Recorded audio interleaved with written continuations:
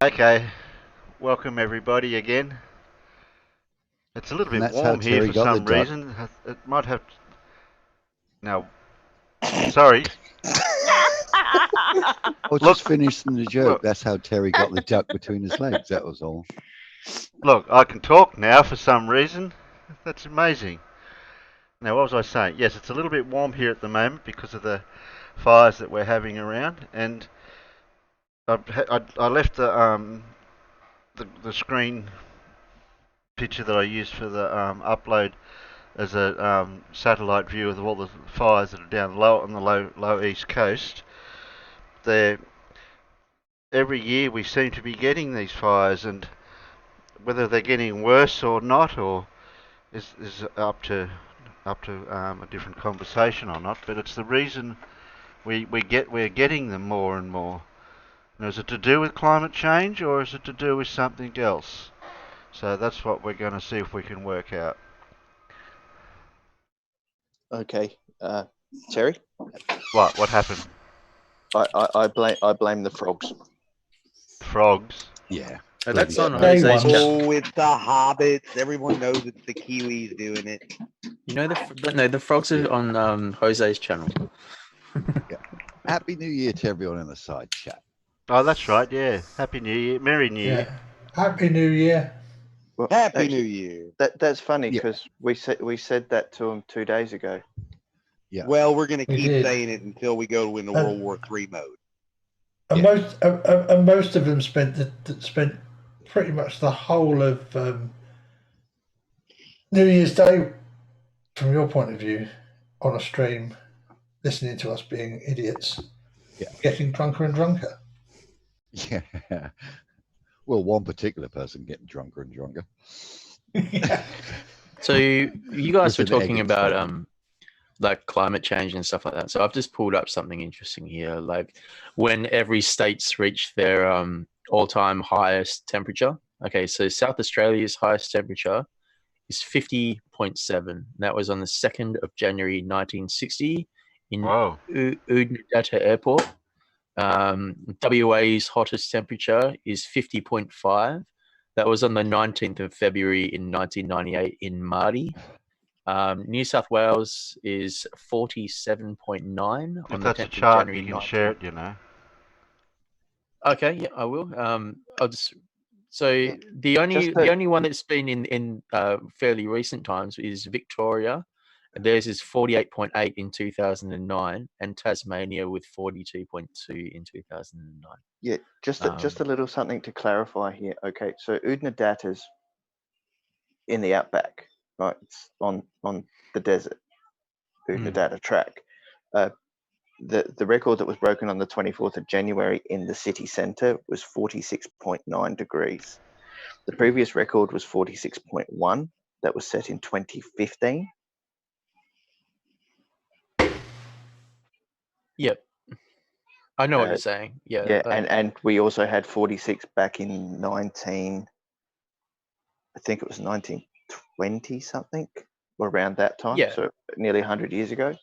But so it what was you're only what one. you're saying is like there's a difference between like hottest days and then like continuous strings of like hot days, which is what we seem to be having now. We seem to be having longer, hotter, drier summers and warmer and drier winters as well. So, I mean, yeah, these things are really just the hottest day on record. But in general, that doesn't really matter because it could have been quite cool the next day. But when we're having these long runs like we're having now, I mean, I remember. So I'm in my mid-30s, but when I was a kid, even up until like 10 years ago, like winter was wet and it was cold, and summer was dry, but we generally get a summer storm, and it wouldn't be like it is now. Like this winter in Western Australia, I don't actually remember it raining very much at all. It was kind of really, really dry. And then when we went into spring, it was just hot and dry. So even prior to getting into summer, it was already like everything was like, when you get to winter and everyone's front lawn's nice and green and stuff like that. But this year, like everyone's gardens were dead even before summer hit, Mhm. So Yeah, Terry, I just to let you know about that cloud band that's currently going over my state.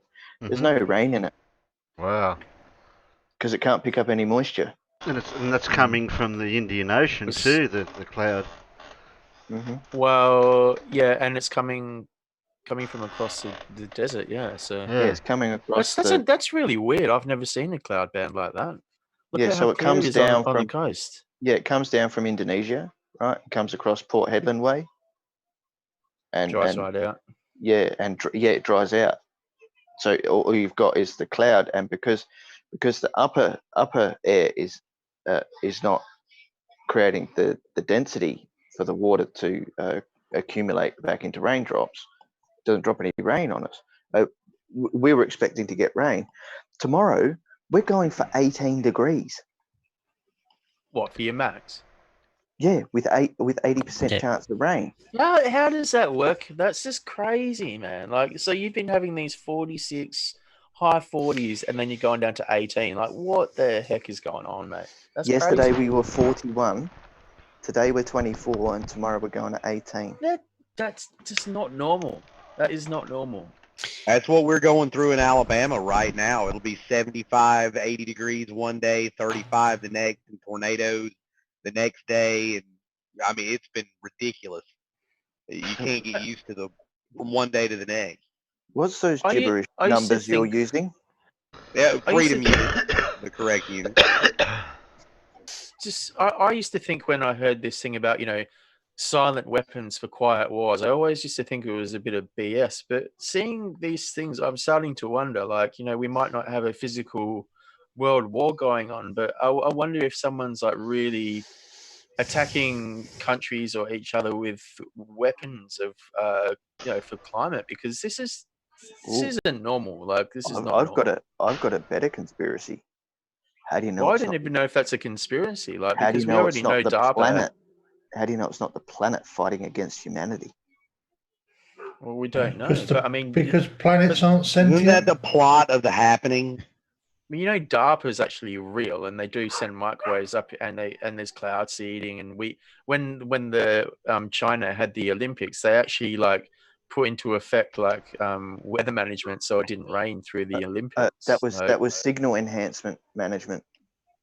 No, there was weather control as well. Yeah, exactly. Seeding. Yeah, I So- mean, you can do. Well, you there can wasn't control seeding. It was weather actually on- they stopped the rain so they could have the Olympics. So it didn't. I So- think you'll Um, find mostly what they would have to do is make it rain somewhere else. That's Yeah. correct, Get rid Alan. of the So wa- to so get in the water essence, out of the air. so in essence, my understanding of it was that they were seeding the clouds, but well before they got anywhere near the Olympics, so that they'd actually drop the condensation with the silver nitrate or whatever they actually seeded the clouds with, thus making the clouds with less potential of raining once it went over the area of the Olympics. So in layman's terms, they pretty much cloud seeded to make a low pressure band They- in another Yeah, area. they made it rain before it got there, in essence. Yeah. So they. Yeah. Yeah. Preemptive Okay. rain. Because Yeah. it's the kind of thing you can do on a short time scale in a small area, but it's not those types of things are not something you can do in a widespread manner over a long period of time. For a start, I would think that you'd kind of noticed all the aircraft flying around doing the cloud seeding. And plus, we don't have DARPA in Australia.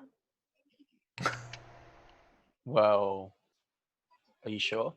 Yes, I'm sure. Okay. We got Pine Gap though. Yeah, but that doesn't have a radar. That doesn't have a radio array like the DARPA system that they have in North America. There was an interesting looking one up near Esperance. I think you find that's a Radio. yeah, a radio enhancement Relay system. Yeah, because of the Yeah, amount it's right. of It's up near Exmouth on that bit that that comes hump. out. Yeah, the hump. So it's the amount of distance between like Esperance and all that, and all the inland towns. Okay. So for them to get weather forecast from the coast, they need to increase the signal somehow to get it all the way inland to make their Well- transfers of information, because not everyone's got the internet out there.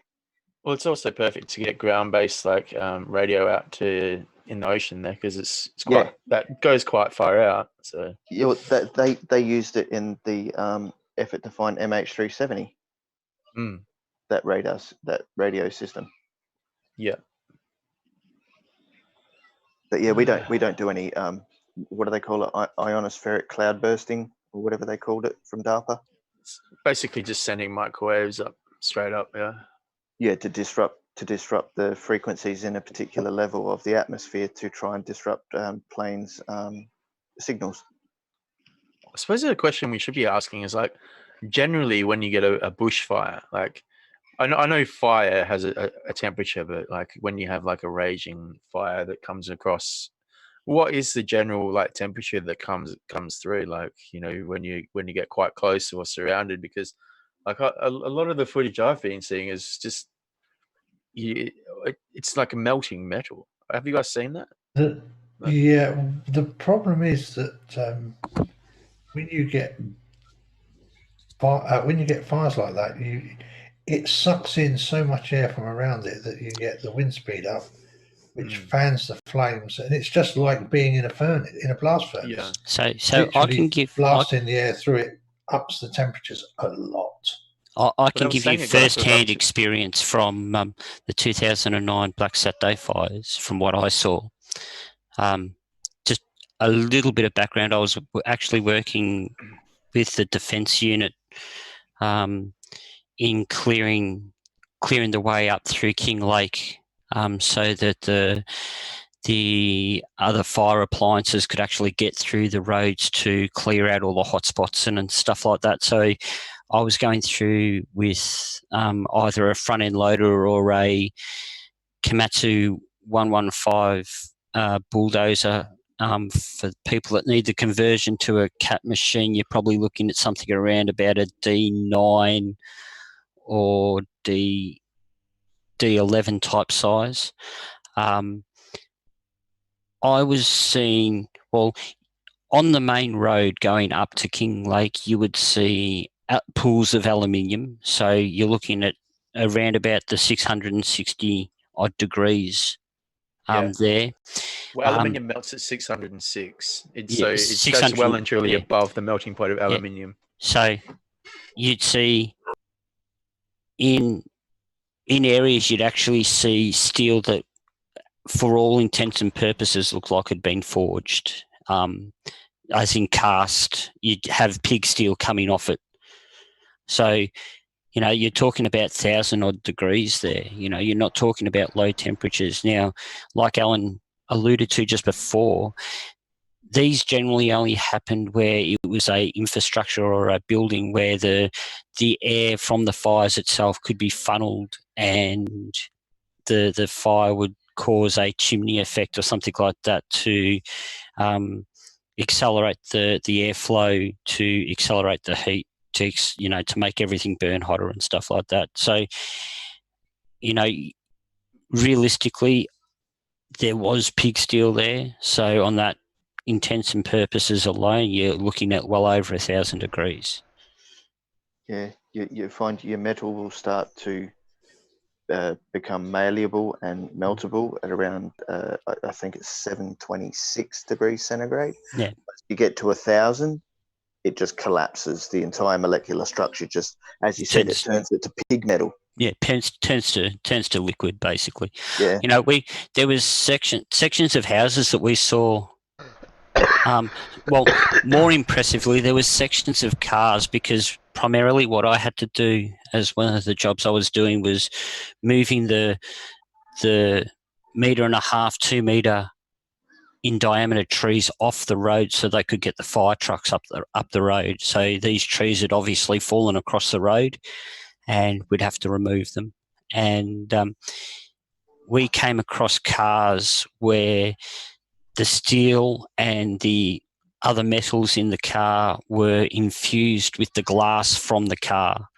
So both the steel and the glass were melted and fused together, and that can only happen if both of them are at liquid in a liquid form. So they were actually like interconnected to the road. We had to rip them off the road and parts of the road to get them off the road. So I think the technical term is pretty darn hot. Yeah, a bit hotter than your oven, yes. Yeah. Yeah. Yeah, I mean, the thing is that a big fire can get to the point where it is creating its own fairly significant weather system. Yeah. And the weather systems they can pull in winds of 100 miles an hour plus. Yeah. And I think something that people need to be quite aware of. I know that there'll be people out in the audience from like overseas that aren't necessarily aware of the difference between these fires and the ones back in 2009. The ones in 2009 had a wind front that was pushing it at well above 100 kilometres an hour. So the fire was actually jumping in leaps and bounds of 50 to 80 kilometres ahead of itself. Hence why there were so many deaths and losses for that fire, and the amount of area that it was covered in such a short amount of time. And that's why so many people were actually killed during those fires. The fires that are out there right now, they're not moving anywhere near as quickly. It's a different beast. It's totally different to the ones the wildfire that happened in 2009. Yeah, the problem they're having is because they're not actually moving the way they normally predict them to, and they're creating that atmospheric condition above them, and they're creating other spot fires from the atmospheric interruptions. I mean, it doesn't happen with all of them, but some of them are doing it. It was like the one that happened just north of me. It started out on Port Wakefield Road. It then jumped the road, got onto dry grassland, then flashed across that grassland and came into near the city centre of Manapara. They had to evacuate it. A suburb. Yep. Yeah. And then we've still got the smouldering of Mount Crawford Forest, which is basically to the right of my location. And it's still on fire.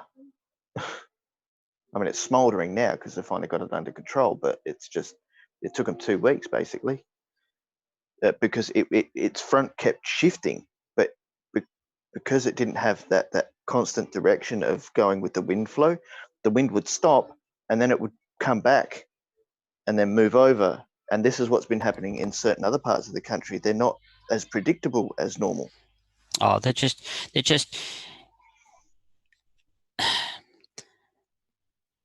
it's just not like, they're still quite predictable. I disagree with that. They're still quite predictable. It's more the case that I was making the simulation of that they are a different type of fire to the one that happened that lost so many lives. For the amount of ground that was lost in the 2009 compared to the amount of ground that's been lost now, the amount of people that lost their lives was a lot higher in the 2009 fires, just simply because of how quickly they were moving. It's just yeah, it is a different beast, and Yeah. I totally agree with you there, Peter, because it was the same with our Ash Wednesday fires back in '83. They were devastating, but it's because they were flash fires through that gully, and then once they went in the gully, they created that heat vortex, and then it got up to the sides of it and just burnt everything. But that was the way that fire worked, and now this, because it's happening all over the country. I mean, what do you do? Well, and I'll say this: back in 2009, there was a royal commission that was done after the fires that stated quite a few implementations that needed to be adhered to and or followed to stop it from ever happening again. And our government in general has failed to follow any of them. You know, they haven't even, the only thing that they've implemented to change it would be the upgrade of the housing codes. That's the only thing they've actually implemented. They haven't implemented any of the backburning that was not just suggest, but was deemed to be mandatory to stop this from happening again. They haven't implemented any of the widening and the clearing of the fire trails that was deemed to be somewhat necessary. And the Aboriginal elders have stepped up and said, "You basically said, you bastard, you broke with particular things that we do naturally." And that's it. I think that's a very important thing to bring up in this point in time, is that, you know, this country was formed by the way the traditional owners used to burn the bush. They would burn the bush every 5 years, roughly speaking. Sometimes it was 4, but roughly every 5 years they would give the place a good cleaning out of all the undergrowth. The way that the native Australian plants throughout the country work is that their seed pods aren't released without either heat or smoke, depending on the plant.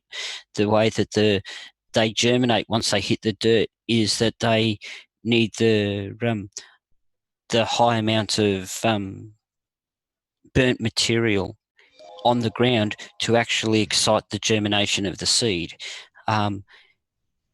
The bush in Australia is designed to burn.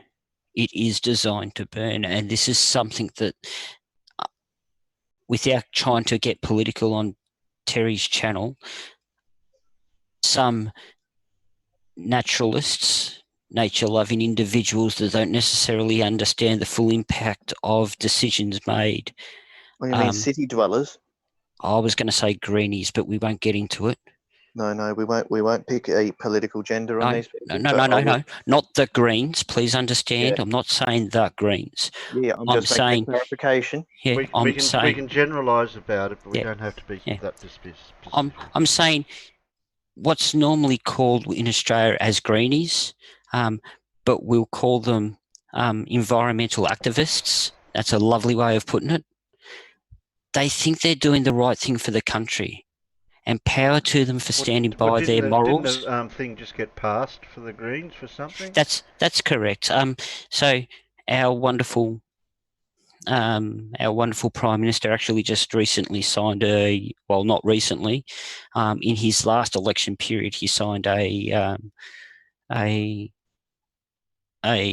political paper to cut down the amount of backburning and undergrowth clearing. Yeah, it was an environmental protection order against undergrowth. Yeah. And the problem is he did this at a period of time right after the fires went through, right? And now all of this scrub has built up again, and it's happened again. You know, to give you a generalisation of how strict the old lawing actually got, where I live at the base of Mount Dandenong Range, and there's quite a few houses right up, going up the side of the face of the hill. The face of the hill is covered by bushland, and all of the houses are built within the bushland. These people have chosen to live within the bush. All right, they've chosen to live there, and they chose to live with the dangers.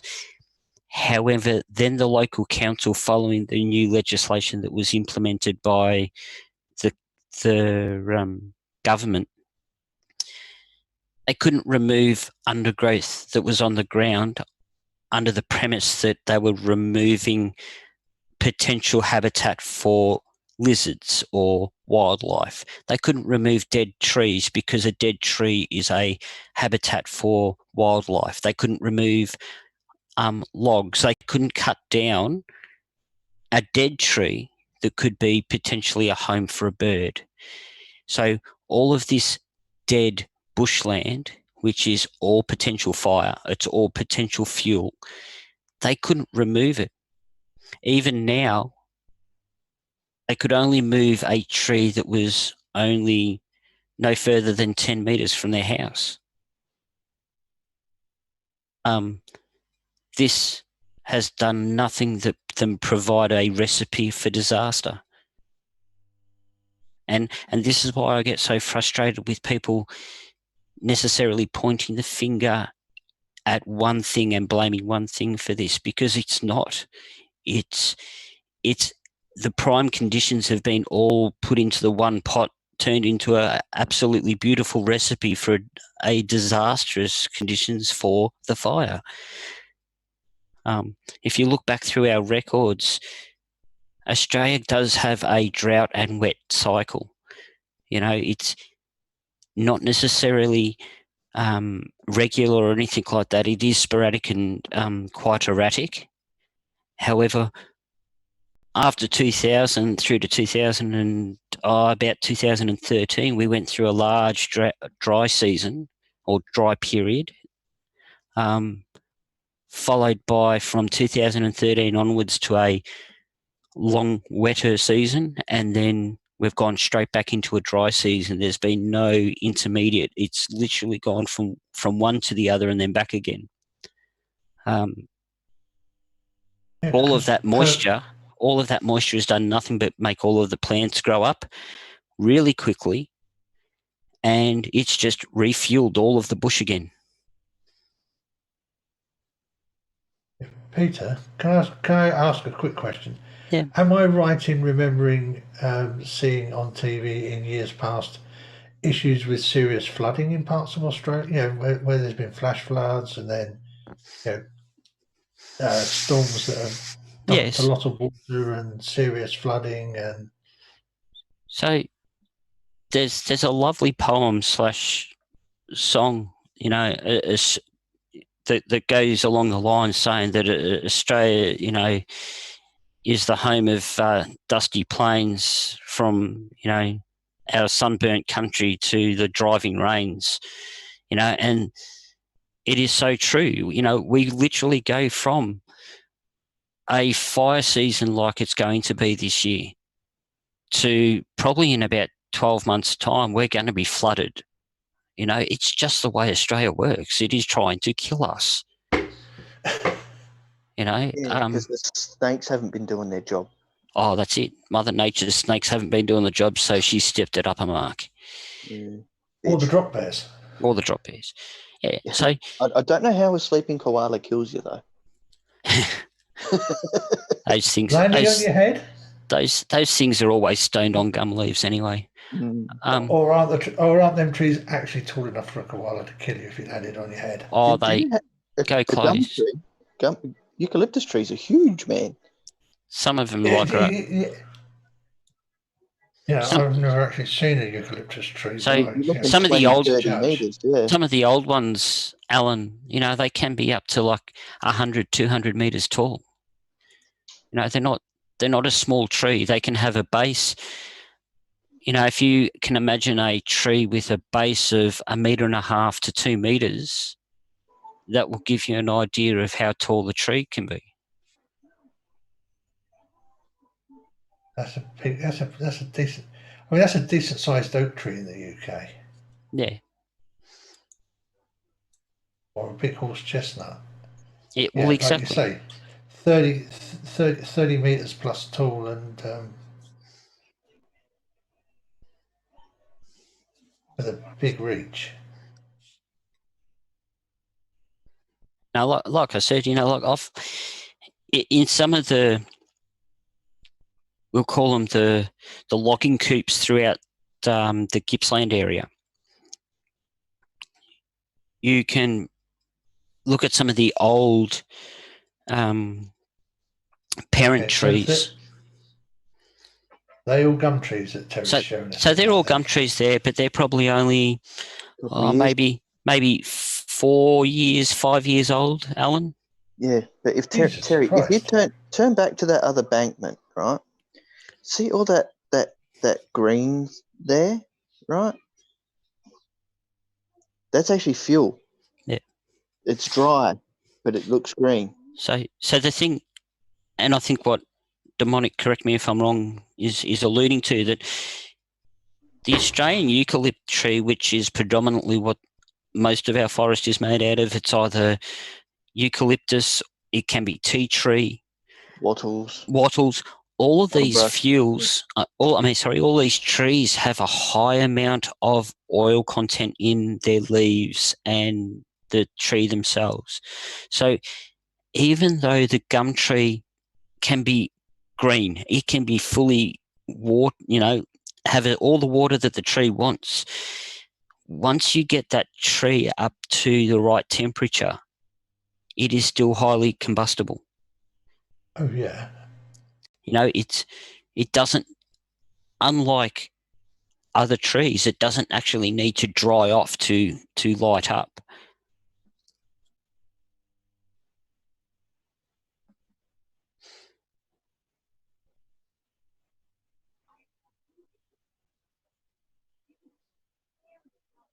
Yeah, Yeah, we had an incident a couple of years ago up near Riverton and Owen, where it was a direct cause of no backburning. Like, the reason it spread so quick and so fast was because the edges of the roads weren't backburnt, they weren't cleared. It was just left. So it managed to jump the roads and threaten 3 other towns that were supposed to be protected by backburning laws that were in place for decades.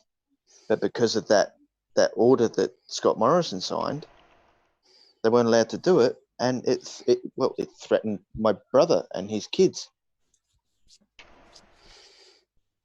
all because they weren't allowed to backburn their nature strips. If you know what, so you know how in country towns, like on the outskirts, the roads on the outskirts, they're classified as bushland on the opposite side of the road. So like the surrounding roads, the opposite side is classified as bushland, whereas the town itself isn't. Yep. They weren't allowed to clear that row beyond the fence lines. And that's the problem. It jumped the fences, then jumped the roads, and started burning some of the trees in those towns. And then, like, well, all it takes is one branch to drop on a house, and then next thing you know, the house is on fire. Pretty shitty.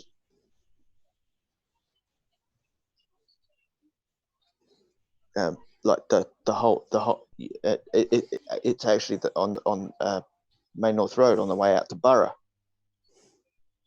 in that direction. It almost spread to Clare, but fortunately the CFS were quick enough.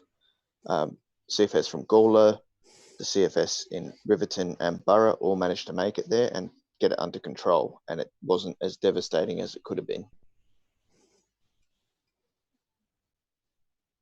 But that was a direct result of interference.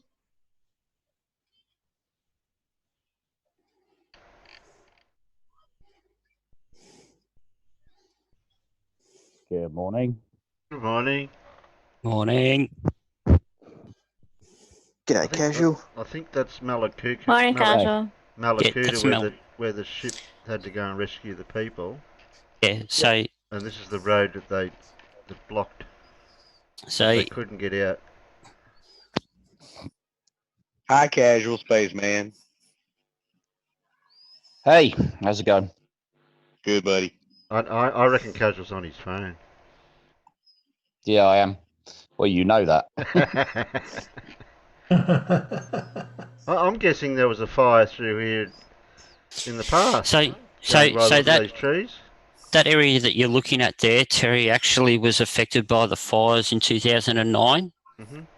Okay, so the fire actually went through there in 2009. The whole area actually was on fire in 2009 and was cleared up. However, look at the undergrowth in it now. However, it's all ready to go again. Yep. And this is what I was alluding to earlier, that the 2 degrees that Australia has gone up in temperature overall. This is not the primary issue that's at hand here. The issue at hand is the lack of preparation and the fire awareness of our government to do what needs to be done to the bush to prevent this from happening. You know, the bracken grows back 12 months after a fire.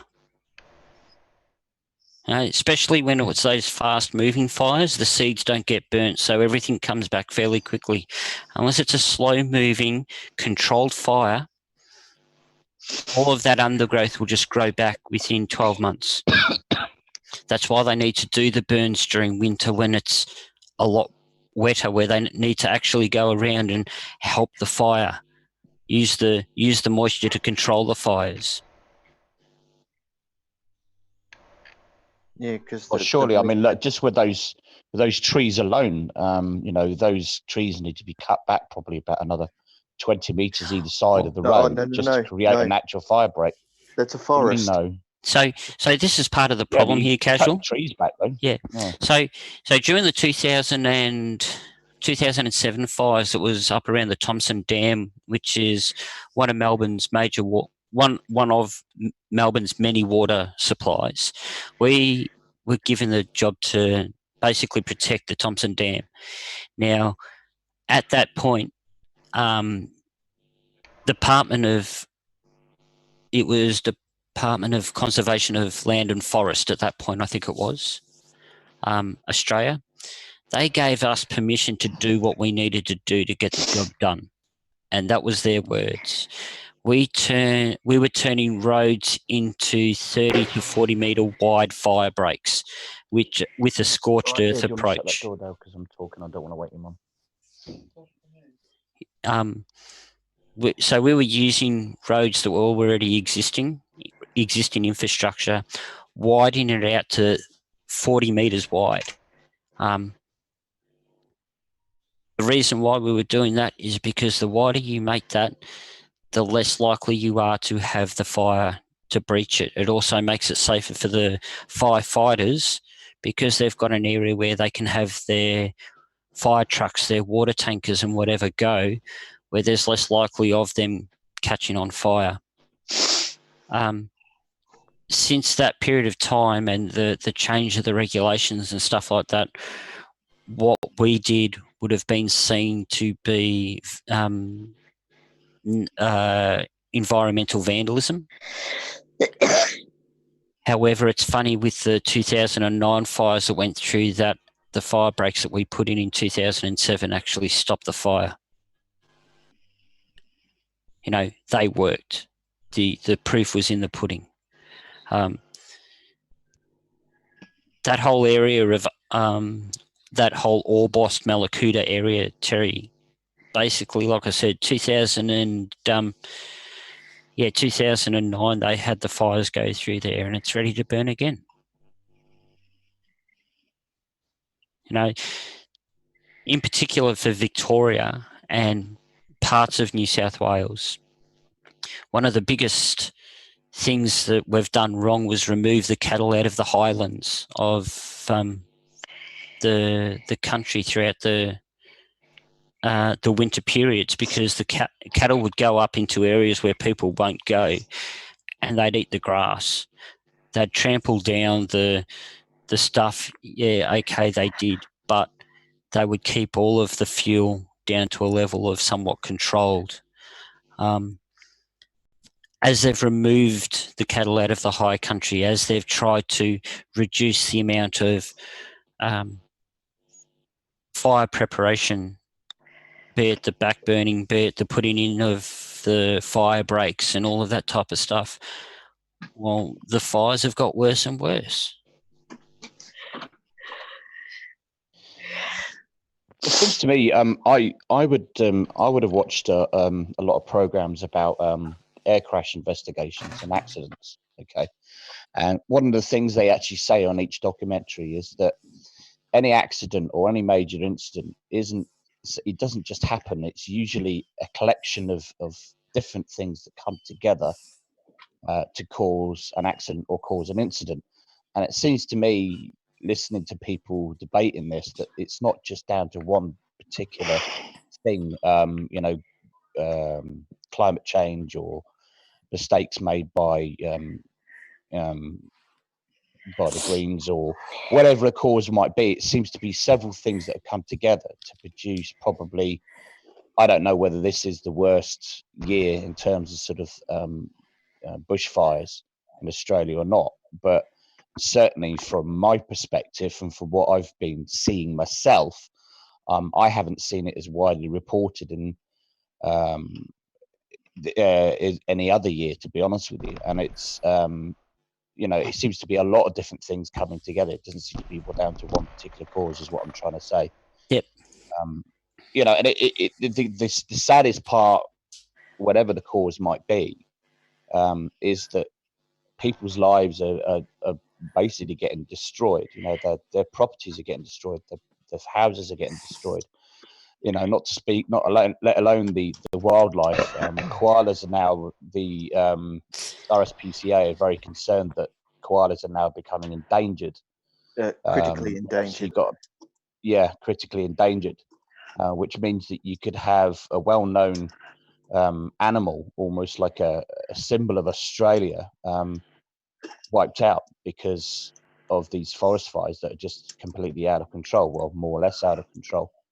And not to mention, you've got, and I was saddened, that you've actually got volunteer firefighters. Firefighters don't get a single penny of pay, have lost their lives. And one in particular that struck me was a young firefighter, a volunteer firefighter, died when I think his tanker overturned on the way to a fire or coming back. I'm not sure which. Died and left.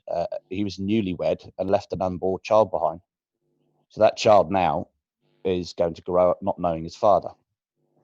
That's the saddest part. So whatever the causes might be, it's the loss of things like that to Australia, and the loss of lives, the loss of bush, and the loss of wildlife is the real sad part of this.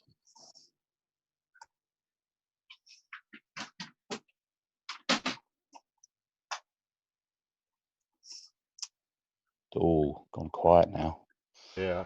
People are I was contemplating. just playing a video while we were talking, but Yeah. it doesn't know if you talk over the video because I haven't got the sound going. Yeah. So what so we can argue the causes of death. Well, the cause is even getting argued about with these pyromaniacs too, because they only said this morning that they've had to set up this task force because they've had to go around. They're even going around knocking on the door prematurely on arsonists that are known to the police that do go around start fires. So, Yeah, you get that. Yeah, that happens because you think, oh look, there's this stuff happening. Oh, I wonder how much problem I can actually cause as well. And it's just ridiculous. So Terry, that image that you've got of the Malakuta, very eastern area of Victoria, what I've got to give people an idea how bad it was when the fire was literally burning up to the beach as it was. I've just dropped it in the internal chat for you. If you wanted to put that up, that gives a bit of an indication of why the ship had to come in and actually save the people, the 1,000-odd people that were stranded on the beach. well, that's why I was showing that image of the road. It's Yeah. the only road in and out of that area, and it was blocked. They had no other way of getting in and out. So, but if you bring up that link that I've just dropped in the internal chat, it shows how wide the actual fire was that caused them to be completely blocked off. Mm-hmm. It literally went from the northern edge of Victoria almost straight down to the sea, and it went from the west heading to the east. They had nowhere to go. They couldn't get out.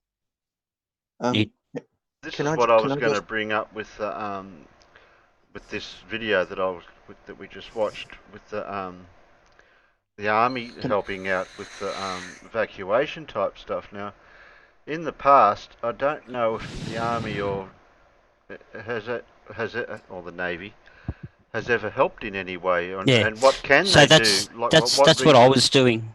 That's how I was involved, Terry. I was involved with the army in 2007, 2009. So they have done it before, but in the past, how it's worked is we would ask for volunteers from the Defence Force to come in and help. This time, however, it's just a little bit different. So hang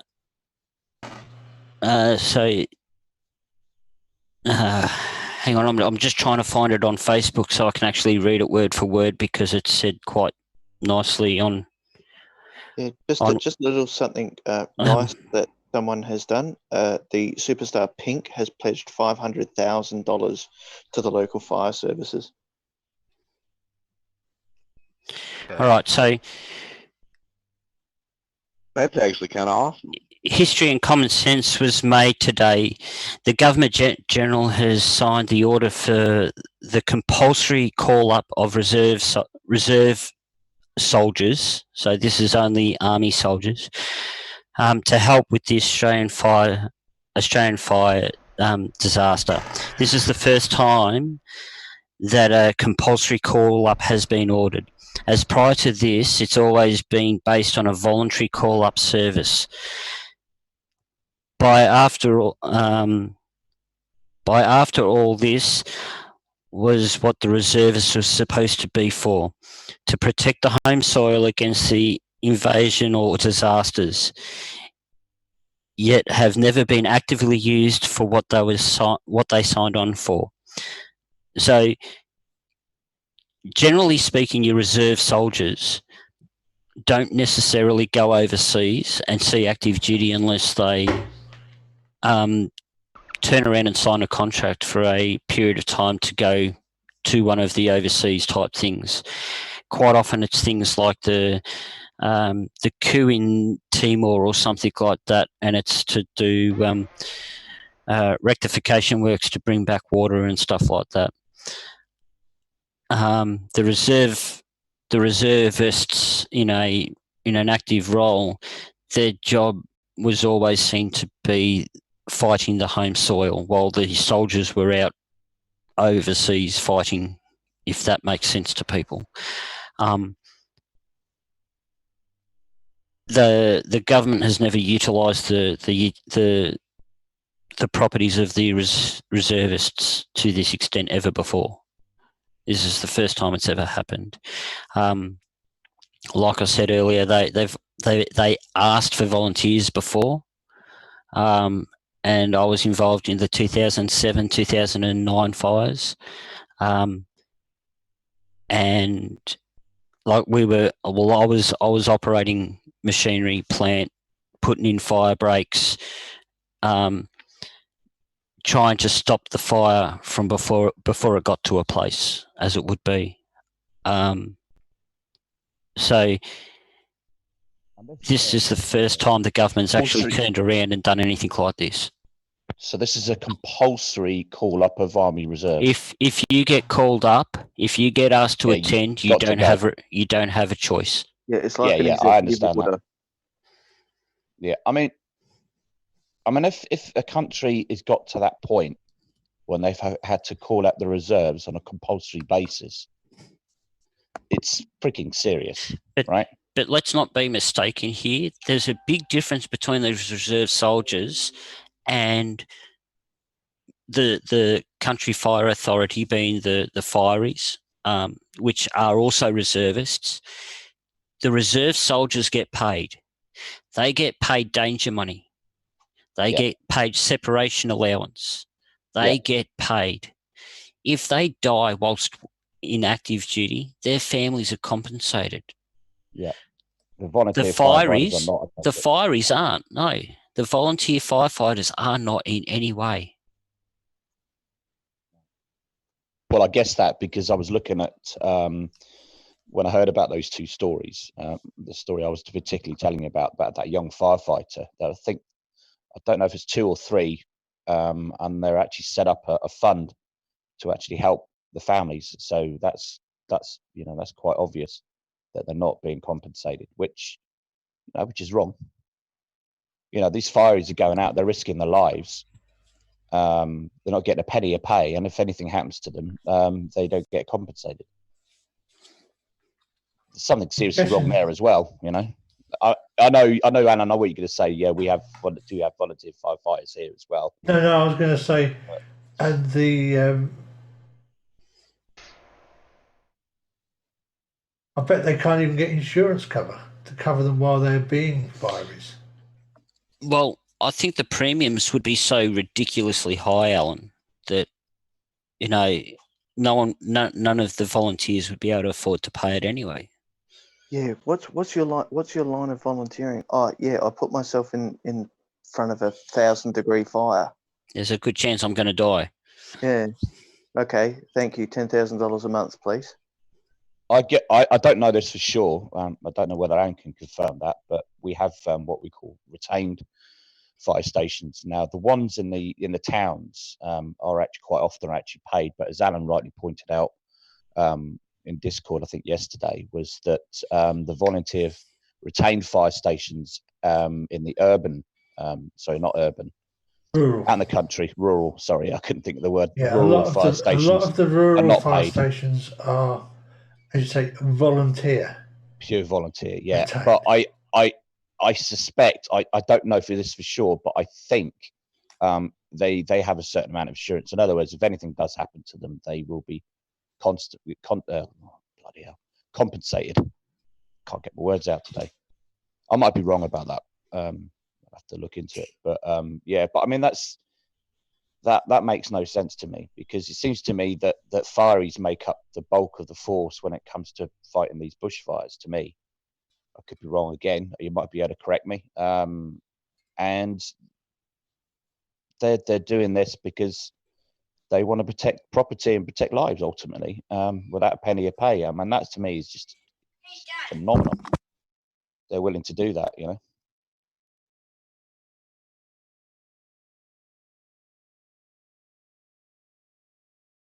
But what I've noticed over the years, whatever natural disasters there is, that they always say in hindsight, yes, we'll do this or we'll do that next time, or add a component to help out, to clean up or mop up, so to speak, or help out at the tail end. But why don't they have the ideas to think these things through at the start of the onset of the disaster in the first place? That's what I can't work out. before it all happens, exactly. Well, not just before, but they know that the bushfire was going on at the time it did, like for the length of time it's been now up until this point. It's been a month or so now, but it's only been said now. What we're going to do about it after the fact. Yeah, that's the silly thing, is that they already knew the position we were in by not backburning or creating fire breaks, and they just let it compounded. And it's not if we're going to have another bushfire. It's when. Yeah, exactly. Yeah, I mean, it almost seems to me every year seem to be having some issues. I mean, but this one seems to be particularly bad, and it amazes me that they're not doing a lot more than they should be. I mean, that's clear because your prime minister was chased out of a town because they had 4 fire trucks to try and protect the whole town. Did you see the video footage of him getting greeted in that town where he went to visit? Yeah, I did. Yeah, absolutely. I mean, if a prime minister's getting that kind of reception for a particular reason, and you're calling up your compulsory reserves, army reserves, to fight this fire, put those things together alone, you've definitely got a problem. And it just seems that they're not doing, not are they not doing enough, they're not even doing anywhere near enough to stop these fires getting out of control that they are to that extent. just it baffles my mind. It really does. Well, they spend all this money and allocate funds and resources for things like the war on drugs or the war on crime. Well, the war on bushfires. Well, it's no different. No, I agree, Terry. Yeah, you're absolutely right.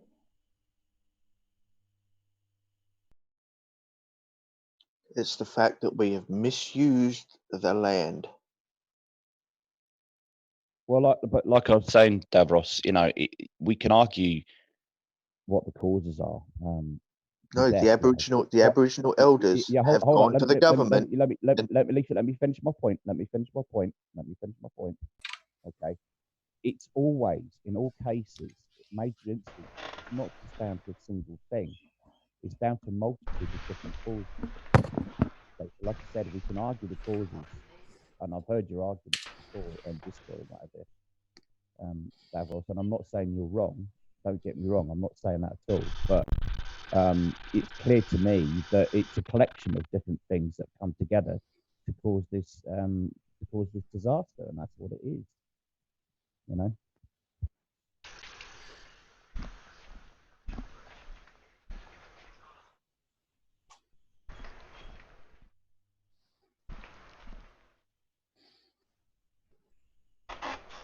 Like I said, I'm not saying you're wrong, Davros. I'm really not. You're absolutely right, but it's not just down to one or two causes. Like I said, it's often with all these, it's a collection of different things. Yeah, but who's ultimately responsible for running the country? Yeah, it's like I said before, demonic. The It's Prime Minister. That's where the buck stops. No, the people are who run the country, because we're allowed to vote, and if we don't vote, well, then the government's got a problem. Yeah, it's like I said before. The word climate change has been connected to these fires, but the sheer fact of the matter is you go back to the 2009 fires. There was a royal commission done saying these things need to happen, and our government, not necessarily our Prime Minister, but our government, did not implement all of these measurements. And by not implementing all of these measurements, they have left us in a position of peril. They've left us in a position of danger. So on that basic front alone, they have not done their job as the government by protecting us being their people. Yes, we need to vote for them in. Yes, we need to go down and elect them. We need to do all of that. But realistically, once they're in that position of power, they're the ones that need to make it happen.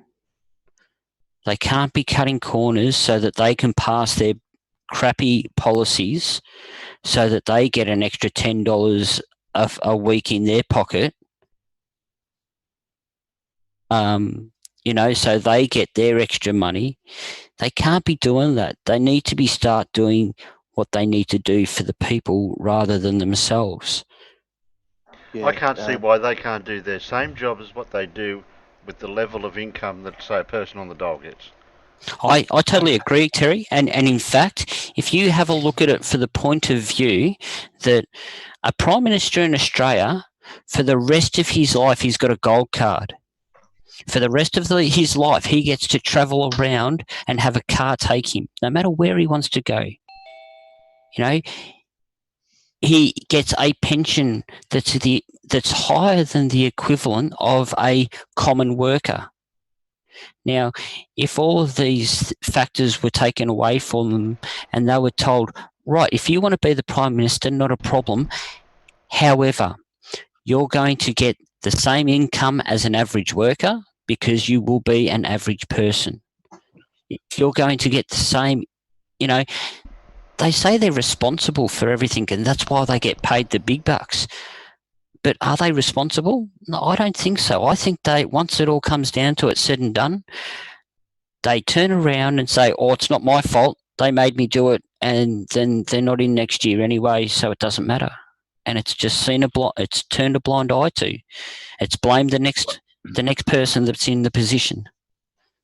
whatever your politics are, and that applies to every country. When it comes to something like this, ultimately the buck stops at the Prime Minister, because there's nobody else. Regardless who made mistakes, and regardless what was forced through, and regardless whatever, the Prime Minister, your Prime Minister, is responsible for the protection of his country. That is his responsibility, and that's where the buck stops for this. I'm not saying he's the cause of this fire. I'm not saying No. that. But ultimately, if there's not enough being done, it's his fault. Yeah, responsibility is his. And that applies to the President of the United States. That applies to our Prime Minister of the United Kingdom. That applies to every single country on the planet. That's their responsibility, is to protect the citizens, protect their properties, and protect the country. They make the decisions, and they're responsible. So your Prime Minister, ultimately, buck stops with him and him alone. Yeah, a famous alien once said the needs of the many outweigh the needs of the few, and for some reason our politicians seem to think that the needs of the few outweigh the many. Yeah, because they're protecting a major city like Sydney, and not doing anywhere near enough for the rural people. I dropped a picture that was taken by the aerial bombers, Terry. Mm-hmm. I dropped a picture in the internal chat that was taken by the aerial bombers as they were flying over the Malakuta area, to give an idea of how big the fire was initially. Where you put it, internal chat? It's on the internal chat. No, the only one I've got is that screenshot you just did, or is there another one? Yeah, that screenshot that I just did. It's just a picture of a picture that was taken by the plane as it was flying over it. Oh, okay.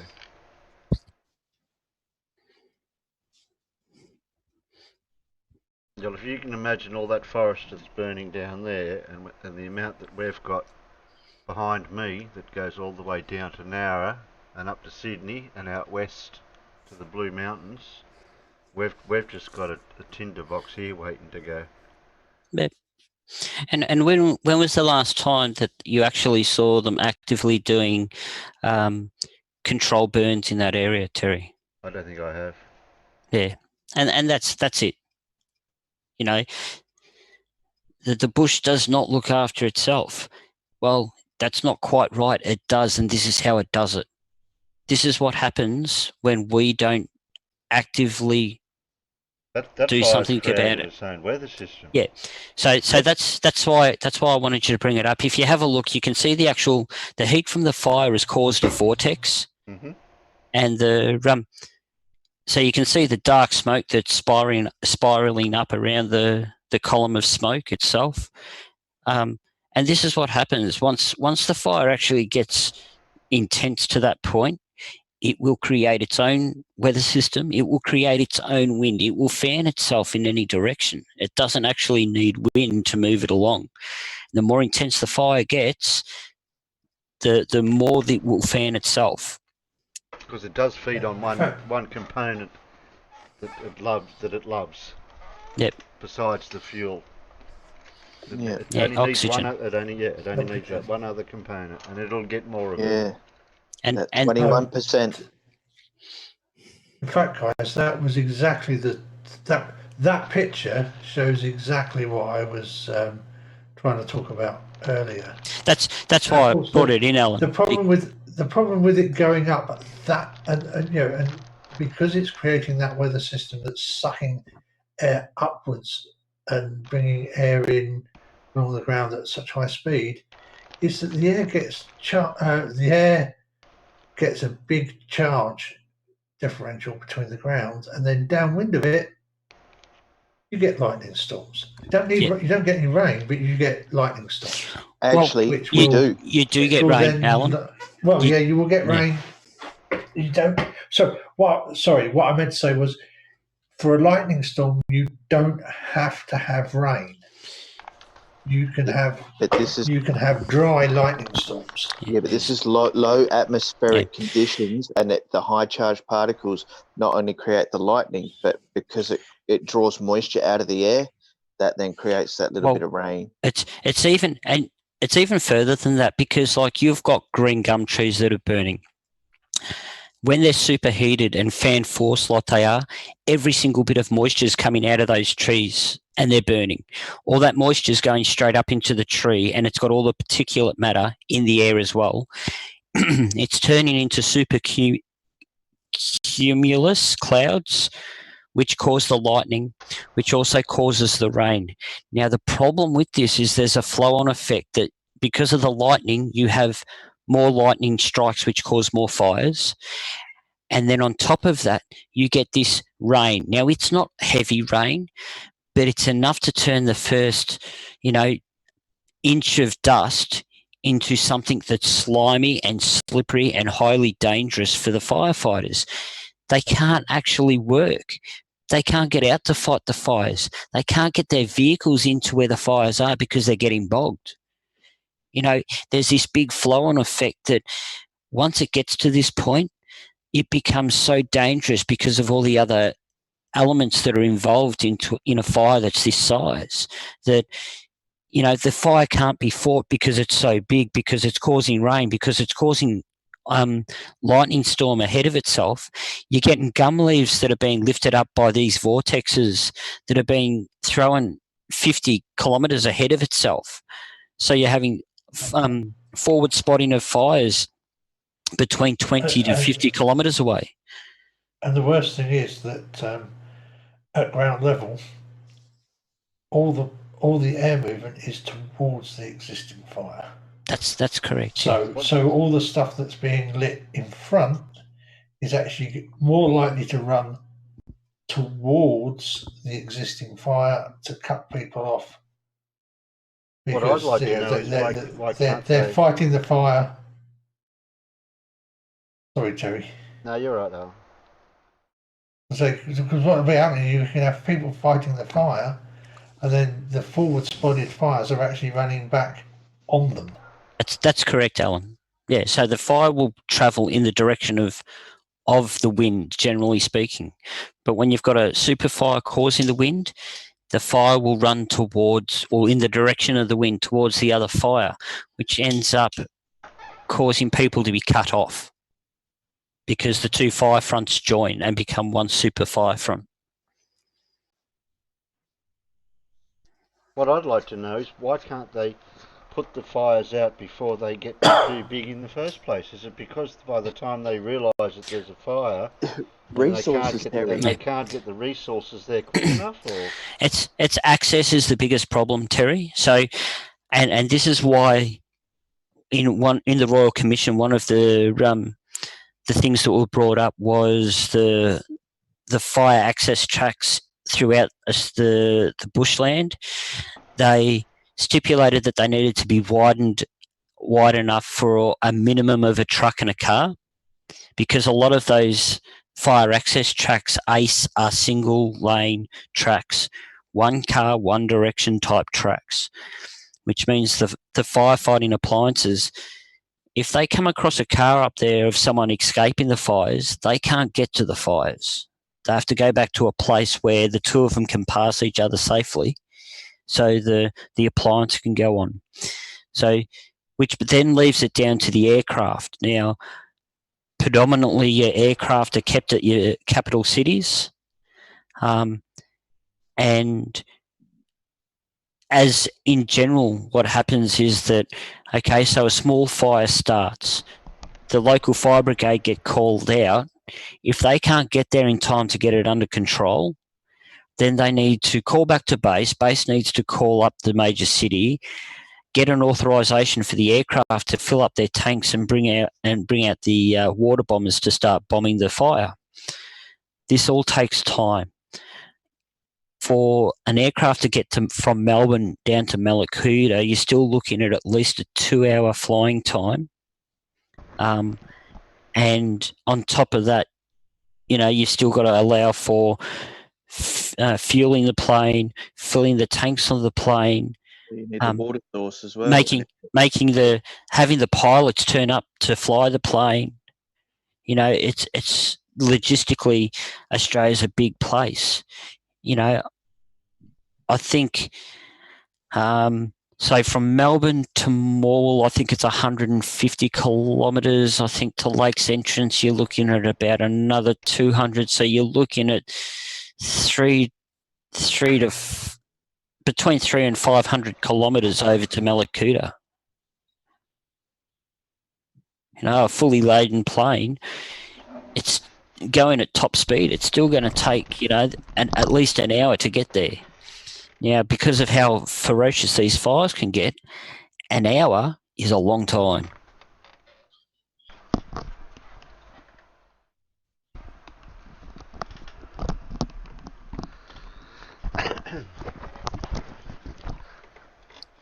I mean, I personally get the feeling that controlling doing regular controlled burns across the whole of the bush would be the preferred way of dealing with this. Yeah, but we're not allowed to. Well, it's like I said before, Alan. Like, so back in the 80s and even the early 70s, we've all seen or at least heard of the movie, the Man from Snowy River. Now, this was, you know, set in the period of the 1800 type period where the Australian stockmen had cows up in the high country. They were the best beef in Australia. You know, they were fed on the lush pastures of the high country that were, you know, all the fresh grasses that grew up from the snow from the winter before. Those cows kept all of those big grass areas controlled. They kept them somewhat, you know, managed. Yeah. The greenies wanted the cows out of the high country. And when I say, please people understand, when I say greenies, I mean environmental advocate. Yeah. Yeah, them. Yeah, that word. That Yeah. word. Yeah. People that say the tree huggers. that's the probably ones. the best word to use. Yeah, those ones. It's a little more apolitical. So they removed the cows out of the high country and out of the Australian bush. So that was done. Then they turned their attention to places like logging coops. They turned their attention to places like large national forests that were controlled, kept clean, and regularly maintained by burning, and the undergrowth was removed by the conservation of parks and forests. Yeah. You know, there was amendments put through, there was bills passed that then stopped them from being allowed to do this stuff. So, in essence, our government has let us down by listening to these people that made a stand, that someone behind a computer, someone behind a desk that didn't know the full story made a decision that was a bad decision. These decisions have continued to happen over the last 20 and 30 years. And it's led to the position that we're in now, where the maintenance of the bush, the maintenance and the fire preparation has not been done. It's been deemed wrong. You know, and realistically, that's what we're paying for now. That's why it's so bad. We could have an absolutely dry bush, drought. But if you remove that element of fuel, if you remove, you know, the potential of it happening, it can't happen. And if it does happen, it's not going to be anywhere near as bad, and it's going to be somewhat easily controlled. Somebody Yeah, out in the side I chat think wanted to know what aircraft we use. I think these are ours. Yeah, so the Ericsson down the bottom, the orange helicopter, we killed one of them last season. It fell into one of our dams as they were refilling. We used the, is that the Boeing down the bottom there, Terry? I think I it's can't read is it. that a 707? Oh, I think so. That looks like a 737, the bottom right hand 737, corner.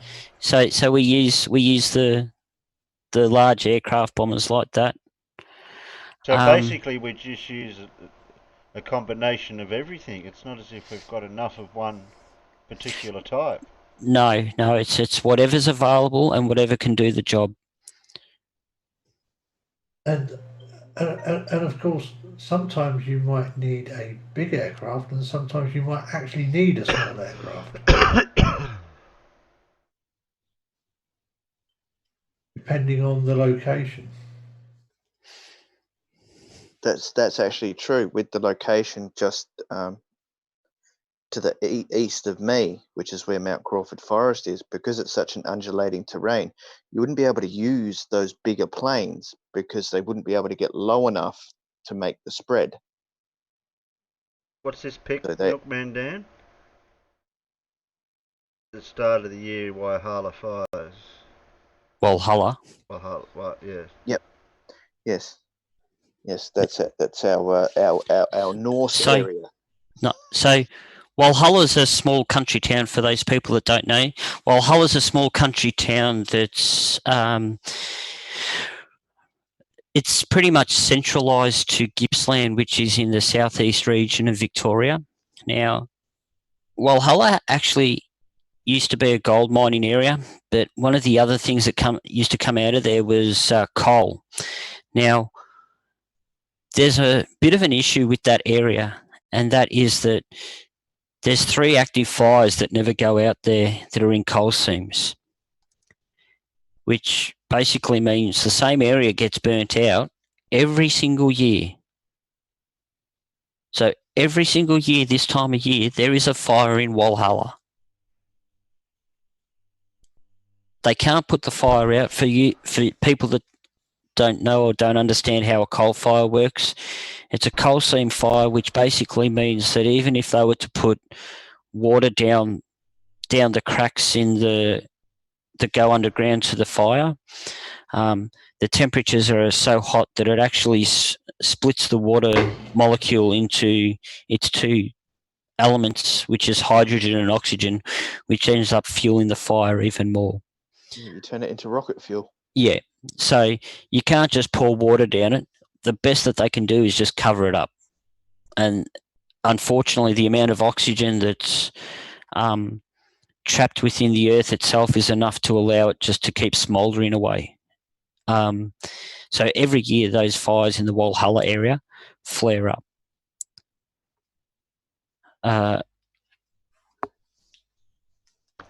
It's Oh, so these are from last year. yes, yeah, they're from last year, Terry, and that's what I mean. Like every year, the Walhalla area has a fire. It's something that happens no matter what.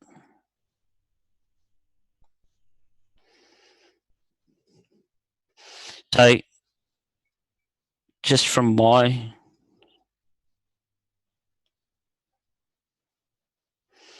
the army itself is heading up into that area right now, up to the Malakuta area at the moment, Terry. They've just loaded 13 different bits of plant equipment and heading towards that area now to put in fire breaks and alike.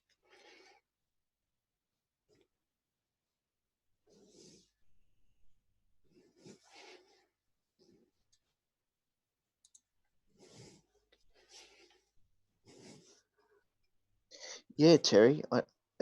Peter was talking to you, mate. Yeah. I thought you were going to respond. I didn't need a response. It was No, I don't have to respond all the time. It was just a statement. No, it's all right. I just got a message from your mates in the army on Facebook, and yeah, so they've literally just left to go to the Malakuta area now. So Yeah, I'm just looking for any updates to what.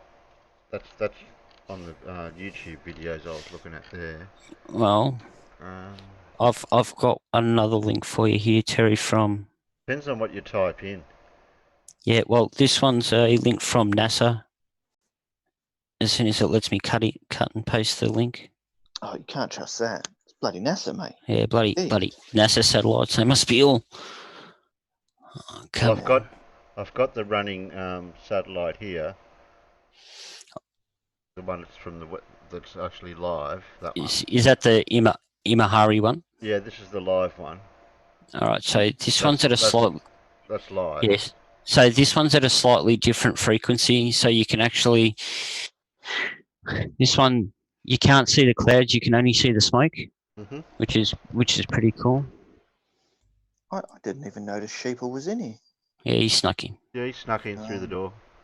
Yeah, it's his Matrix avatar. It's sort of, like he's a Shedi. Oh, Are jeez, you why there, isn't this Sheepy? Yep. Oh yeah. How you doing? You still getting our smoke? Not so bad today. Just more of your, updates on your, your people saving animals and things like that. It's bloody devastating. It really is. I can't imagine what it's like to be over there. So I don't think we've had fires in this area that we're getting them down the coast here past now and towards down that way as much. We haven't had them. That's a different. This is a different area for this fire season. So this photo I'm about to, well, this link that I'm about to drop, Terry, it's got not only is it so you can see where the smoke's blowing, and it's all smoke. It's not.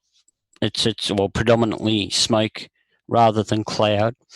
It's got where all the fires are actually marked in red, and rather than being great big ridiculously oversized spots, they've got marked where the fire fronts themselves are.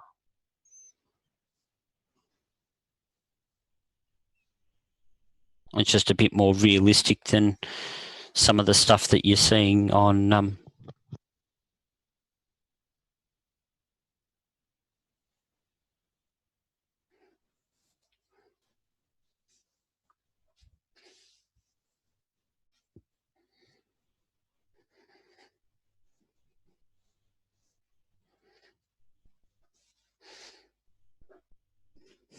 There you go. there. What date? But What date was this? That's the 2nd of January. Yeah, second. Couple of days. So yeah, understand that this was basically just before the whole the Malakuta incident, but you can see down Malakuta where the fires pretty much started. No, yep, just there, Terry. No, up further, up further, up there. Those two red dots right in the middle. No, down to your right. Yeah, those two. Yeah. That's where the fire started for Malakuta. So that's literally right before the fires started in Malakuta that 1,000 people had to get evacuated from. So they've And then had it went. fires that were more to the left at first. So yeah, so that area that you're there, just there. So that's the area we were talking about just before, the Erica Rawson area, and up near Borbor and Hotham. So that's all that area up there. So yeah, the fires have been going up there for a couple of days now. Yeah, and there's snowfields in the winter. Well, was it a month ago there was snow there? Yeah. So that gives you an indication of how quickly the countryside will turn from freezing cold to bushfires. You know, a month ago there was snow there. That'll be water now if the fires get there. Oh, it might fill the dams. So and that's the other on-flow effect here, Terry, is that a lot of the fires up in that area where you've got your cursor at the moment is actually over the top of a lot of Melbourne's water supply, including the Snowy River scheme. So Melbourne's water supply is going to get polluted by all of this ash and stuff that's falling from the sky. Damn you, gravity! Yeah, so What there's they're going to worried be about at the moment is this tonight, the wind's starting to change now to the south, which is Yep. going to push the fires to the north. So that's even going to create another problem. That's what I picked up off on a lot of the places that are already burning. What's Sam put in here? What do you got there, Sam? What Sam put in? Stuff, maybe. and things. Oh, the radar Oh. loop. Is it from they or is it from them? Or is it It's from from the National other? Radar. It's National Bureau Meteorology one. The bomb. Yeah, that's why I was using the other one, the Himawari one, because it actually showed a good view of it. Yeah, but when you look at the blanket of smoke that was leaving those photos we had up before, Terry, you can see why there was why so much of it's making it to New Zealand and stuff like that. You know, it's the low pressure that's down in Victoria is catching some of it up and just bringing it back towards Melbourne and stuff like that. But it's just haze here at the moment. Slow this down. Slow it down.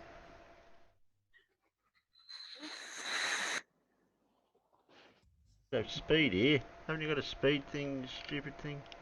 No, I don't think you do. Slow it down. The only thing you could do, Terry, is pause it and then move it along yourself. Yeah, I know you don't get any other options. It was pretty hard to slow down live feed. It's not exactly. It's still a time lapse, essentially. Yeah. But at least I can zoom right in on it like that.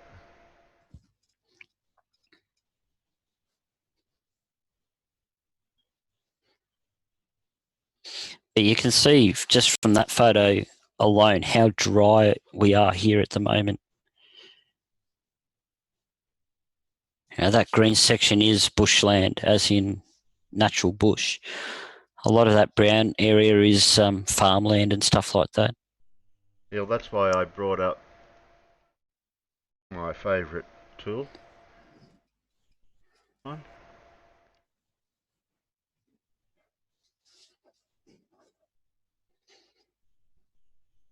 That change? That one. There we go. Just to show the colour where all the bushfire forest is, all the way up the coast. Yep. Up to Nowra at the moment, and I'm not far off Nowra. I'm only another hour from Nowra. But there's a bit of a gap in between, so if it doesn't jump between Nowra and Wollongong, and then if it hits Wollongong, all that right through to Sydney. Orkatoomba over that Blue Mountains way up to the north of Sydney. All that's forest up to the Central Coast. The thing with Sydney, all the southwest of Sydney is pretty much bushland anyway. Yeah, we all bushland here. And once it gets up to the outer suburbs of Sydney, around your Penrith area, in the western area, it's in the built-up area. Then, the bush literally ends and the city starts. Yeah, you can see it here on the map.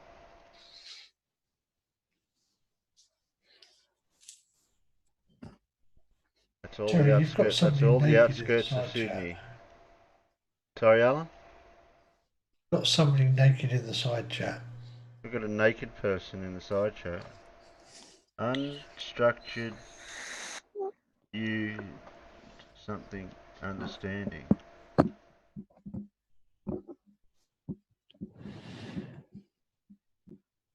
Yeah, I usually leave them naked for a couple of comments. Unless you can vouch for the person, then that's okay. I can't vouch for them, but I've seen the comments they've been making, and they have been sensible and not inflammatory. Yeah. Terry, can I borrow the screen for a minute? Yeah, I'm still sharing here. Go back to Yeah. Zoom. There we go. I think There you go. think, You I can play. think You can play with the screen for a minute. yeah, I think I've got the picture. What did I do with it? All right. This was Christmas. Yeah. Okay.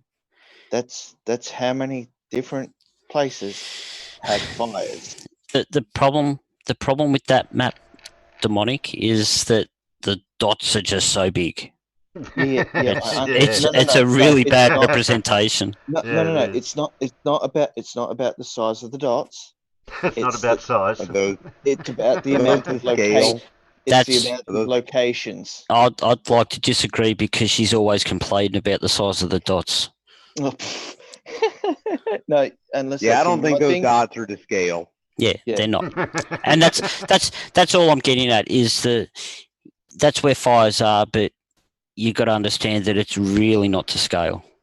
Yeah, but it's the fact of the coverage. But this was before Christmas. Okay. It's actually there's more than this now. Yeah.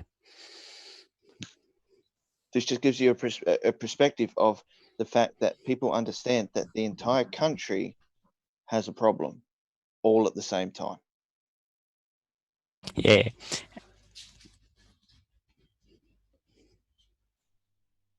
A lot of it. I want to make a stirring comment about your culture being forged in fire now. Coming out the other side. Well, Better, stronger. you could say faster. fire and ice. You could say fire and ice. You know, we have the snow, a little bit of snow during Yeah, we winter. do have a little tiny patch down there that has a little bit of snow on it. I don't want to get Terry's show copyright struck by George R. R. Martin or HBO. Why I didn't bring up. I mean, earlier when you said there was a song about fire and rain, I was thinking James Taylor, but you went in a really different direction with that. So, you know. Yeah, it's But I mean, you're Australian, so I'm getting used to the upside downness. It's all Well, we're good. getting Yes. onto the time now when when the show actually starts. oh. Oh yeah, by the time that I start to drift off to sleep, perfect timing.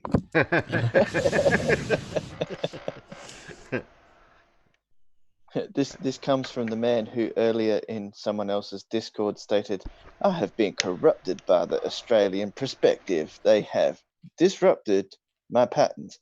They have turned me into one of them." One of us. One of us.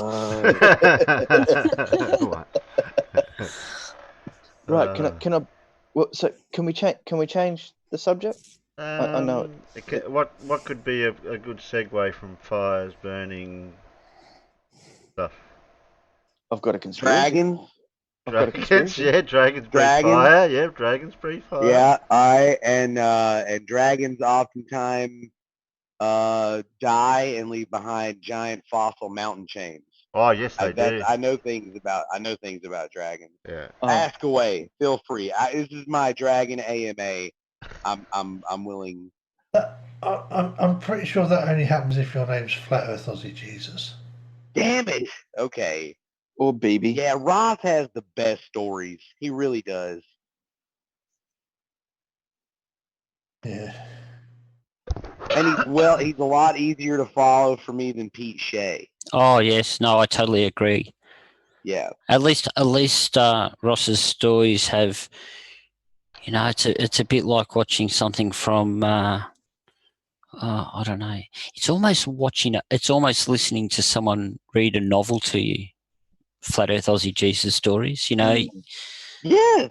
Yeah, he's a Flurf Gandalf, and he tells Yeah. me my bedtime stories That's about right. giants making the moon out of the Grand Canyon and stuff. And Pete Shea, all he does is repeat Aristarchus in a garbled manner every 30 seconds or so. Anyway, so Winnie the Pooh and Jack the Ripper both have the same middle name. Coincidence? I think not. I never thought of that. Mind blown. Wow. But That's too coincidental, that is, yeah. well, yeah, that's the thing, right? But here's the other thing too. They both have the the middle word, 3 letters. Each name, 3 names. Did they both like licking sticky stuff off their fingers too? Well, yes, they did. Well, But I've got the age-old question that's never been answered. Why is Winnie the Pooh only got a top on and no pants? Well, that's the same reason why Humphrey got kicked Because off he air, lacks wasn't it? genitals. I think it's because he lacks genitals. because Yeah, he was Humphrey actually used to get around with just a vest on. Just a vest, but he got kicked off TV, and Fat Cat got to stay on. What's that about? yeah.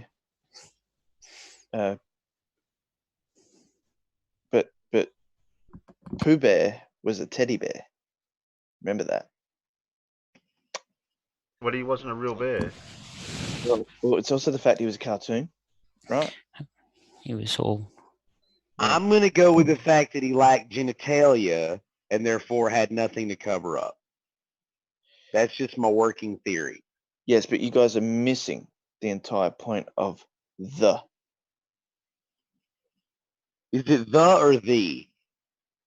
Well, so that depends on how you want to contextualize. Like the way I middle say name. Winnie the Pooh, but I say Jack the Ripper. I don't say Jack the Ripper.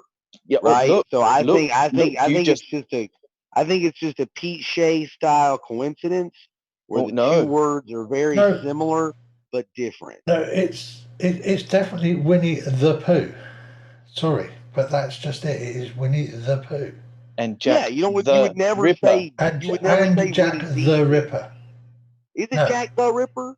Yeah. Oh, it's well, Jack really? the Ripper as well. Yeah. Okay. Okay. All So- right. Well, Maybe that's certainly, my certainly in my the redneck UK. bias here. Okay. Yes. Yeah. Fair. You guys invented him, so I mean, I'll let you Yes. keep it. So certainly, as somebody who comes from the very outer suburbs of that great metropolis called London. Oh, near Whitechapel. Oh. Yeah. Well, anyway. to get to the city, I have to go through Whitechapel.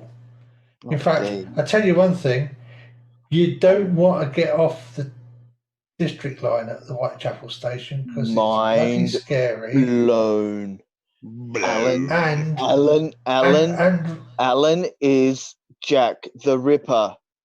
We have blown the case wide open. He travels weekly through Whitechapel. Now I just have to find someone to have died that he went through there at that particular time. Maybe Alan is an do you not immortal realise that vampire or like a Highlander or something. that's the time traveller, you fools. If you Time want, 'cause traveling serial killer. That would be a tough nut to crack. if you want to get away with being a serial killer, be a time traveling serial killer. How are they going to catch you? With a time Sherlock Holmes. Yeah. Starring Bendy Sticks Fiddly Patch. And Martin Freeman. But butterscotch cabbage patch. Has anybody here heard of the book The Rats? No. The Rat? And the Lair. No. Yeah, it's a horror novel. I can't remember the name of the author. He's reasonably famous for doing horror. Well, The Rats is set in London, and James Herbert, Alan. James Herbert. James Herbert's The Rats. Yeah. In one instance, the rats invade a tube station and kill everybody in the tube station. That was Whitechapel Tube Station. It's kind of just after Mile End from I still haven't actually heard any when you pull in against my assertion. When you pulled into the station, it was scary because you could just imagine getting off there and getting eaten alive by rats. We still haven't discussed the. where's your evidence to deny the fact that both Winnie the Pooh and Jack the Ripper both have the same middle name? Well, they do. Yeah, But I You're gonna just have think to- it is coincidence. You're going to have to look into it. It might be a conspiracy.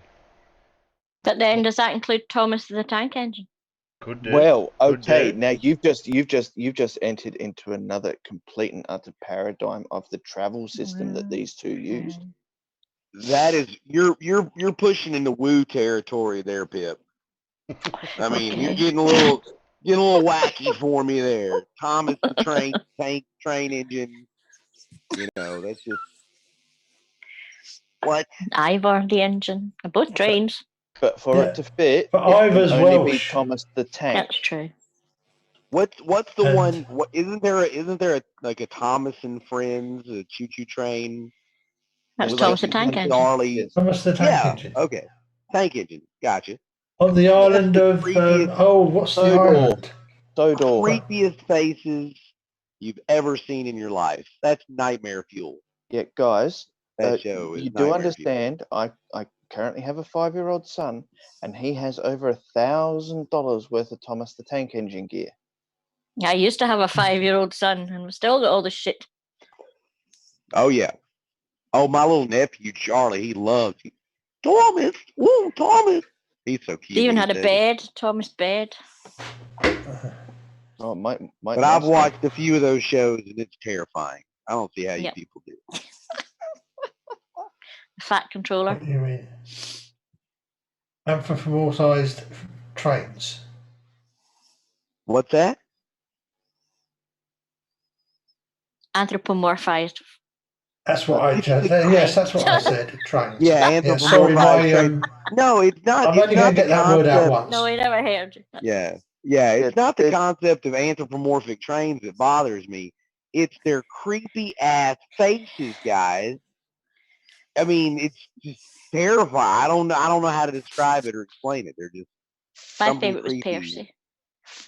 Yeah, I guess I wasn't brought up on the TV shows, way- but by my way parents off track. reading me the actual books.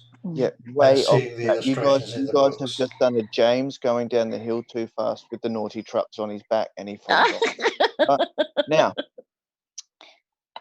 we still have not got a response on the To the. yes, the, and until we can move on from the, we're not going anywhere. Can I just say that our brains obviously don't work like yours, so just tell us. Oh, could be here all day. Well, see, that's all a matter of when, now, and how. Yeah, but then we could get into the other conspiracy like Batman and Robin. Well, see, then you're going into a realm that I actually know. Because that would depend on which Robin you're talking about. Is it Dick Grayson? Is it Jason Todd? Is it Damian Wayne? Uh-oh, Irish shoes on noggin the nog. Nog bad the bad. Nog in the Nog. Yeah. Noggin the nog. Oh, I hated noggin the nog. Oh, I love Nog in the Nog. No. Done by the same people who did Ivor the Engine, wasn't it? Ivor the engine. Ivor the Engine, yeah.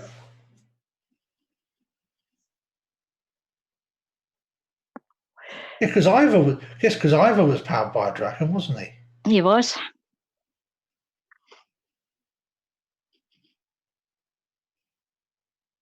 Yes, I know it's the troublesome trucks, Peter. Yes. Come on. Oh, we're the troublesome trucks. Oh, move along, come on. But of course, Thomas had the easy ones. Annie and Clarabelle, they were like They were Hyacinth. boring old farts. Yeah, they were like Hyacinth. Bouquet, even though it was Bucket.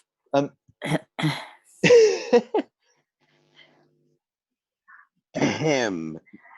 May I share my screen, please, Monster? 20 Well, cents 20 cents in the jar. But he didn't swear. Oh, I was thinking of charging 20 cents to each time you share a picture.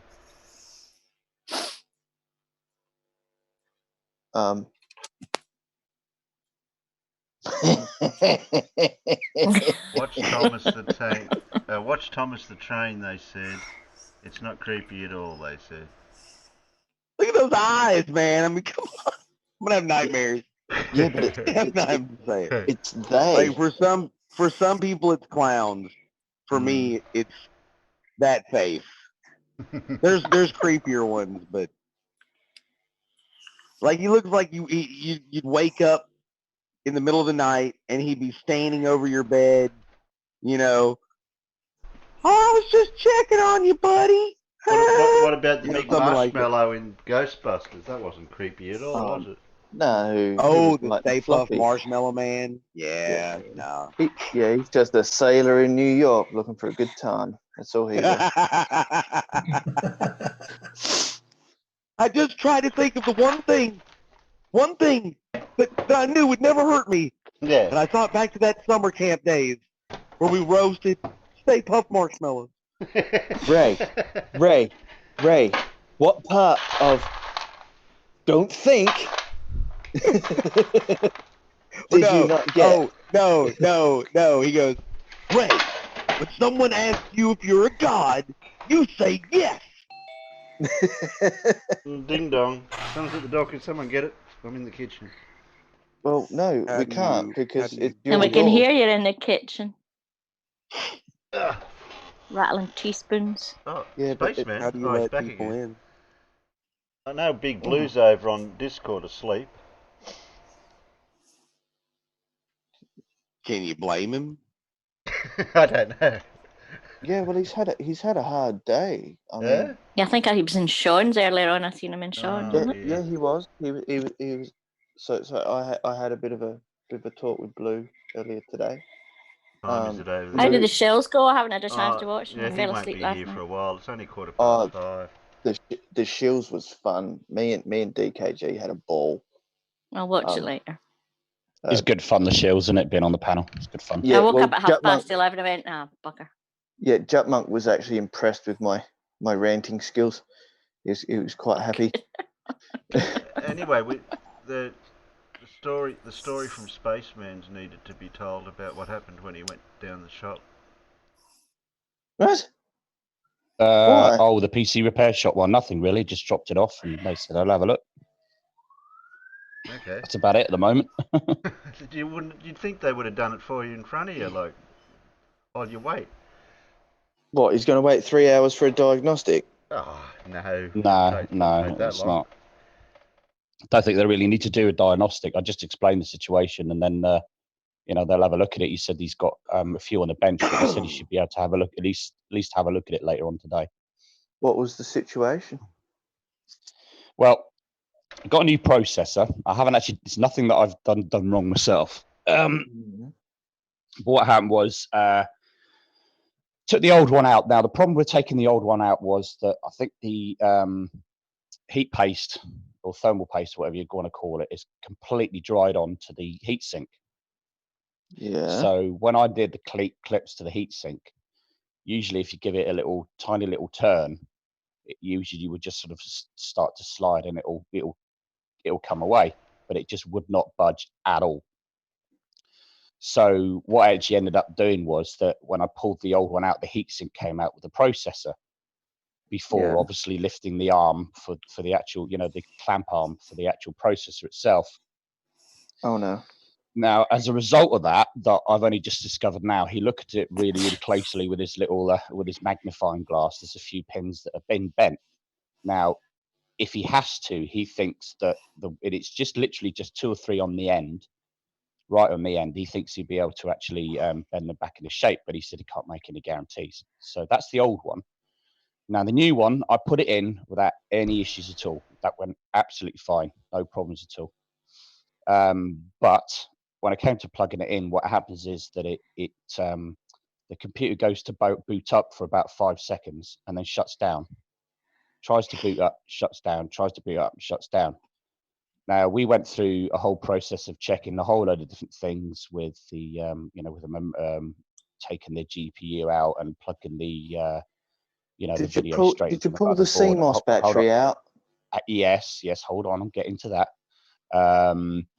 We tried exactly what you just said. We took the CMOS battery out. There wasn't a CMOS jumper, so took the CMOS battery out, took that out for a few minutes to see if that would reset it and stuff like that.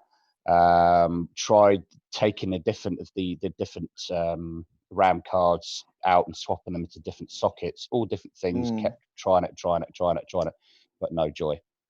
So you tried all the bus issues, which it wasn't capable of communicating to run the splash screen for the UEFI or the BIOS Sounds screen. like it. Now, what it could be, and the guy in the shop thinks it could also be as well, is that the BIOS needs updating.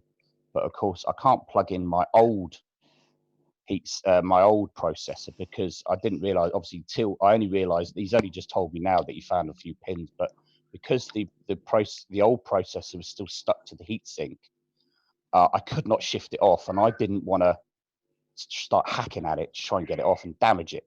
You see, so I couldn't put the old processor back in to then update the BIOS and then, you know, and then put the new one back in again. So he's going to try that. He's going to have a look at the compatibility issues to make sure 100% is compatible.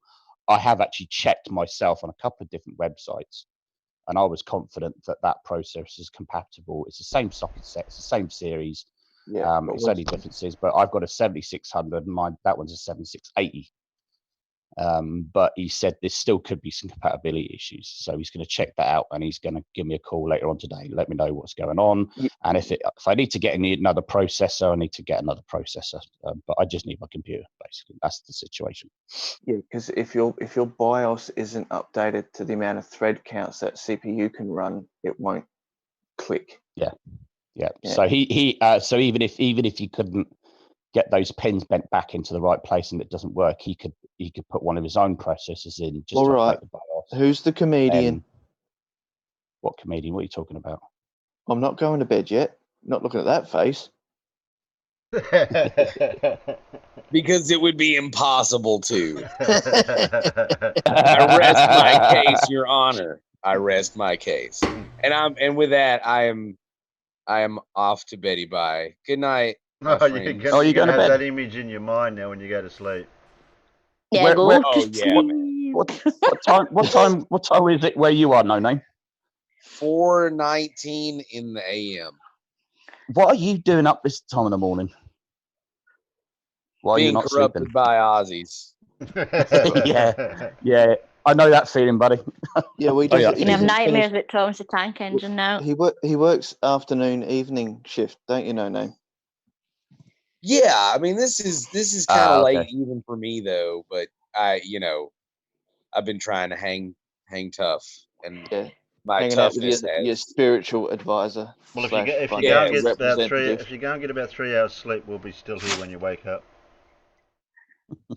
That's comforting, but I don't think I'm gonna see this side of noon. So okay, I'll see you later then. see you Thanks, Night, No Name. Thanks for coming, No Night, Name. Rip. Hey, No Name. Night, everyone. Keep Night, up John Boy. Keep up Night. the DVR. Night, Ma. Night, Pa. Night, John Boy. This is a bit scarier, Thomas. John Boy, stop touching My yourself. mother knitted several of those. This through is the my years. one that my mother knitted for me when I was a kid. I Oh, found gee. it when I was moving out of Auckland. She's a good knitter. Yeah, my grandmother was amazing. So Oh, my mother knits all the time. I never. yeah, You my still- mom. do you I can still do it, wear but I'm it? too lazy to do it. Interestingly wear it, enough, Sheepy? as just a quick aside about this stitching on this here. Okay, here's a fun fact: the Greeks painted images of Medusa on their shield as a ward against evil. So look at that face. Oh, googly eyes. Oh, that's creepy. That is. Got googly eyes. Terrifying. Anyway, I think I know what my new avatar is gonna be. oh, all right, damn it, You'll I'm have going to to bed. pick a different one. Go. So, Sheep, we're just going to call you Thomas from now on in? Is that the way it's going to work? Hey, Yeah, shit but I eye. Does thought that you, make I Terry like. the fat controller? no, Sheeple, you're a Shedeye.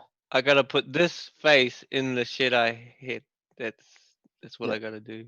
Yeah, but remember, I coined the term You did coin the term. Shedeye. Davros. Yeah. That is horrifying. Ooh. That is. That's quite a scary face, actually. Isn't it? Yeah, it's got my name knitted in the back as well. But yeah, it's pretty cool. Try it on. I want to see a photo. It's a little small, Terry. Yeah, don't we wanna- want to see your face in the photograph as well. I don't. You can see my face in my avatar hidden in the. I was going to say it probably only just fits over his head now, doesn't it? It's quite small. Yeah. Yeah, but see, I wouldn't want to ruin it. Yeah, it trying to- won't fit. It won't fit in his Shedeye. Yeah. But you know, it's a long time ago I wore that, but my brother had Inspector Gadget. If you know who Inspector Gadget is. Yes. Go, go, Yes. gadget. Go, go, gadget. Yeah, he had Inspector Gadget face. Used to watch it in Greece and Greek as well. Astronomous, his name is. Oh, that's great. Jeez. Anyway, That's enough, Thomas. yeah, that's enough, Oh. Thomas. Poop. I know I had a good one and I've lost it. Go away, Thomas. Go away. God damn it. Here's the button. Stop share. Get him off the screen. I seen a joke there's something to do with a woolly jumper and sheep in New Zealand. Yeah, That's what we call have, folk singers in Scotland. Woolly yeah, jumper. we had a couple of yellow ones and some white ones and some blue ones. We just pulled the wool straight off them. I was going to say, what do you So get if you cross your sheep's come in different colours. Oh, we dye them. The We whole dye sheep. them. The whole sheep.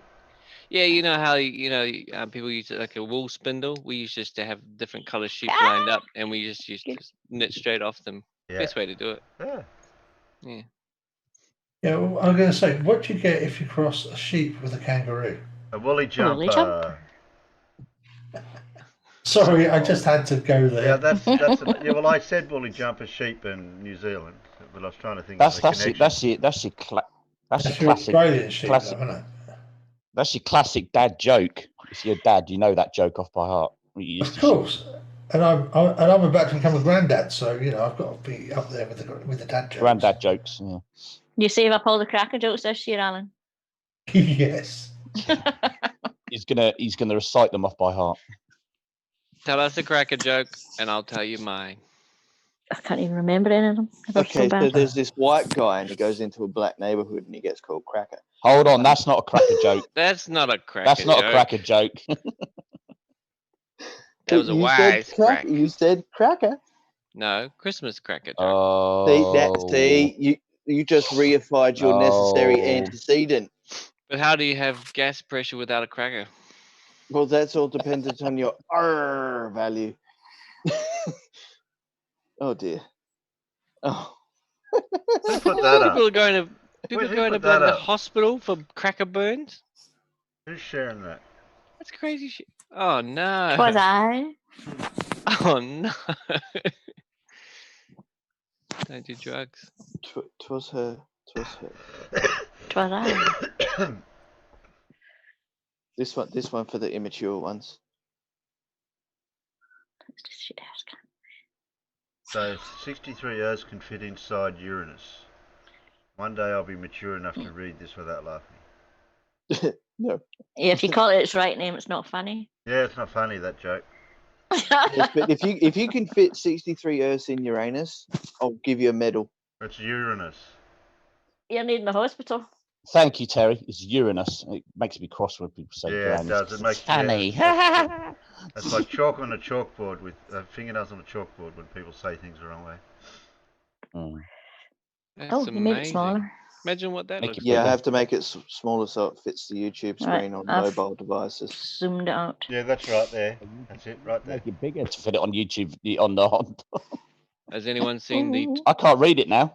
uncut orbit? You can't read it. Okay. For No. those with the sight impaired phones, I'll read Oi. it out for you. And this No. relates directly. It doesn't sound the same when you read it out. You want me to read it? I'm joking. Go ahead and read it. Am I out of touch? Question. No, it is the entire international community of experts and scientists working together with modern technology who are wrong. I like it. I like it a lot. But I want to hear some cracker jokes, Ah, and I'll tell you, Michael. okay. I It need to has go to and be open the some ones. It has crackers. to be the ones that you had at Christmas. Yes, I know. What? Just I'm one. flying them all out. You're rationed to one. Yeah, it's one cracker. Here we joke. go. I can't remember any. Something. I have to make them bigger because Go I on then. can't read them. I don't know, the crackers Rosie got this year were a bit rubbish with the jokes. Right, and by the way, if you guys aren't up to date with the fact that Futurama did rename Uranus to Eurectum. Okay, what's the difference between broccoli and boogies? You can eat your boogies. No, you Boogies can't. taste nice? No, you can't get kids to eat broccoli. Broccoli. Broccoli, yeah. yeah, whatever. Broccoli. How do you make a tissue dance? Make it boogie. Put a little boogie in it, yeah. Why was Tigger in the bathroom? What? Because he needed to poo. He was looking for poo. Oh. Oh. Why can friendly you for children. why can you never hear a pterodactyl use the toilet? Don't know. Because they're extinct. Because the P is silent. Oh. Why did the tomato blush? Oh God. Yeah, go on then. Because you saw the salad dressing. Dressing, yeah, that's it. What's invisible? geez. Enough. What? Somebody said they wanted cracker jokes? I want a cracker joke. didn't. I'll tell you my cracker jokes. You've only got to Google cracker jokes and you get a heap of them. Yeah. This was in my actual cracker last year. Okay. It said there were two snowmen in the field. One said to the other, "I can smell carrots." Oh God. It's just for you, The Spaceman. same Yeah, I think you got the person. same. I think you got the same set of crackers that we did because that was in one of our cracker jokes this year as well.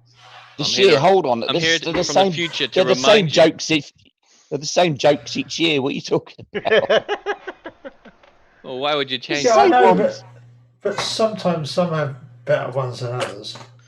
The Yeah, thing it's is, I pretty mean, good those jokes are only funny when you're drunk. They're hilarious when you're drunk. Well, they when were they're at sober, Christmas it's like, time. oh God. Exactly. Yeah. In America, Yeah, but some we of us call had to these cook the bad dinner and we dad weren't drunk. He's still here. What the Hang hell? on. What the fuck? That woke me up.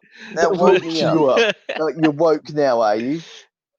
So Hey, I in put America, jokes dinner this SJW year. crap. That was in was like Thomas. America, we call that genre of joke a bad Cheesy? dad joke. Yeah. That's Christmas cracker Yeah. jokes. Do you have Okay. Christmas crackers in the States? In the Do you words use of crackers? Greta, I shouldn't be up Dare here. you. I am familiar with the concept, but only from such films as Pirate Radio and others. So Man with one chopstick goes hungry. I'm just sending you a What? box of Christmas crackers next year then. Or this year. they're the ones that you pop them and then there's a joke You pull them in inside. a snap. Yeah, And and you they get a got little the joke in toy, a and hat you get and a a toy inside. and the stupid hat that doesn't fit. That fits There my was- head. No, I can't help it if you've got a big head. The very Right. I posh saw ones them. this year. I All my saw stuff the. was silver. I saw that in Notting Hill and pirate radio, I'm pretty sure. So, yes. Mine were all Swarovski crystals and silver this year. I had posh ones. Got them in the sale last year. Jokes were still crap though. Yeah. Can I tell my favorite bad dad joke? I think it would be I think it would sound like a cracker joke. Mm-hmm. If you must. Okay. 2 muffins are sitting in the oven. One muffin looks at the other muffin and says, "Is it just me or is it hot in here?" And the other muffin says, "Ah, a talking muffin." I think that's more of an LSD joke than That was pretty good. dad joke. That was pretty Actually, that was hilarious because I mildly smiled. Oh, that's did you? really Oh, we got a mild smile out of Oh, the Spaceman. Stoics. You should change your name to the Stoic Spaceman. I'm only joking. I did laugh actually. I'm not that bad. All right.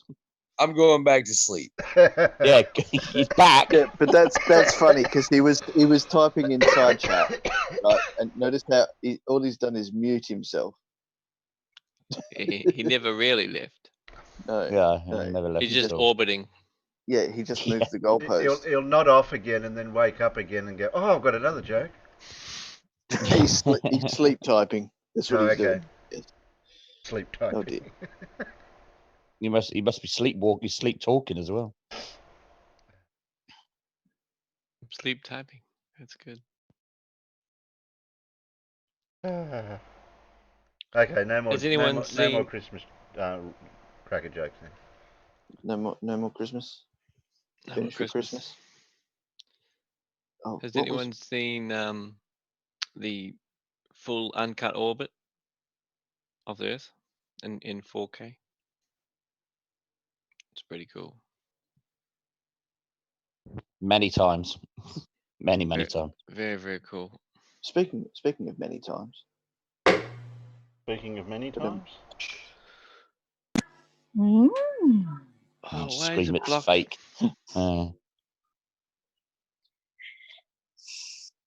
Well, we've got a Mr. Sensible. Craters are not craters, allegedly.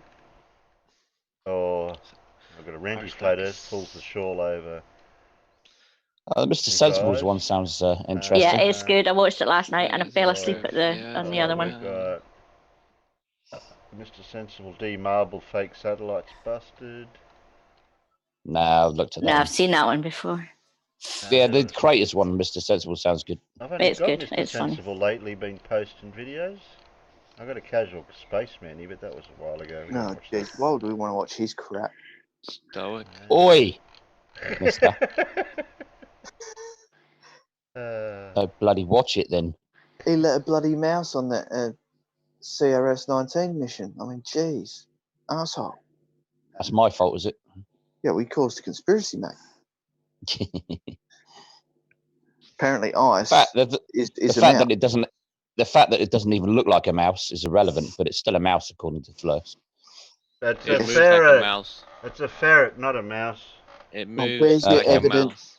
Where's your I evidence? never seen that bit, thankfully. What? Where's my evidence that it's not a ferret? It's a foil No. mouse.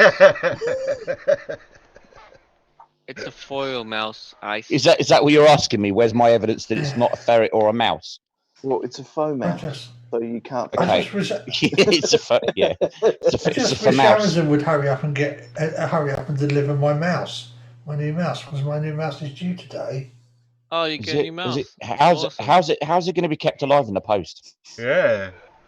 Holes I in hope- the box. Yeah, I was hoping man. they'd put some Okay. holes in the box. Especially if it's using cruel. Royal Mail. Is it coming from Amazon? Oh no, Yeah. if it's using Royal, Well, the if box it's is using gonna be Royal at Mail, least- it will die of old No, age if it's using The Royal box Mail. will be big enough. The box will be about 3 feet square, just for a mouse. It's got Oh. got cheese in little packets, so each day the mouse has to work its way through. Well, Rosie's got a rock doctor that needs to be sent back for service. So they said put it in the original box. She said, I haven't got the original box. So they said, we'll send you a box. Just stick it straight in the box and we'll send it back. Well, there's going to be nothing left of the rock doctor by the time it gets back because this This is like a mini rug doctor, and it's in a box that's like. For a full size one. I mean, well, yeah. I mean, I think it'd be big for a full size rug doctor. Oh, Amazon's ridiculous. The size of box. And there's no packaging with it.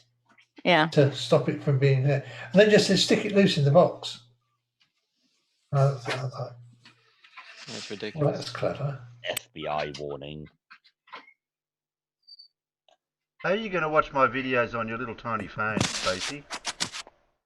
Turn it sideways. Sideways. Yeah, I've already got this one sideways. I'm ready. You ready? You're ready? Okay. Yeah. I'm waiting ready. for Mr. Sensible's tune. I love Mr. Sensible's tune. Skyfly Bride presupposing the hemispheres. Oh, is it sideways or is it you, Spaceman? Yeah. Am I really I'll put upside myself down? Sideways. Yes. Or is it Yep. you? Absolutely. Did I hear someone say press play? Well, Yes. no, I had someone trying to reify his necessary antecedent. I want my tune. I fell asleep twice watching Flat Earth debate today. And in space, there is no upside down or sideways. Just fell whatever asleep. it is. Did you that one, yeah. Did you watch the Ranty show? Fell asleep again. Was that the Ranty Good night, show? Chris. Rohith? Oh, Chris. What was that? Right, press play. Press play. J.Y. Lewis. You're going to miss out, Chris. Sorry. Good night. He said presuppose like 100 times. With FTFE. Yeah. Yeah. Hannah said that like it was bollocks. Yeah. I watched a bit of it. It's bollocks. Right, let's press play. I shut up.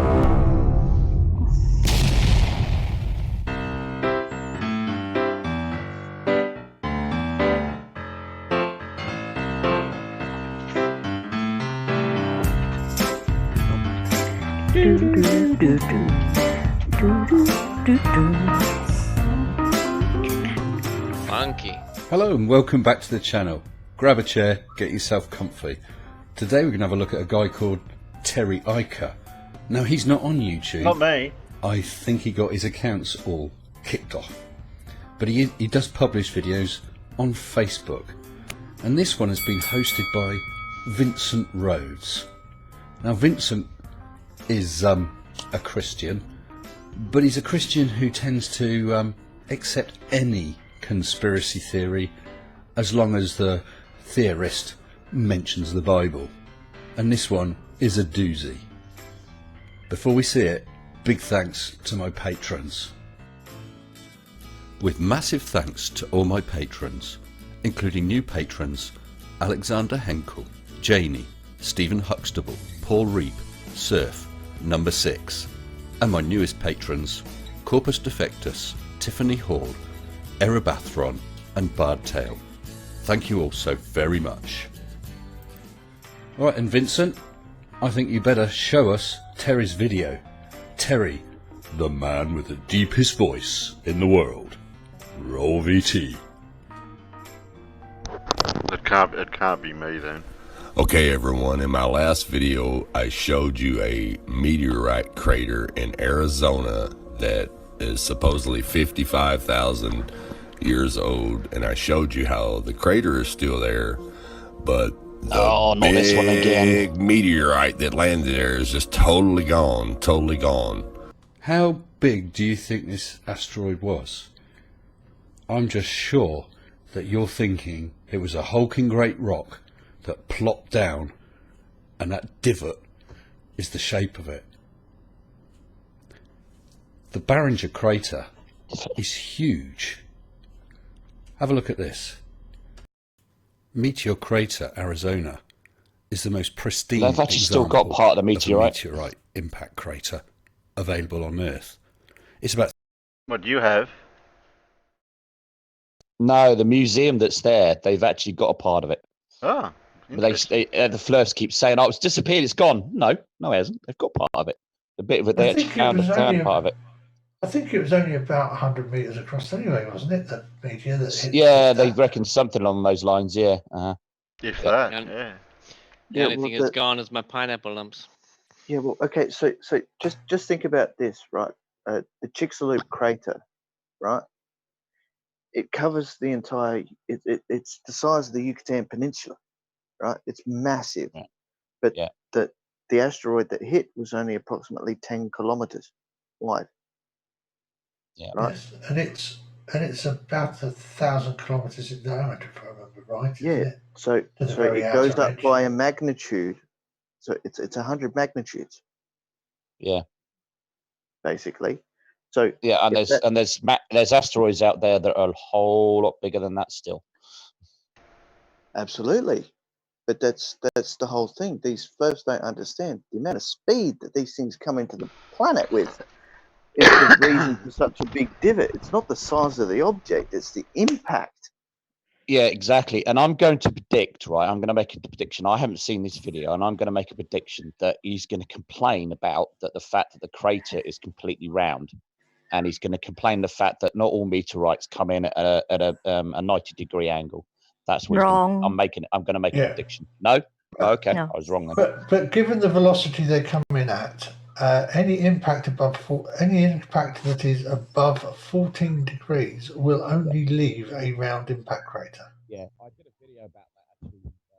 Yeah. They were talking about the moon craters and stuff like that a couple of months ago. Yeah. Yeah, I've heard the moon crater Yeah, one. if you let it play, kind of explains it all. Yeah, Dora said you're spoiling Mr. Sensible's explanation. But that's No, okay. I'm sorry. I'm We're just allowed to give our own opinion too. Yeah, this is Yeah, the Aussie exactly. perspective, not the colonist denying perspective.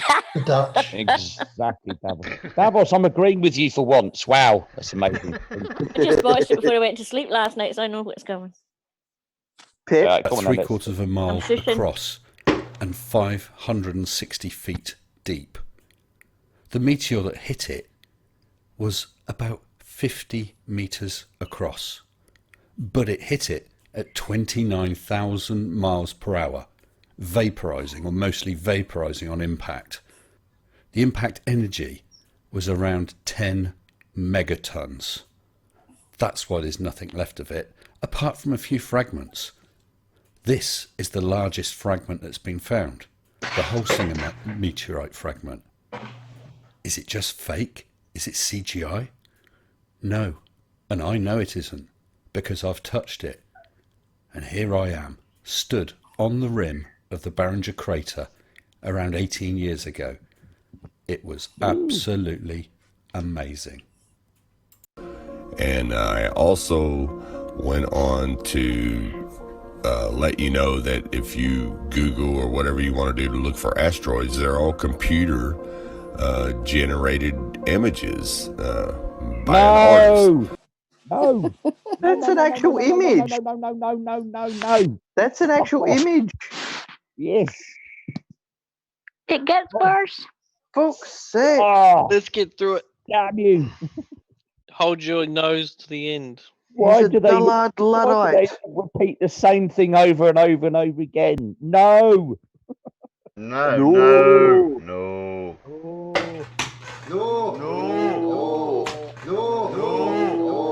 Bit slow there, Alan. I had to give you a hint. Thank you, Alan. So anyways, But if you've got a telescope pointed at just the right place, you can see them. And of course, shooting stars are the tiniest of meteors. Larger ones can be quite astonishingly bright and impressive and explode. They can even hit the ground, becoming meteorites. And they're collected by people from all over the world. They're real. The ones that you're showing are the big boys, off in deep space. So they're either going to be the subject of photographs, some other sensors, and with some of them, artist impressions. But we have even landed on one. what kept eating at me was a scripture from Genesis 7:11. In the 600th year of Noah's life, in the second month, the 17th day of the month, the same day were all the fountains of the great deep broken up, and the windows of heaven were opened. Well, I'm afraid that if you're going to take the Bible literally, word for word, it is going to eat you up. It's going to eat up your mind and turn it to cheese. Now pay attention closely. It says all the fountains of the great deep broken up. Great deep means the deep ocean. Broken up means to come upward. No, it doesn't. So this will be some great ocean underneath the Earth that we've never seen. And Don't broken care. up, because it's got the word up, means it's coming It's upward. impossible. I think you're just It is twisting words impossible. to suit your narrative. So anyways, as I went on the search, I realized that there were more supposedly meteorite craters all over the world in different continents, all around, roughly around the same size as you can see here in these pictures. I took a picture from each continent from every one of these And you know why the ones are the same size as the ones we still see? Because the erosion and the erosion has kept them that size. If they're smaller, we've lost the smaller ones because we can't see them anymore. We've lost them in the landscape. Yeah. Well, Yeah. supposedly the bigger ones meteorite. will actually get lost as well. I mean, The bigger ones will get lost as well because they're much wider area, and they're not so easy to see. So you get these high peaks around the edges with the bigger one. Yeah, They but get over thousands of years, they just get eroded away, and you don't really know. But yeah, the ones that we do see are in the open type countryside, like deserts and landscapes that we can still see them in. well, no, can't see Chicxulub. Is that in a desert? It's in the water. Well, I didn't say Yeah. water. I said desert It's, and land. it's huge. And how much of the Earth is covered by water? By anybody? 70%. Thank you. Oh, but how much of the Earth is water? Oh shit, 3%. And the other thing is that meteors of around that 50 to 100. Meteorites that are going to leave these big craters of the 50 to 100 meter size. They tend to end up being pretty much the same size by the time they hit the ground. So you get roughly the same amount of it. They're going to be roughly the same size because that tends to be the size of the objects that are actually still hitting us at the minute. Yeah. And as we know, as we said before, it's not so much necessarily the size, but the kinetic energy. Mm-hmm. Yeah. It's like an atomic blast when it hits. Okay. Craters. Yes, there are craters all over the Earth. Most of them are eroded away. Many of them will be below the sea. There is no difference between the surface of the Earth and the Moon as for the number of craters. The difference is we have weathering, which has worn them away. But out of all these craters, there's nothing left of the meteor that landed there. And I say that in quote, supposedly landed there. There's nothing left of the meteorite, but all the craters are still there.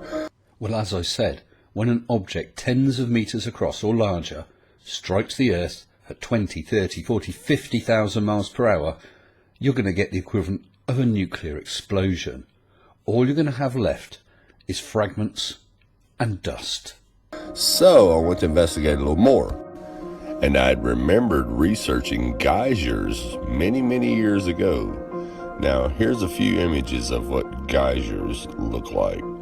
Well, let's hope that your research of geysers is more detailed than your research into meteor craters. But the images I'm showing you are what the geysers look like when they're actually erupting. So check this out. Now, does these craters underneath these geysers not look familiar to you? Just take a really, really close look. Well, it's hardly a crater 3/4 of a mile across and 560 feet deep, is it? It's just a shallow a crater. dish, a few tens of meters at best. It's not the same thing as a meteor crater. Now I'm showing you the ones that are erupting. Now let's take a look at the ones that are not erupting. Nope. Nah.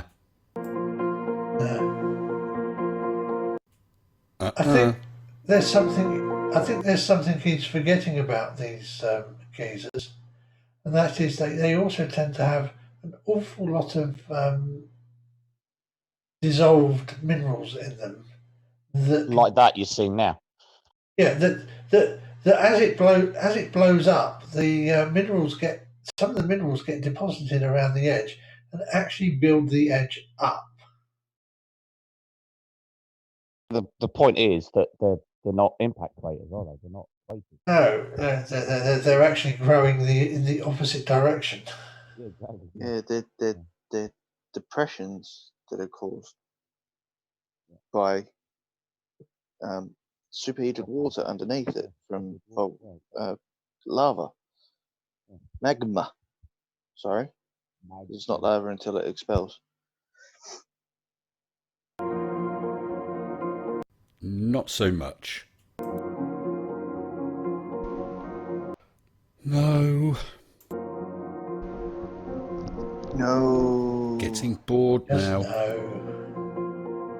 Get yes. Anyone got cards? Okay, now let's compare the so-called meteorite craters with the geyser craters. Get ready, you guys are totally going to be blown away. Now check this out. Yeah. As you can see here, there's a runoff on the meteor crater and a runoff on the geyser. Right, where's the because runoff? they're both full of water and it's overflowed. Maybe. Now look at here, right in the middle, you see where the geyser actually comes up. You can see it in the meteor crater and the geyser. That's where the water comes up at. Same thing here. Not the same Has he thing at all. resized the images Get yourself to a look the same large size as a bucket crater? full of mud mixed with water, so it's a thick, sloppy goo. Drop a stone in it, and you'll get that same sort of central peak rebound that you do in the craters. You can see them much better in the craters on the moon, where they haven't weathered, and there are no geysers there. Everything around it is just where the water pressure coming up explodes everything outward. And here, if you look to the right of the crater and the right of the geyser, they're shaped identical. That's water pressure, not a meteorite. And no, it's not fallen angels. No, it's not ancient trees pulled up. It's simply... Well, thank goodness for that. It's not fallen angels and it's not giant tree holes. No, with geysers, it's the way the land has been eroded by the blasts of water coming up at regular intervals. And with meteor craters, it's the shape that a large explosion, when a hulking great lump of stone or iron or some other mix has exploded with the force of a nuclear weapon. Thank goodness we got that straightened out. The original geysers that God opened up and flooded the earth with, people. Common sense. All you got to do is look at it. Well, I have just had a look, and you're right, they're the same. They're both round, and that's about as far as it goes. Now, you notice here in this meteor crater how the earth has upturned edge around the circle of the crater. Now, here's how that happens. Here is a photo of a geyser actually fixing to erupt. Notice how it upturns the edge of the hole around it? Just no. The rim of the crater is caused by the earth being and rock being forced backwards. Nothing more, nothing less. Now, once again, if we look in Genesis 7:11, towards the end of the scripture, it says, all of the fountains of the great deep broken up. I couldn't give a toss what it says in Genesis 7:11. The Bible is a collection of Bronze Age stories. At the very best, there's some interesting thoughts on how you should treat other people. Many of them very bad. It's not a science book. It's not an accurate historical document either. You need to go somewhere else for your facts. The scripture tells us exactly what these are This is and so exactly obvious what that- God did to flood the I wonder earth. no one else hasn't mentioned it before. That Oh, it's so we've got a obvious. naked. Yeah, we got a naked kiwi. Oh, you did. Yeah, You I fixed him. seen. I Nice. seen him out there.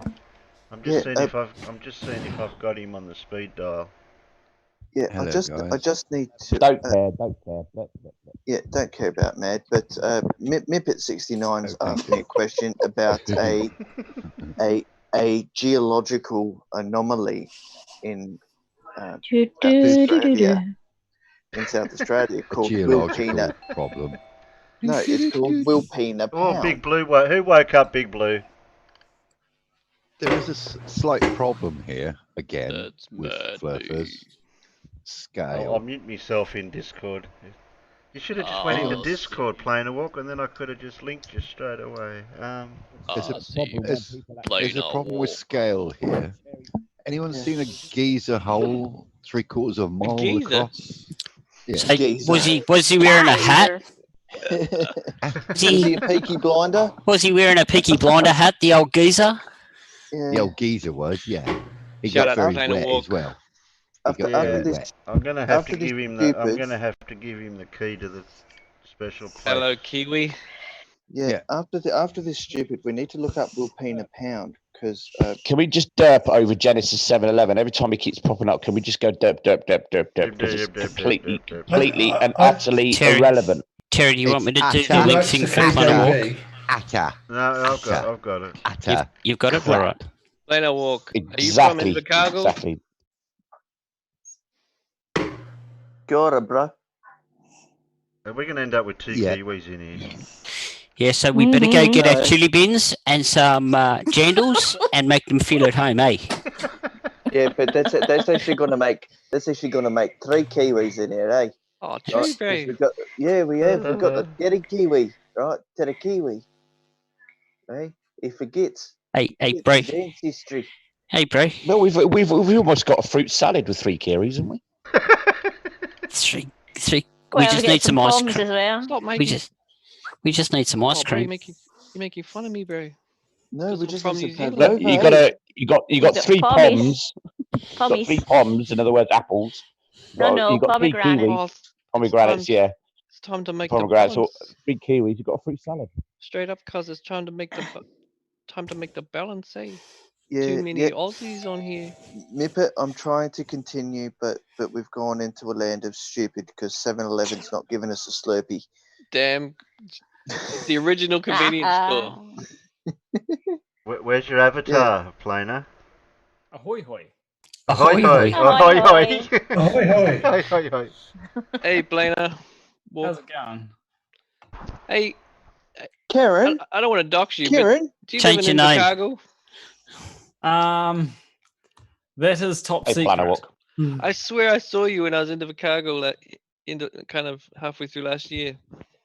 Oh, okay. Yeah. Do you want your name up or do you want Planer Walk? I don't mind. Like the name on here, I believe, is the same name that I use on Twitter. So I'm just trying to work out how to move the screen that I've got here.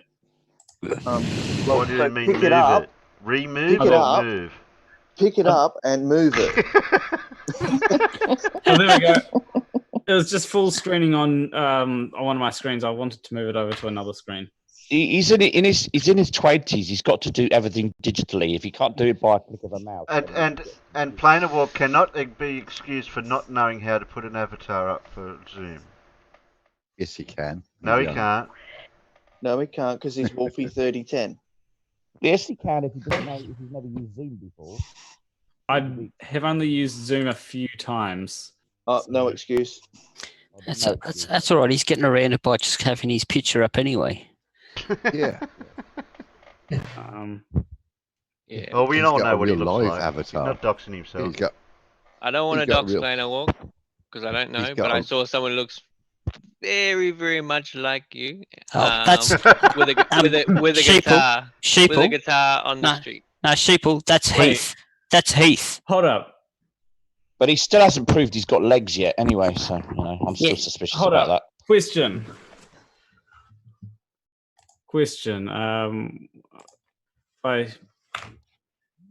Did the guitar look anything like this? Yeah, it had strings. It kind of Obviously, did. obviously the Kinda same. did. Then obviously, it had strings. Well, then it must be the same. Let's just ask this: Did a Pasco's jewelry store shut down in your town and move location? Fucking everything's shutting down in Invercargill. It was you.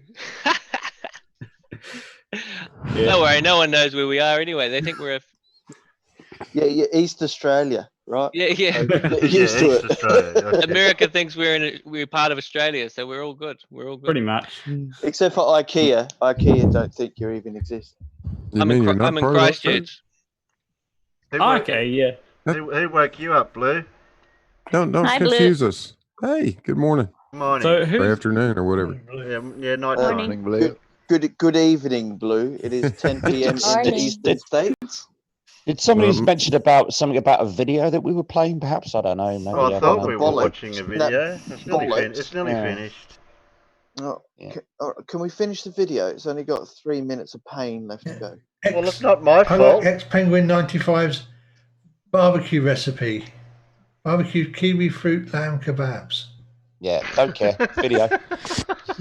And it also says, and the windows of heaven were open. So we also know that there's a firmament and it has windows in it. And he also... And Well, the that firmament's got is why windows you now. shouldn't take the Bible literally. Bullshit. It's a big stretch to turn the word firmament into a dome.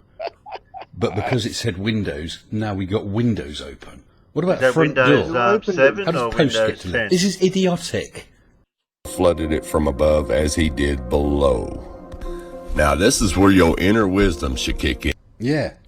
And my inner wisdom says switch off my computer before I punch the screen. And science tells you that these are so-called meteor craters, okay? But there's no meteors in none of them. All over the world. There's no meteors found nowhere near or around or in the crater itself. Well, if you're going to quote science pause. to the Can I just say extent that something? science says the What's that? You You want won't to speak? find a meteor in a meteor crater. You will only find meteorites because once it's impacted, it is no longer classified as a meteor.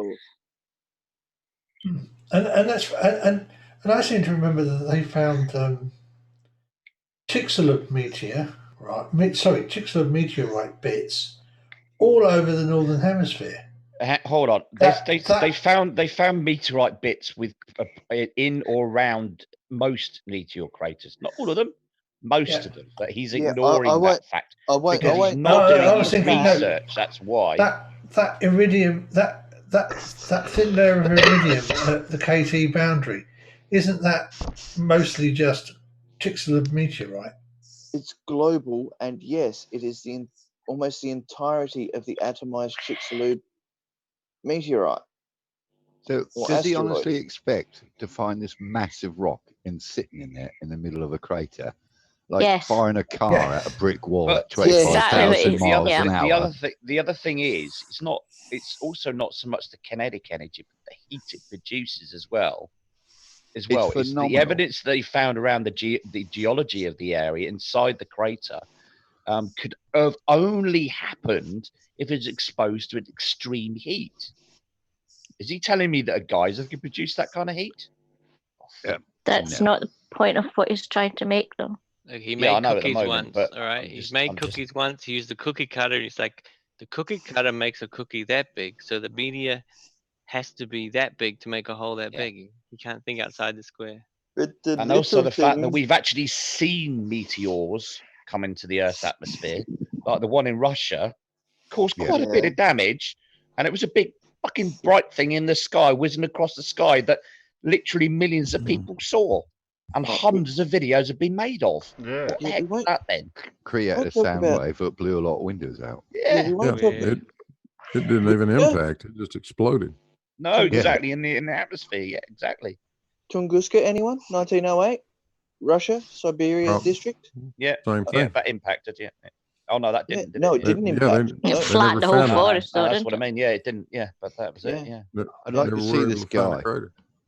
I'd like to see this guy drive a car at 200 miles an hour into a concrete wall and see how much is left of the car. Yeah. And then multiply that to 25,000 miles out and see if there's anything left of the car. Or the wall. Or the wall, yes. Or the wall, yeah. This guy's some lack of scale? abilities of That scale. Yeah, scale? I've never Yeah. seen a geyser, however you want to pronounce it, the size, well, a mile in diameter. I've not seen any. I'll tell you that it made me giggle when he said there's windows on the firmament as well now. Yeah. What the hell? What the fuck? Well, that's how they release the gas pressure. It's like a vent. It farts out the gas pressure. And enough unicorn farts turn the valve and it opens the vents, and then there you go. Oh, that's right. Because as Chemo said earlier today, all you need is a bit of wire and some solder, and you can create the internet. Yeah. I've just worked out. Oh, in the name of God, he did I've not. just worked He out did, what all the he did. meteorites are. That's the people falling off the dome. What are cleaning it? No. It's the That is look. What do you burning think up. they changed the crews so much in the ISS? They're all getting tired of with the Kleenex and going past with the saddling and just.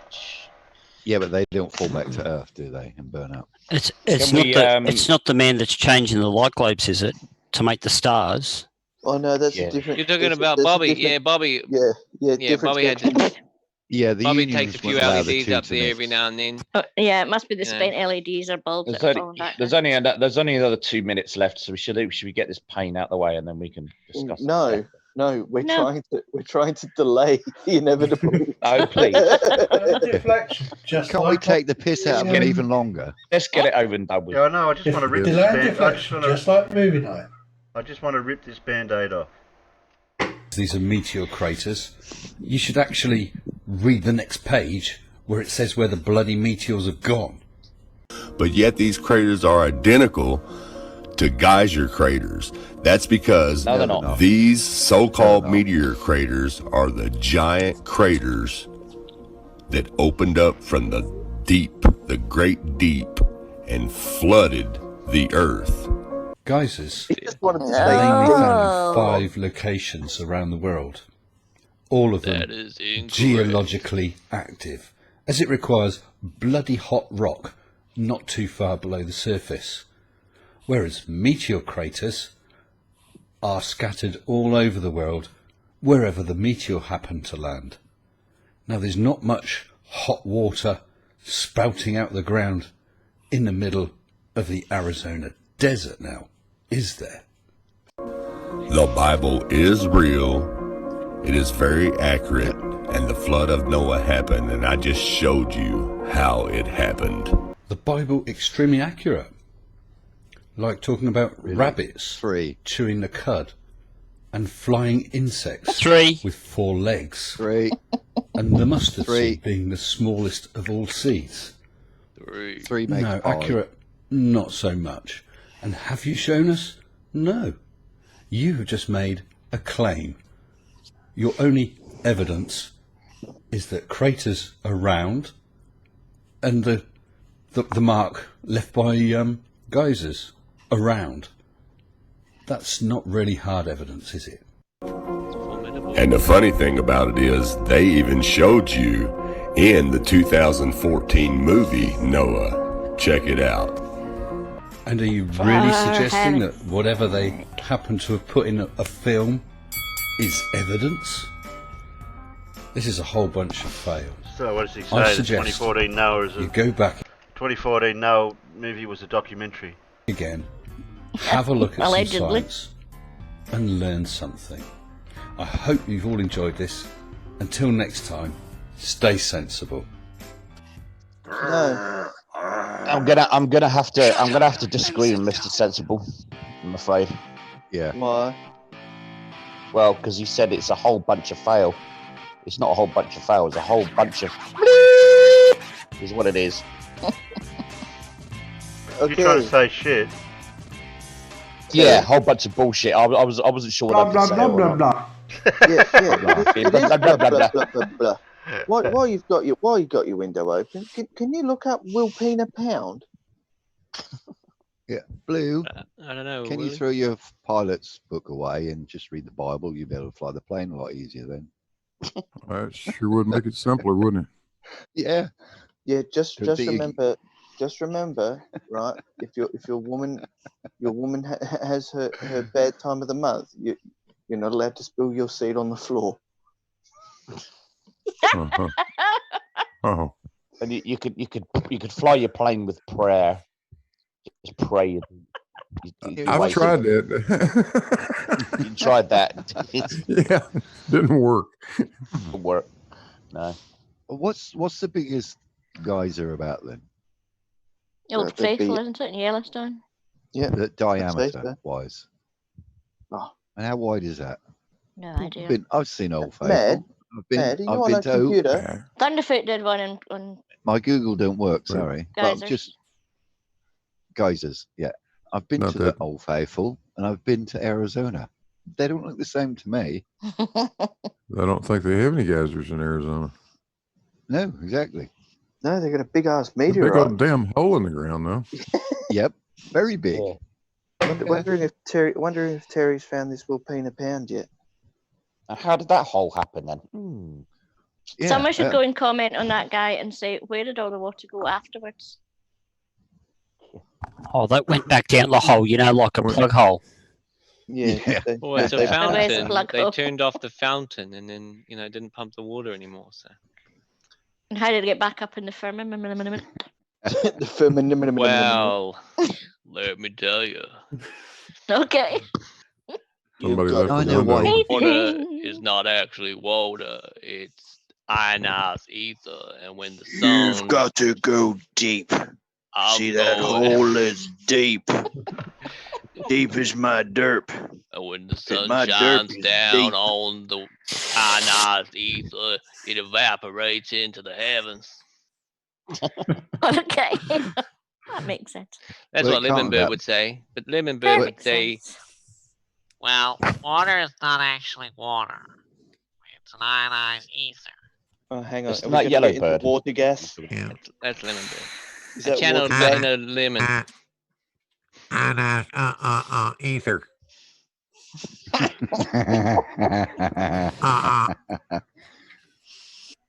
Now I know why, when the plane's going to crash, unfortunately they do, why everyone, all the stewardess hands out the Bible so they all know what the pilot's out and shouting.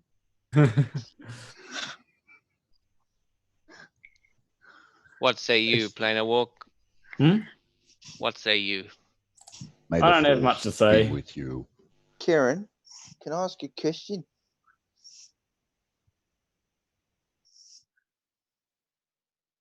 Hello? Who?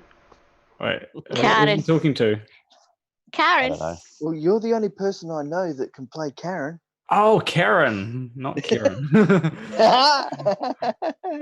You got to understand it from our point of view. When you say Karen, it does sound like Kieran. Nicholas. Your name is Nicholas today. My name is Nicholas. That's Well, good. that's my son's name. Oh, okay. So, what question That's did a you want to ask conspiracy. Karen? How's Bigfoot? He's quite cold at the moment. Well, the government is trying to destroy Bigfoot, especially the Australian government. They're trying to destroy Bigfoot with the wildfires over in Australia to try and kill Bigfoot, to stop the public from even knowing about Bigfoot. Well, So we didn't know about Bigfoot then. I found him a girlfriend.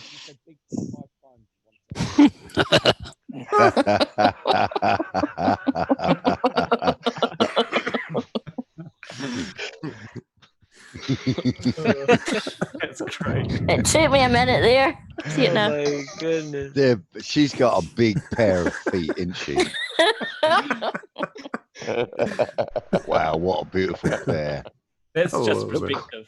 I don't quite know what a right foot's been standing, or the heel of a right foot's been standing in, but you missed it with the left. That's just wrong. You're picking on that her heel doesn't have dirt on it, but not the size of the feet. Man, you'd hear her coming a long way off, wouldn't you? There, you know what they say about if you've got big feet. You What's wear she big got shoes? Yeah. What's she got? Big shoes? I ain't going near her, if that's what the saying says. All straight lines have a curve. So I go crook at my daughters now for when they're in a bad mood for stomping around the house like a herd of elephants. My goodness, the floorboards would rattle. No. No. Yeah. I can hear Blue saying that. We Have to could read- actually, have to we could read it actually in a- make that come. You have to read make it in a come blue true. voice. Yeah, can you read it out, Blue? Would you like to hear that? Well, it's not quite the right quote, but it's almost there. Yeah. Dealing with some people is like trying to thumbtack Jello to a fucking wall. Okay. Brilliant. Yeah, that's an old one. Been around for a while. Yeah, you guys know how busy I can be. Where's the other one? We this do one. have a ranting flat Earth live at the moment. Oh, really? That's always good for a Myself laugh. and Sleeping Warrior debate optics with Ruhif. Oh, do we have to watch that Oh bollock? no. Optics No? again. Oh god. No, just oh no. No, yeah. Yeah, nothing else to add. Just oh no. Yeah, Okay. that's enough, really, isn't Okay. it? Got, oh god, no. Because if you ever, and this goes for you, Casual, if you ever feel stupid, just remember there are people that think the Earth looks like this. That's Yeah. the outer ponder.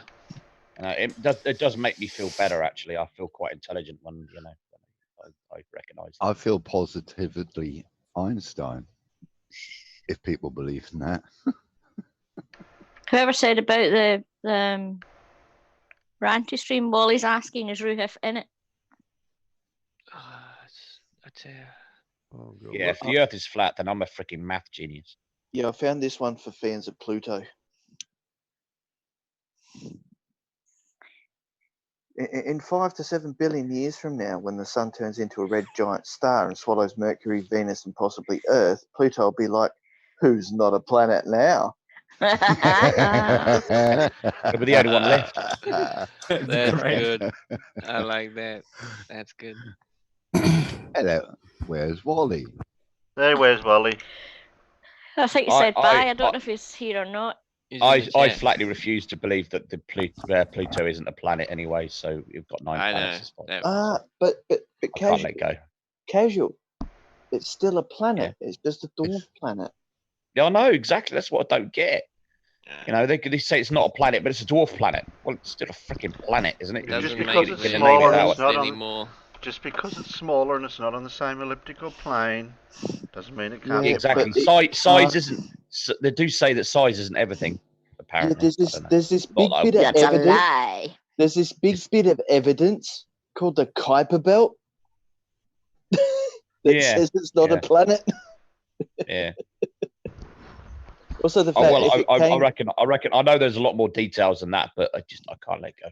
Yeah, I can't here's let the go. other one. Here's the other one for you, Casual. It was in my favorite book about the planets I had when I was about 7, and it was a big oversized book. To me, it was huge, and it was just full of pictures. I liked the pictures, and I had Pluto as a planet. That's why I can't let go. So there it is.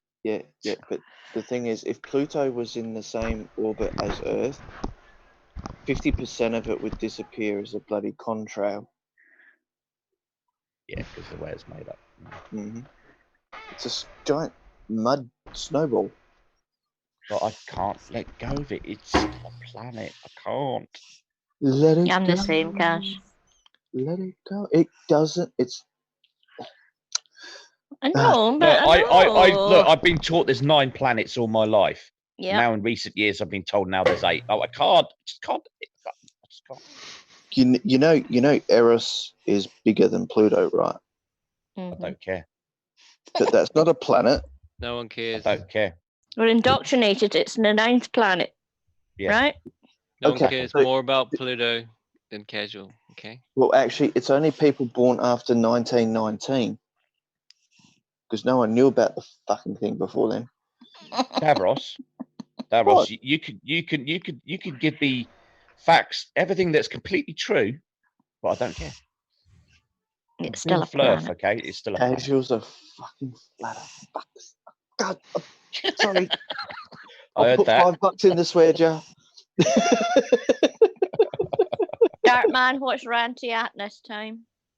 He's Don't care what deleted. Raddy's at. He's deleted the channel. For feck's sake, Ranty at it. Yeah, again. Oh no, he's deleted a video. Sorry, dip. that shows his dislike for Oakley. Apparently. Pluto is a planet, damn it. Yeah.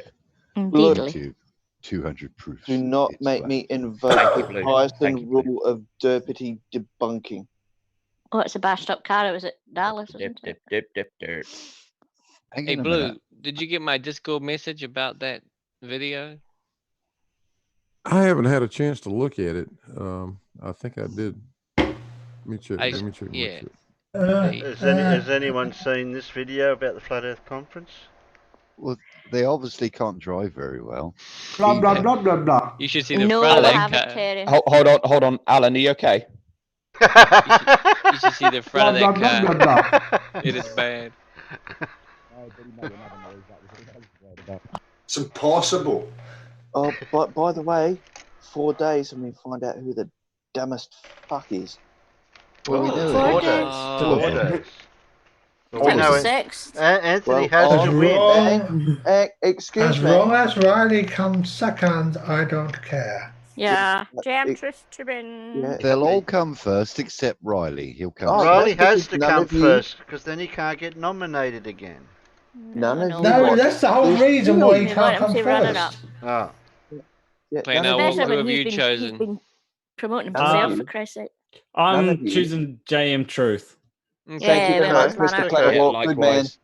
Good man. Very wise. Likewise, Directly from Riley Red should Rhetoric. lose for the Riley should lose for the very simple fact that he's trying to win.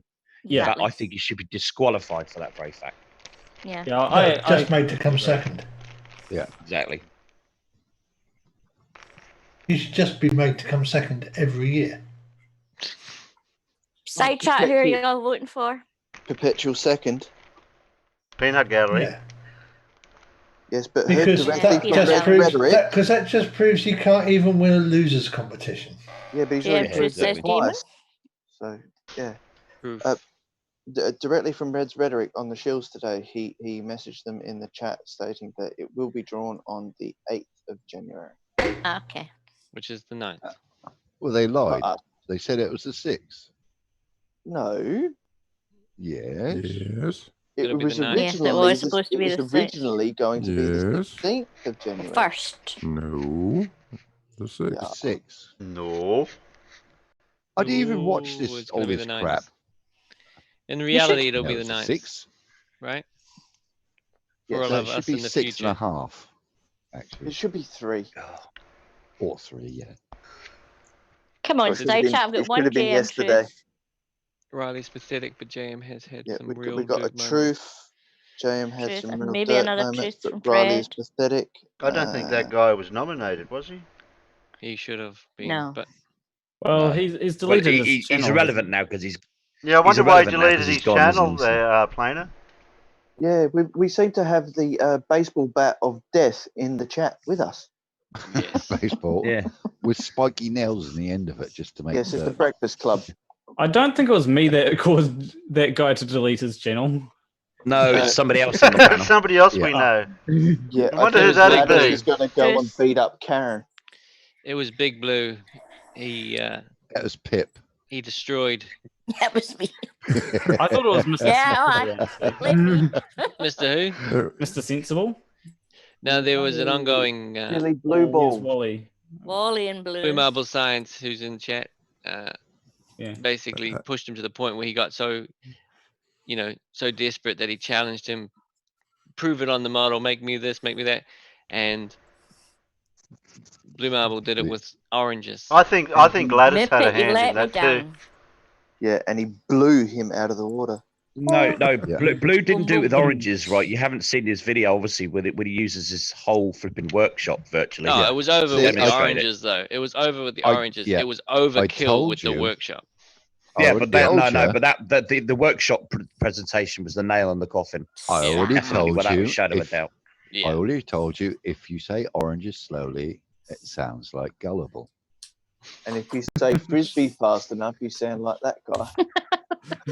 So Blue's just proved that that guy is gullible with oranges. Exactly. I only got the oranges. Oranges. Got a chance to play some Benny Hill music. Yeah. That workshop one though. That workshop one though, Blue, with the angle. You kind should of mip it. still in the degree that you cut it on, and that was beautiful. I wasn't about to leave anything to chance at that point. With that's enough of that guy. Yeah, no, that was pretty awesome. Time for him to go. Everybody had a crack at him. I swear, he was just. I think the person that finally got him was probably his girlfriend or wife, whatever she is, because he was getting hammered on Facebook too. Somebody showed me some stuff. It was hilarious. They were sending his wife Facebook things like, aren't you getting tired of your husband being called an idiot by everybody on the planet? Shit like that. She goes, no, because I It's call him me that or the every day. internet. Oh, so she was Pretty getting a much. bad name then as well, and that's what probably helped. She probably did Yeah. the channel. Yep. I've never known anybody like that guy be so confident about total and utter bullshit in all my life. What guy? That guy. What guy? That guy. That was the guy. What guy? Sorry, I should Have say. you seen JM Truth? He's now the Have you- what guy? Have you seen Anthony Riley? No, but the thing is that guy. Isn't it? No, hang on. That guy came across so much more confident about his bullshit than anybody else, in my opinion. Yeah, just tying out in it. Yeah.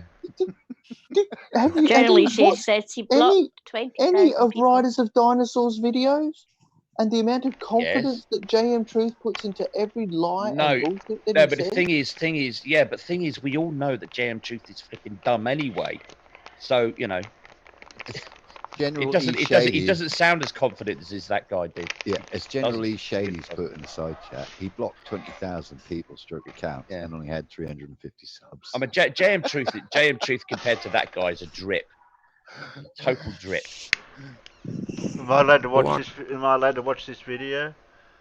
Yes, please. You do whatever you like, Terry. Well, I know it's my channel, but it's Terry's As I Thank you pointed for out, having talky bits. yeah, we can flat talky earthers- bits. Yeah, flat earthers know as much about science as they do by driving by the state of that vehicle. Generally shady, that's good. My favorite Blue Marble quote though was, "You keep that up, you might go from a rooster to a hen." That was a beauty. Yeah. That was. Yeah. I can't exactly remember what you said, Blue, exactly, but that line was hilarious. The way you paused his face on like a worried face, it was awesome. Right. He's one of those that's bad Is about anyone going calling to them. say press play? Press play.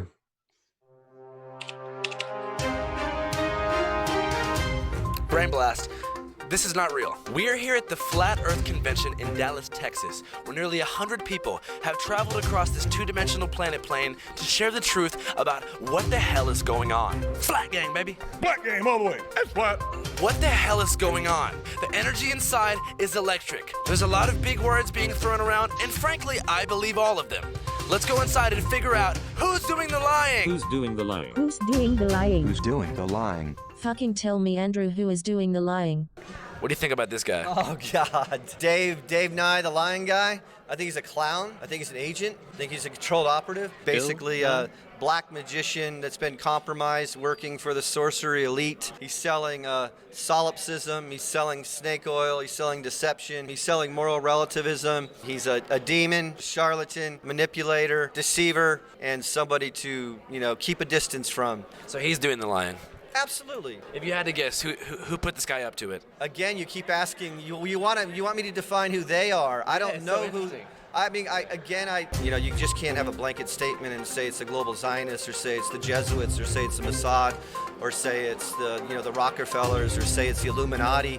It's probably all of them. Flat Earth tattoo right there. I mean, all the empirical evidence overwhelmingly God, he's suggests got that a there's flat an Earth tattoo enormous as well. 200-foot ice wall holding the oceans never in know, level though. and flat. The sun and the moon are luminaries. Same way there might be some dome with the crown chakra being the pole star. There's arguments on whether we live in a closed system, whether it's a firmament. I think What it might the be a actual closed system, frick? a toroidal energy cosmic egg model. Flat gang, baby. Flat gang. Keep it flat. Flat gang, baby. Flat. Oh, look, it's a fat controller. That's good. Can we rewind that bit? That was great. Who's the first Just guy? like a 10 How seconds did back he actually theory. just say? I mean, what the? What? Word the salad heck? to Game, baby. perfection. Oh God! I'll have vinaigrette on mine, thank you. Right, I'm gonna go. I'll be back in a minute. I'm just gonna get my mayonnaise. Hold on. No, go on. He could open a restaurant with that, couldn't he? I've got some vinegar and some oil here. If you're happy with that. Yeah, we can make Do a me, that'll do we me. can make a Yeah. proper word salad. Yeah, go and get your eggs and salt too. I have some mayonnaise right here though. I can understand Dell more than what this bloke just said. Egg model. Flat game, baby. Flat game all the way. Yeah, keep it flat. Keep it flat. Flat game, baby. Flat like top of the hat. Gotta keep it flat. One more time. Flat game. Flat all the Gotta way. keep it flat like top hat. Flat gang? Yeah, flat gang. All the way. That's flat. Adolf Hitler. They have reincarnated him. He has been cloned. The little short guy with the funny mustache about yay tall. He realized that the flat earth model was correct and went to seize the gate of the south in what we call Antarctica, a place called New Berlin, Antarctica. I believe that Hitler sequestered himself and his greatest scientific teams to New Berlin, Antarctica in the 1940s, in the early 1940s. He's where stuck in the built a northern hemisphere. He manufacturing city. doesn't have a clue. So Hitler discovered the flat Earth theory, and the Nazis built a city in Antarctica under the ice. And they've been hiding the flat Earth reality to keep that land in New Swabia away from public scrutiny. And I just wanted to say, Earth is flat, Jack, flatter than a flapjack. We about to flat smack, Globers get your backpack. I'm with my flat pack, globes in the trash sack. Azimuthal equidistant map up on my snapback. Flat smacking everybody at Joe's Crab Shack. Looking at us like what we're saying is so abstract. Lesson 1, no curvature there to be found. No, How just can it be a whack. ball if nothing about it is round? Lesson 2, 3/4 of the ground is covered in flat water. Do you hear the way that sounds? Lesson 3, take a look at the stars that you see at night. Same constellations that you've been seeing for all your life. And never trust NASA, because nothing they say is right. They're lying right to your face and they mock us in plain sight. You can straight up see the wires and the green screen glitches and the water bubbles floating on the spacewalk missions. It's detestable. I refuse to be another vegetable. Pseudoscience garbage will to me be unacceptable. Anyone with eyes to see don't have to be susceptible. Dispose of your globe in the nearest waste receptacle. We backpacking. You already know. Since birth, you've been told about the curvature of the Earth. Like, hold on, if I can't see the other side of the planet, how the fuck does that work? They say the Earth is spinning, but I don't feel any motion. That's why the water's level all across the ocean. You already know. Everything is like crazy, man. You watch a documentary, it will change your life, dude. There's cures for cancer, there's a cure for AIDS. I just became vegan this last year, bro. I'm like, Pepsi had aborted babies, like the little fecal cells inside of their flavoring. Is there anything that you don't think was an inside job? That's a tough one, you know. off. The Jews are in fucking, they freaking control all of everything. I mean, 9/11, back to that. You know what, I used to lie to people a lot about like, hey, my uncle was died in 9/11. Because they think that you can't talk about a subject unless you have someone like, oh, my dad was there. Like, you know what I mean? Like, once you like Punch open him in the the box, dick. you can't like close it. It's just sometimes I want to go back Who to are Britney these Spears people? concerts and like, The Flat Earth Conference. you know, just like turn it off where you can Yeah, I just know, like, but does anybody know who they you are? can still enjoy life. Well, they're you know. supporters of Flat Earth. Basically, use another search engine besides the GOO one. You know, there's Jews controlling these can't say companies. Google. Flat Earth. I would just type that Yeah, in. but Take a they second can't glance if you say happen to get the JW chance, man. This either. world don't twirl like the Tour de France or shaped like Lance when he dropped his pants. There's no ball. Jesus. Oh, there's no ball. Y'all, they've been stacking up the lies, but they all fall. Pinocchio used to go that the Earth's a globe, but then his nose Good done grown till dickhead it alert. hit the dome. Neil Who's deGrasse that with can't the globe debate on the these glasses? facts if he wanted to. Oh, Earth is that's flat and Nathan Thompson. stationary, bro. That means it doesn't move. When confronted with the proof, liars get uncomfortable. Oh, NASA's man. been tricking us all. Gravity isn't a law. I wonder Your how whole Jack reality's Daniels flawed. feels Thinking about you spin on a that ball, t-shirt but, that he's wearing. What is going on here? It's not tilted. It should be tilted and spinning. Also, you're going to notice some cartoon clouds here, or Photoshop. And then also, all that is observable here is Northern America. We have no Asia, no Europe, no Africa, no Australia, and no South Pole. On the other on the other fucking side. side. Side of the pole, If you you want to planet. believe that the other ball is containing all those massive continents, The other ball, then the you're other free side to of the believe ball. that. But Google Earth Well, was like developed by the 3/4 of CIA. the Can you flip the picture over so we can see those Flat other Earth and globe comments? discussion Does that on work? Facebook. We've got 125,000 members, real grassroots movement. So far, Wow, over the last he's 3.5 skinny. years, we've had ex-NASA employees, snipers, pilots, No, you have telecommunications, air not. travel You controllers, have microwave bullshit, engineers. bullshit, They all say You it's have flat. not. Who's You have doing the not. lying? Derpy, derpy, Well, that's a good derpy, question. derpy. NASA's definitely in on it. There's Blah, some blah, blah, blah, Freemasonry blah. involved, some Exactly. Jesuits involved, and some jeez. gravelers. Most Jewish people are just mom and pops, deli owners. What I use is the word Zionist. So these are people that are hell bent That on guy world needs to domination, breathe and in. most Gentiles are not very conspiratorial minded. So they don't think that the Earth could be flat. We can't wage war with the beast, but we can win souls for Jesus. So you just confirmed that Flat Earth is a conspiracy? And then souls for Jesus. Amen. Jewish-backed names. What we're standing on here is not what they told us it is. The whole thing can be solved very easily. How do you stand on Hitler? You believe in, if you research Hitler at all? Hitler was demonized by these Rothschild banker cartels. So what are you out here today to talk about? Well, is it true? What? That's the question that you need to answer. Thanks, Andrew. Do you feel yourself spinning, wobbling, gyrating? The Earth doesn't move. We don't have toilet water Gyrating. flying out on Depends people in how much I've had to Australia. drink. It's because water seeks level. It goes from your water closet to your it's got a bowl bloody and bottle beyond. of water. Aren't we glad that it works that way? Yeah, right. It is. It's cool. I'm going to be driving separate to Thanksgiving. Yeah. Why? Well, because there's family tension. They're all excited about living on the globe, and I say, I know that's a lie. So I wanted to ask you, who created this gravity lie? Demon-possessed individuals still, I believe, are amongst us. Bill Nye, Demons. seek the truth. Give me a Oh, call. no. The question is this a photo or a painting? What's the answer, man? Well, I'm asking you. Get you thinking, right? So like, It's on his what are you really t-shirt, so it's seeing? been printed. Is it an image? Because images can be photoshopped, right? That's what really gets you going, and then you kind of go from there, man. Dear Lord. Yeah, that only My came out brain a hurts. day ago, that, so I only just Oh, found it. Terry. Well, I wonder why Team Skeptic would go to a place like that. He tried. He certainly tried. No wonder he got kicked out. But I tell you what, though, George went there, and They're very- Stone went there. they're very gullible, though, aren't they? I mean, Gullible's not the word. Unbelievable. they were the Discogs. They're Discogs. Remember? Hashtag Discogs. They're yeah, but you suffering just from say the Slurpees. right. You say the right thing, and Slurpees, trademark. You're the friend of them. You say one thing that challenges their thinking process, and you're the enemy, demon possessed. Satan incarnate, whatever. I know what Shady's just put inside chat. But what is air? looking up the next Fluff conference location while tapping explosives into a jerry can.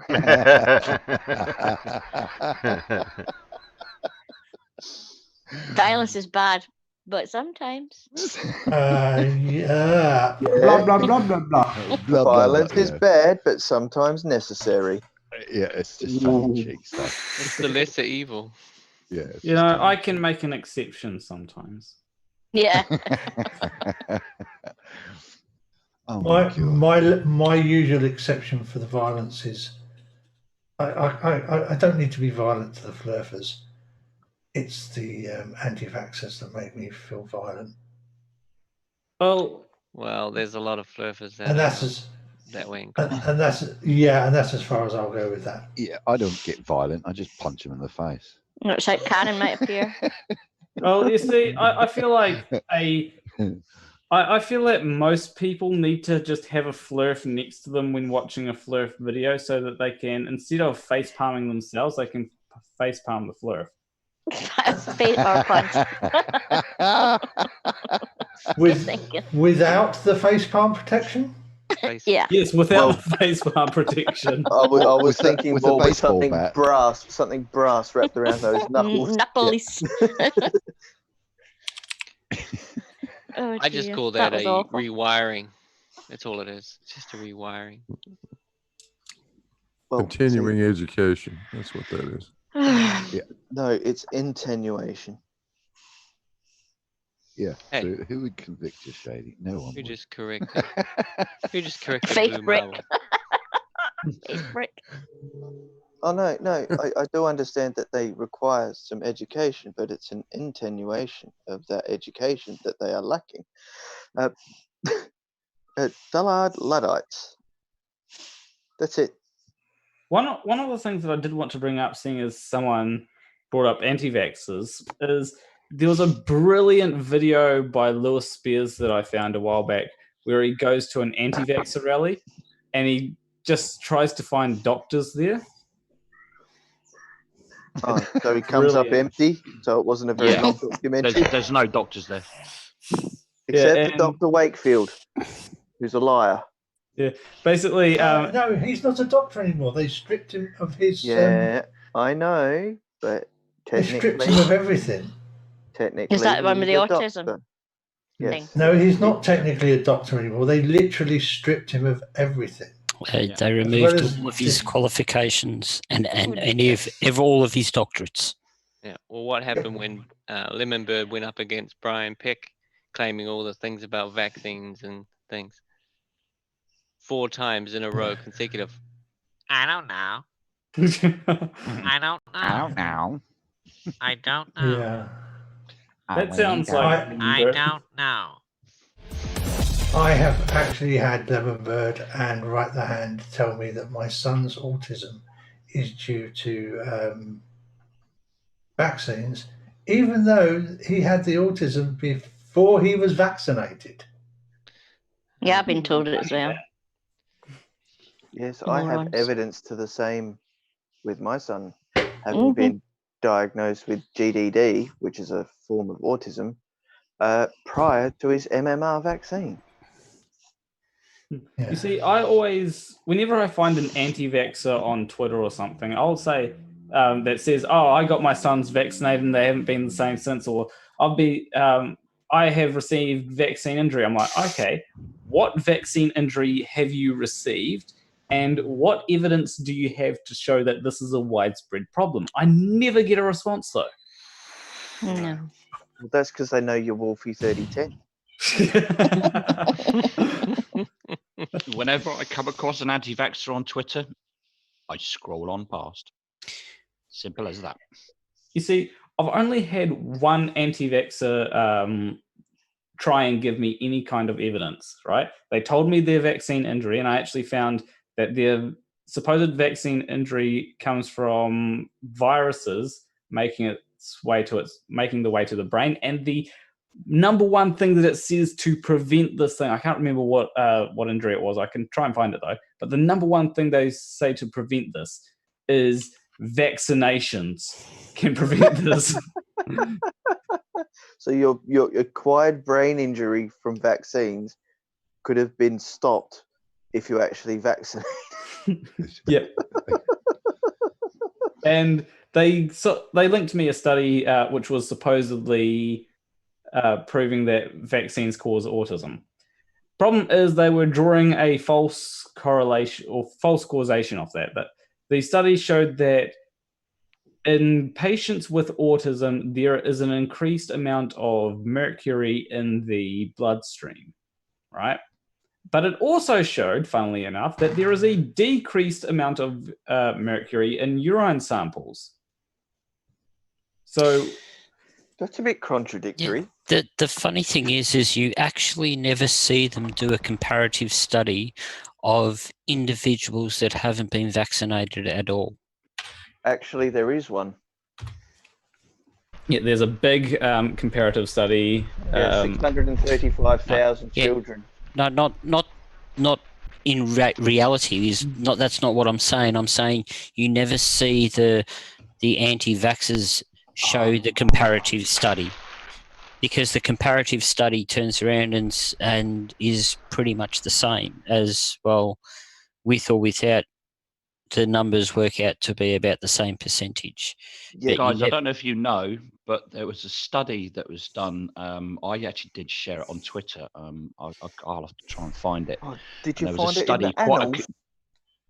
I don't know where I found it. It was a study that was made in a European country. I can't remember which one it was, but they did a study, and it literally involved tens of thousands of people. Okay, and they found no correlation, no link, nothing related to autism and inoculations whatsoever. None, nothing. Hello, Out of Professor all Phil. those tens of thousands of people they studied, not Yeah, one. if you go to the annals.org, there was a study that was recently completed from between 2003 and 2017, and they've collated all the data on out of 630 odd thousand children, half of which weren't vaccinated, or a percentage close to half was not vaccinated, and the incidence of autism, the difference was negligible. Well, in this study, the difference was zero, literally nothing. Every You study can't I've ever have seen. You can't have a difference of zero, but you can have a difference that is statistically negligible. Well, yeah, okay, but what I'm saying is the conclusion to it was that there was no correlation, no commonality Yeah, to so- autism at all. There was Same no as the one I commonality. saw, that if They you're gonna might get find it, you might yeah. Hold on, you might find statistically there might be some correlation just purely from a statistical point of view, but there was no medical correlation, no medical commonality between them whatsoever. None. Nothing. Yeah, but it was the fact that anti-vaccinated children were still getting autism. That's the correlation. That there's no difference between whether you're vaccinated or not. Statistically, I would say that was probably just There would pure be coincidence. there would be a statistical anomaly of, be it 1% or 0.1%, but that's the way statistics work. So within the boundary of, if you say 5%, it's well within the margins of showing that there is no statistical variation between vaccinated or not vaccinated. Yeah, but what the study is, it's not a statistic. It wasn't a statistical study. It was a medical study. Yeah, and that's the thing. That's what you need to do. You need to look at the actual. That's what they did. They look at the medical results, and out of all that data, there was no commonality. Absolutely none. But that's how they make the correlation, is with those numbers, and that's classified as statistical. Yeah, but you're talking about statistics. But what I'm talking about, there was a lot more data other than the statistics. You need to look at all the medical data with all those people, and that's exactly what they had. It was masses of data, and they could find no commonality at all with the medical data out of any of them. There might be statistical, like you said. There could be people that had autism that had not been inoculated. There'd be some that weren't inoculated that had autism. But that's what the problem thing was. They looked with all the data, everything, and all their entire medical history, everything about them, and there was no commonality. There was no medical commonality between them whatsoever. None. Yeah, that's I think, what you need to concentrate, not the statistics yeah. so much. Professor Phil put the margin is 0.005%, not 5%. But it's not zero, because you can never say there's going to be a zero difference in statistics. Negligible. Less than a 0.005 of a percent. Yeah, that's pure statistics. Yeah. Also, I just want to say that I found the thing that the person was claiming that they had from vaccines, encephalitis. It's not a vaccine-related injury.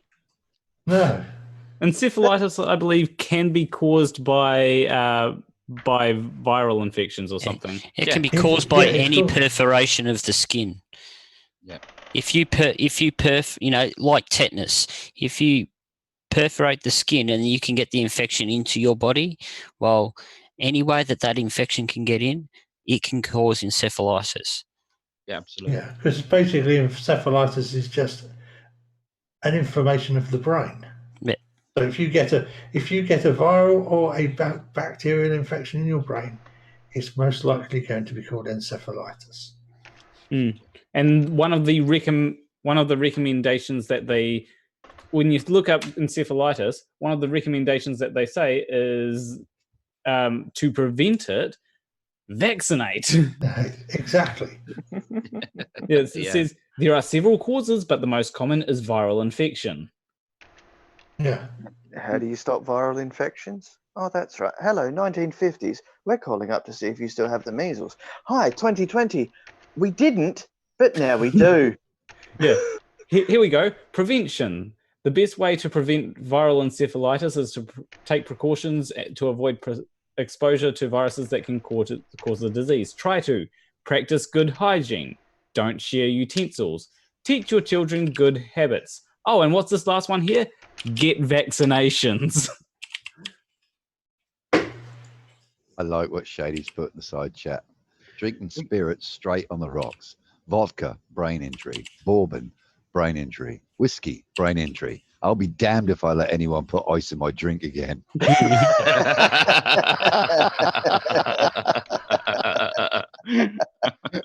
Very good, Shady. Very good. And Professor Fields put in the side chat somewhere, I saw it, that since the 1950s, they got a worldwide register and not one death has been attributed to a vaccine.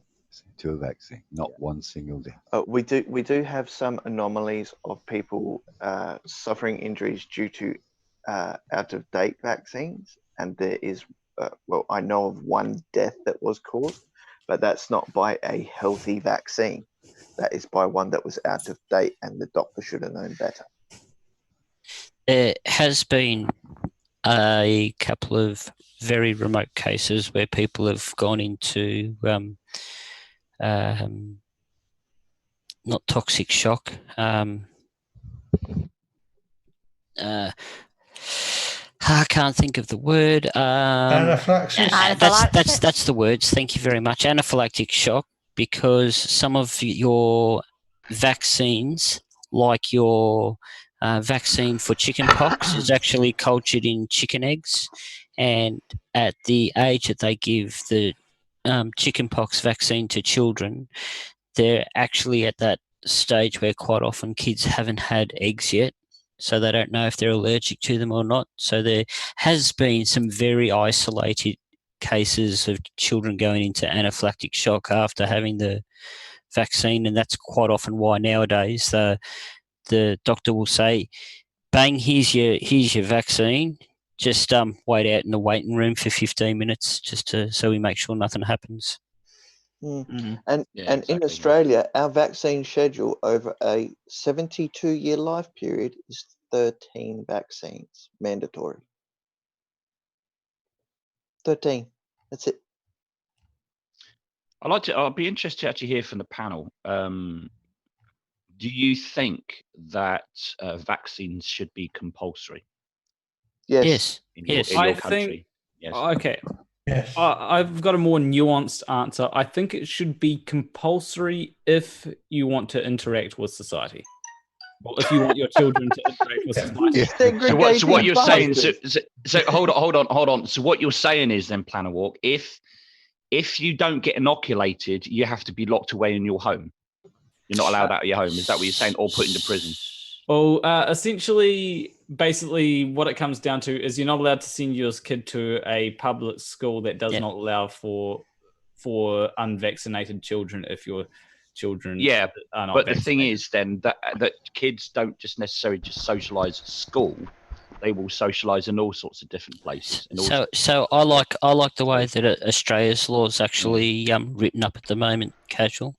How it works is if your child hasn't had its vaccination, you actually have to take its vaccination record in when you take it to kinder and to primary school. When they start primary school, you have to take in the vaccination records. If you can't show that in a high percentage of the schools nowadays, your child cannot go to that school. And then following on to that, it then gets handed over to the Department of Child Welfare. And with that, you can actually get around not vaccinating your child by showing that you're still looking after your child to, as far as everything else is concerned. However, your child can't go to a public school. It can go to a private school. It cannot go to a public school. End of story. Yeah. Well, that's the same. It's the same in this country. There's a lot of private schools that have it as a rule. If your child's not inoculated, then you don't get in. There's a very, very good reason why they do not let animals into a foreign country unless they've been vaccinated. Exactly. End of story. Okay, But I don't. We've got the professor here. He'll clear you all out. But I don't believe stopping people from going to a school is going to be anywhere near enough. No. You've got a large percentage of the population, Do they or make even an a small exception? percentage that are not inoculated. Well, you know, some people can't be inoculated for other health reasons. Do they make an Yeah, exception? yeah. for They're that? minority. Yeah, they might. Yeah, That's why they get the Department of Child Welfare involved, Blue, because some children, as you said, can't be vaccinated. So if there's a justification, that's fine. But that's what the herd immunity is for. Exactly. So that 1% that can't be vaccinated is protected by everyone else being vaccinated. Correct. Actually, 1 minute debunk just arrived in the live chat. So I actually thought of a good argument for mandatory vaccinations, because they'll often say, "Oh, it's my right to choose," and it's like, okay, is it your right to choose whether your child gets to eat? You know, not allowing your child to eat is kind of child abuse. Yeah. Pretty much the same thing. Yeah, exactly. When I was when I was a kid, 5 kids in my class of 20 had polio. Once the vaccine came, we all lined up and got vaccines. A couple of years later, not a single kid in the entire school had polio. Yeah. Wow, science. Yeah, you'd be hard pressed to find an iron lung nowadays, wouldn't you? Oh, I saw many of them when I was a kid, and basically cried every time I saw my mates in them. It was these fools, these anti-vaxxers, ought to have put their eyes on one of those and seen the horror that polio caused. Yeah, 2011 was the last known case of polio. Yeah, or watching a kid watching a kid cough to death. It's a baby cough to death with whooping cough. Yeah, that's the one that pisses me off. I actually had whooping cough one time, and even I had been vaccinated for whooping cough. Yeah. I would not wish it on anyone. No, and you just imagine a little baby, and then you know, mum and dad totally helpless, can't do a damn thing about it. And they know the kid's going to die, and it's in horror. These fools, you know, if only they saw those things, you know, maybe they'd think twice about it. I don't know. Well, that's there's people who actually think the Earth is flat. Yeah, but the fact that a parent is making a decision that is going to affect a child for the rest of their goddamn life. Yeah. I love that picture you got on there, Professor. That is brilliant. I can't read it, what it says. It says, "Forget princess, I want to be an astrophysicist." That's awesome. Brilliant. That is Yeah, it's good. I was just reading that just now. Professor Phil, you I know you work in India. Yeah. I take it in India there is still, the drive for vaccination, is that still working in India? Oh, absolutely. We had the last polio case in 2011, so that would have been that last one that was mentioned there. That was the last polio case in India, the very last one. There's no measles in India because Indians would line up to get vaccinated. None of them would be damn foolish enough not to. Then why have we had 5 cases of measles in Victoria alone this year? It's unbelievable. You know, what is that about? Look, I'm a parent. I made sure my children had every vaccination they had. When I was in the lucky position that when my first child was born, she was one of the first children in the area to actually receive the chickenpox vaccination. And when I was there, and the doc said, "Oh, we're trialing this new chickenpox vaccination." Yeah. I turned around and said, "Oh, just give it to her. I remember the crap that I went through with it, the itch, the horrid, just give it to her now. Yeah. You know, if she doesn't have to deal with it, or if she has a less aggressive case of it later on, just it's worth it. Just give it to her now." Yeah, bloody oath. And especially measles, there's there's anti-vaxxers saying, oh, they let them, because I mean, I had the measles naturally, I got the measles because other kids had the measles, But the thing about it is kids died from the measles, or they got brain damage forever from the measles. Or men became sterile. Yeah. Especially teenage boys, they get the measles. They've got I think it's something like a 70% chance of becoming sterile, or at least having lower sperm count for the rest of their life. Yeah. Even the chickenpox can do that too. Yeah. And mumps. Yeah. I remember Globa Mom telling me about a situation. It's apparently not too far from where she actually lived. I remember we're having a discussion about it, and she was telling me that apparently a nurse of all people, decided that she was going to be an anti-vaxxer activist in this community. She persuaded quite a large percentage of the of parents not to inoculate the children. Guess what happened? Outbreak of measles. Yeah. Surprise. It's one of the most contagious diseases on the planet. Yeah. In fact, there's been, according to, if you do a quick Google search on Google, it says that there's been 2,161 cases of measles reported throughout New Zealand since 1st of January 2019. Yeah, wow. That's quite a few. Yeah, that's a lot. Yeah, And especially when you've only got a population of 1,500 people. I mean, yeah, Planawalk, was that an increase on previous years? Do you know, or is that a decrease, or what? Let me see if it's. I would say over the last 5 years, if you can get it. Yeah, but hello, this is the 1950s calling. Do you have measles? No, we didn't, but now we do. Yeah. What happened to Sheeple anyway? Is he not here today? Yeah, he's here. He's in. He's Oh, here. Sheeple's here. Yeah, he's a shed eye. Oh, right, So okay. Sorry. What's Randy ranting about now? I don't know. I was hoping we'd listen to some derp. He's upset that his P900 can't focus properly. I was about to say he's upset because his P9 is out of focus. Thinking of doing a video tonight. Isn't the other way around that he can't operate the camera? How you doing, Professor? Hey, how you doing? Yeah, there he is. There's Sheeple. It's really funny, Professor. People like to talk a lot of crap about rockets and climate change and all the rest of it.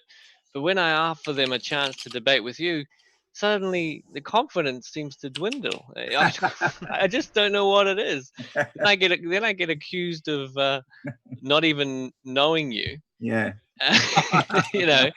And that I wasn't on a New Year's Eve stream with you talking about it. That you haven't offered the chance to to debate with you if people are actually serious and ask real questions. Yeah. Then it's just one simple screenshot. Yeah. That leaves the showing me and you on the panel together with the time and date. Yeah, yeah. Like, oh, just quite funny, isn't it? No, tail between their legs. I don't know him. I'm going to block you. Okay. I'm blocked from Dell now, so I'm going to do a video on him. Club. If you don't let me comment on your channel, then I'm going to make a comment on the video. Well, we watch Dell's videos now because it's fun watching the Google Translator. Oh, no, Terry. Seriously, I'm still waiting for half my brain to come back from fucking vacation.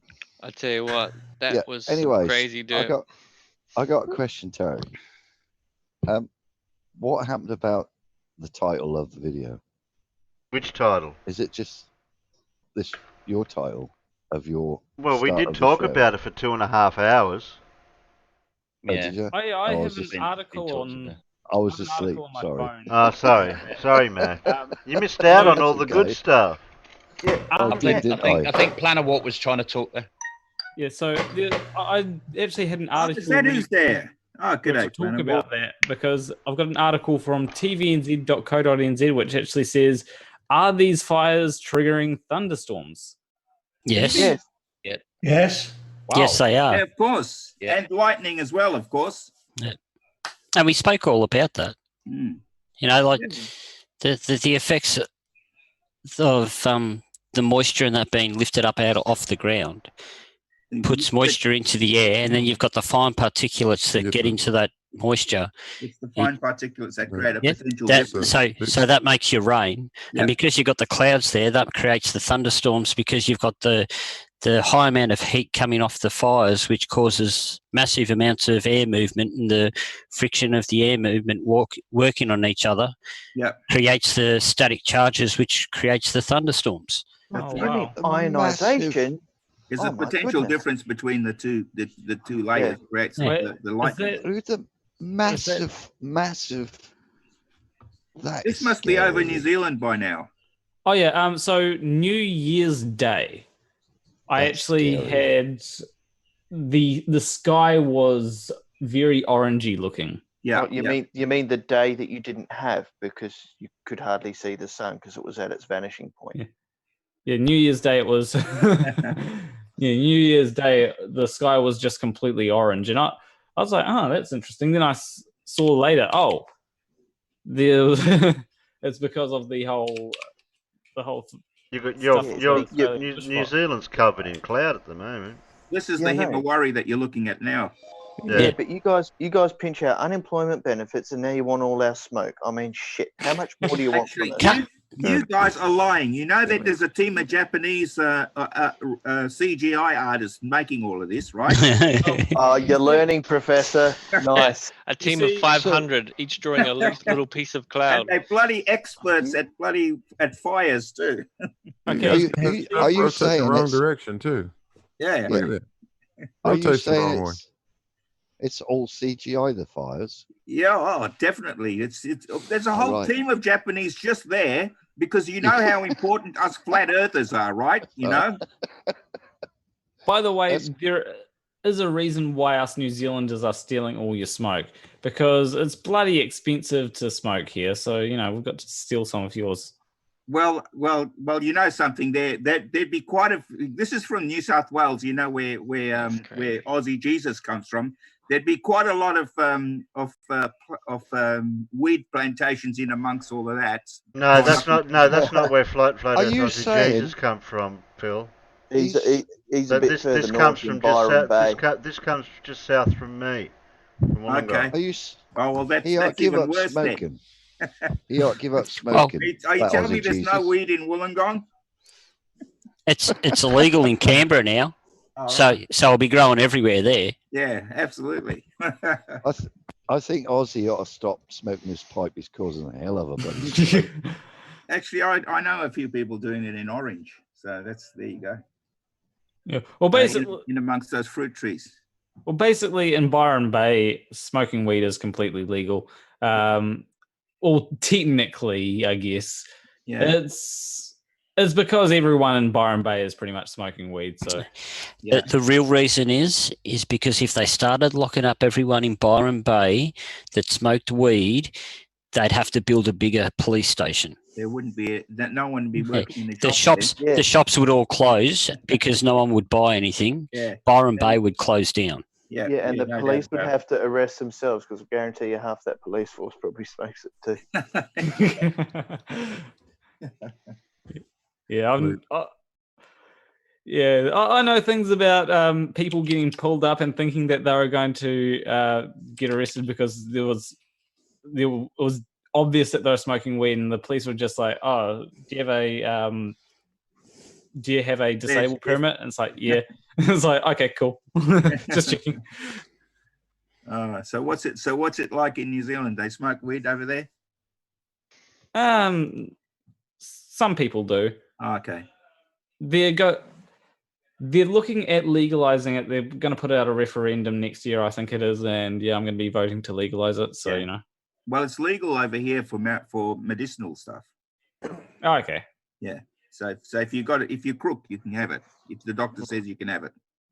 Yeah, I can't remember all the things that there's a whole proposal of what they're proposing for legalizing weed over here.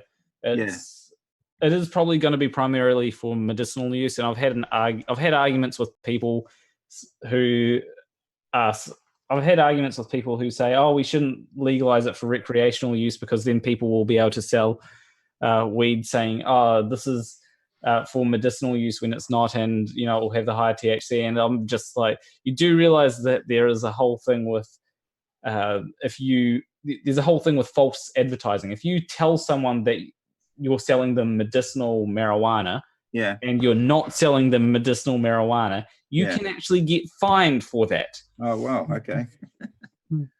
Well, you know, when they bring it in and they say you can have it if you've got a mental disability, just tell them that you think the Earth's flat. We recommend a strong dosage. Yeah. This person must be high 24/7. Yeah. Yeah, I have a feeling that would actually be what's known as a depot medication that they would be giving them. In other words, something that would basically knock their socks off and they'd be able to put them in a self-hugging jacket. Yeah, I mean, I don't know, because obviously I have, but as somebody who suffers with chronic pain,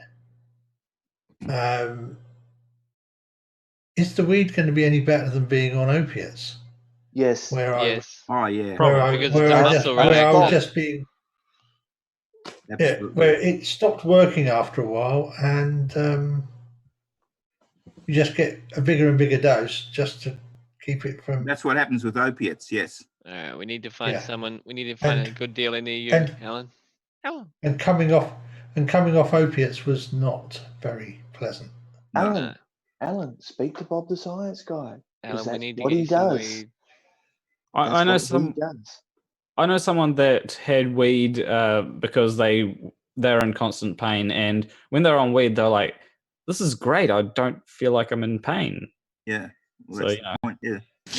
But like, I know in Australia the difference between, say, the just the normal marijuana that you'd grow and the stuff that you get legally for pain relief.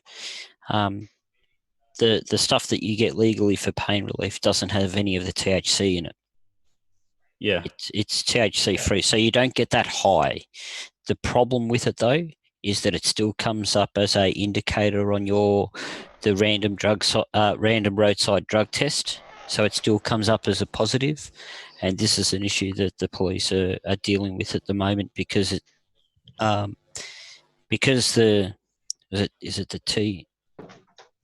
So with the CBD oil, the CBD oil, the CBD oil, a fatty, something that attaches to your fat, which gets left on your tongue. Yeah, it still comes up as still comes up as a false positive.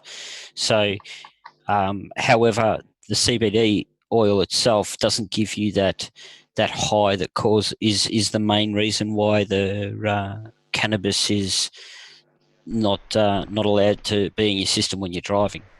Yeah. Yeah, I mean, I can quite understand having Which is cannabis funny not being because you can drive along with all the other drugs.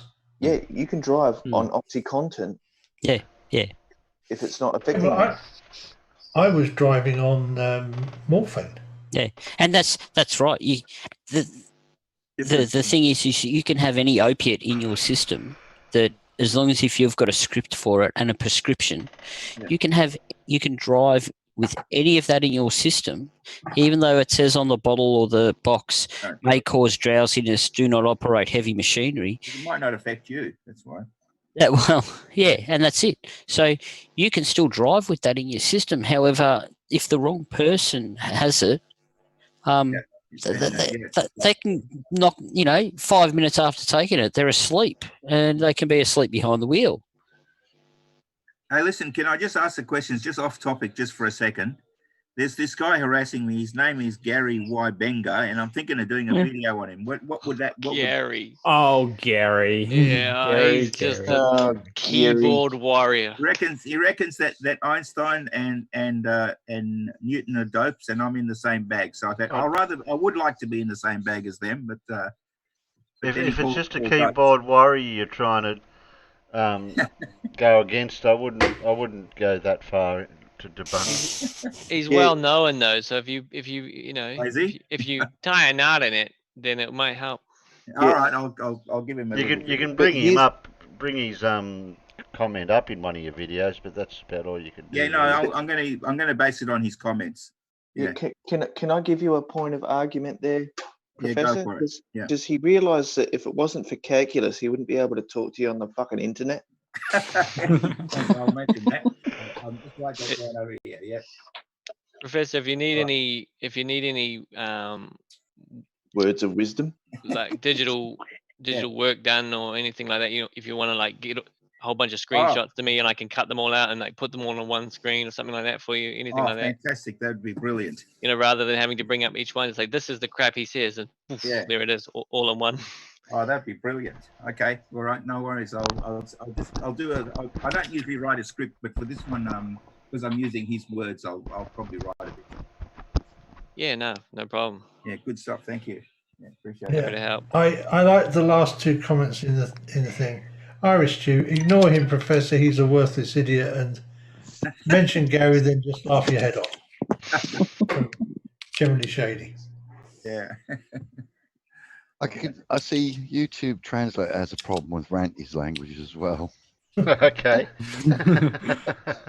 Well, because we've figured it out. It's not the fact of the accent; it's the fact of the derp. You can't understand it and Exactly. interpolate it.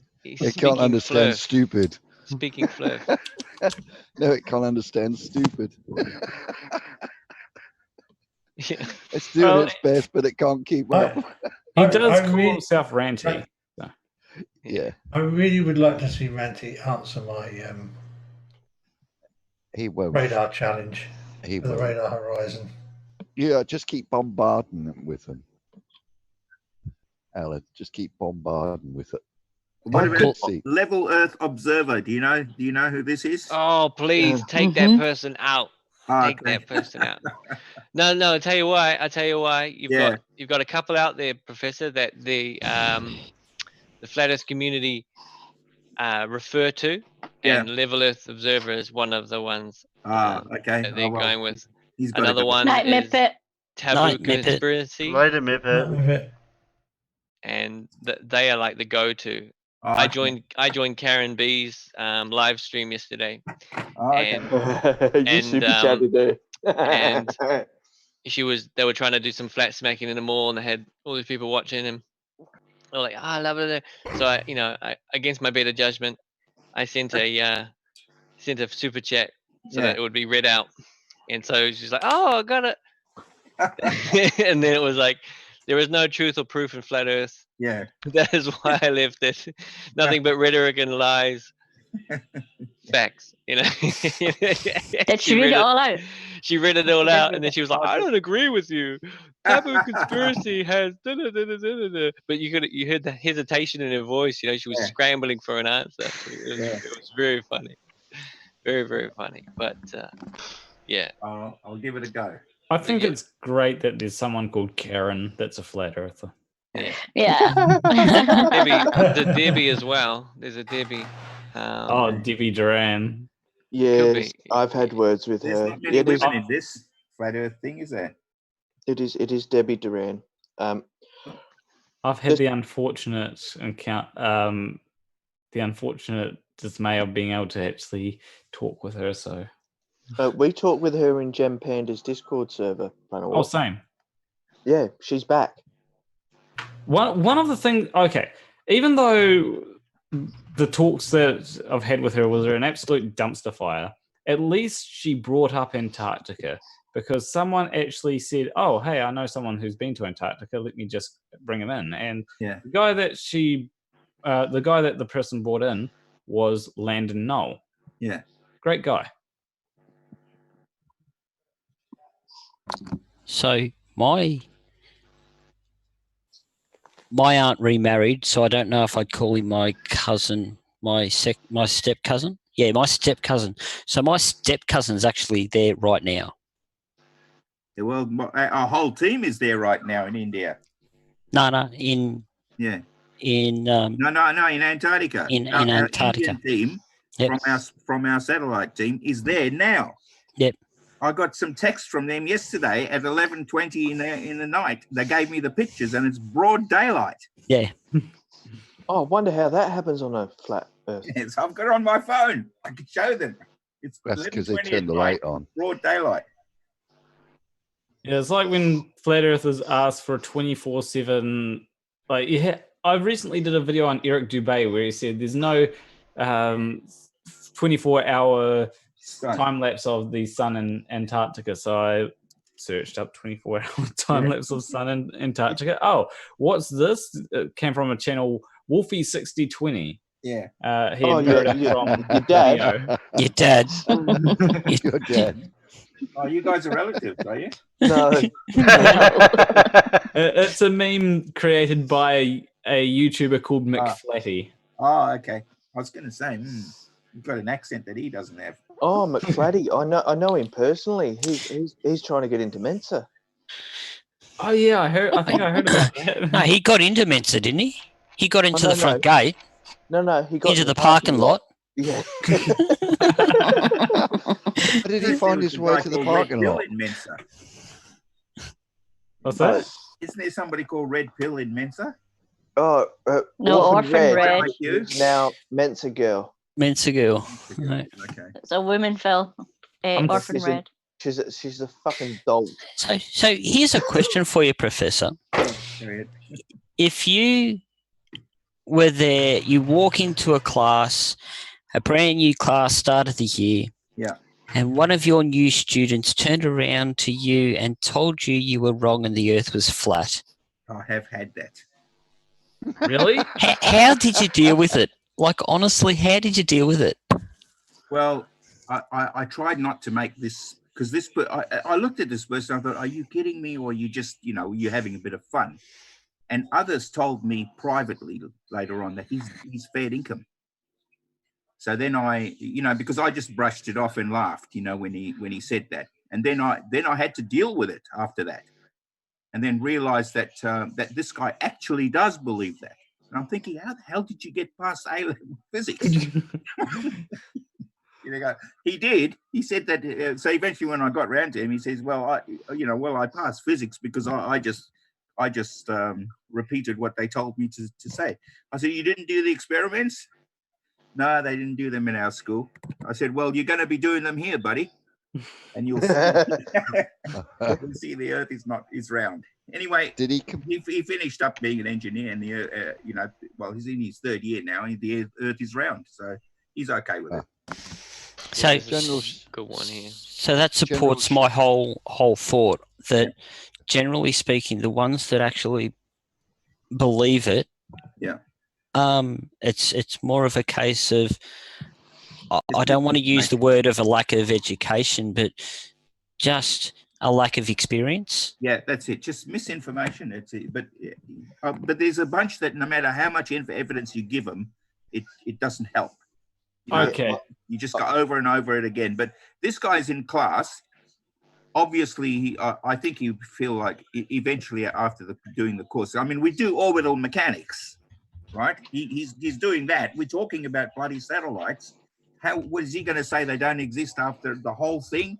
After we go to the station? After we watch the rocket go up? After you feel the heat? Are you still going to tell me that you don't believe it?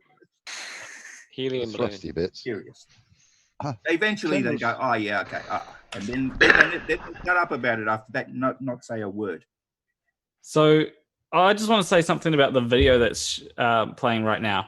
Mm-hmm. So Eric Dubay claimed that because you can see the word north behind the mountains, therefore it's CGI. Apparently it was a mistake. Good mistake. Okay. So he thinks there's a proper. He thinks there's a big Hollywood-like sign in every direction down in Antarctica. He thinks that they got the video layers on the wrong thing. I don't know how. If you look back at that those windows there, can you do if you get a chance, do a search for the Indian for the Indian camp at Antarctica, you'll see that it looks similar to those windows that you just saw over there. Yeah, I've got a couple of things I have to mention here. Right, one, if you were actually at the South Pole, every direction you look is north. Yeah. Yeah, but if you go there with an electronic compass, no matter if you'll use a number of 100 meters away from the South Pole, you're still going to have an east and a west. You know, the South Pole changes. You know. Yeah. So if you were actually standing on the magnetic South Pole, yeah, every direction from where you are, will be north. Yes, north. Yeah, but I'm talking about with reference to the north that's on the camera video there. Yeah. So, in essence, you can have a north. Yeah. You can have a west. You can have a east, and you can have a south. You know, it's you're not going to be standing directly on top of the North Pole. The South Pole. Unless it's right up your ass. Yeah. Yeah. Well, straight ahead, north, behind you. south, east, and west can be generic west directions anyway to explain your position. Yeah. Yeah. Anyway, there's a highway from McMurdo all the way to the South Pole now. That's trekked by thousands of people. Yes. There's actually it's called the South Pole, McMurdo South Pole Highway. That's what it's actually called. I was in a conversation a few months ago with the insatiable and completely thick eyes to see. She's all right. She's a little. She's. I've spoken to her offline. You know, she's been through a lot.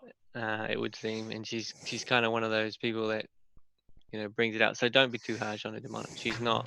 She's been through a lot. Let me just tell you that. This video would be this picture here would be December, because in January it's much lower. Would be probably about only about 10 or 15 degrees off the horizon. Yeah. So I showed a bunch of graphical representations of the amount of sunlight from month to month to month that was taken in 2019, right? And they claimed, whose graphs are those? You can't use those. They're not your own observations. I said, that's the reason we send other people down there, is to make these observations. Yeah, of course. Yeah. No, not everybody goes there. But that's the flurf. That's the flurf attack. You know, that you didn't do it, so it doesn't matter. But they don't have to do it for their references when they pull it up. They don't see it as double standard. Imagine if everybody except for one person went to Antarctica. Would that one person then have justification to think that everyone else that has been to Antarctica is lying, but just because that one person hasn't been there? Depends if that person's first name was Nathan, then yes. No, Riley. I was going to say Riley. He thinks you debunked Einstein, so I'd have to say Riley on this one.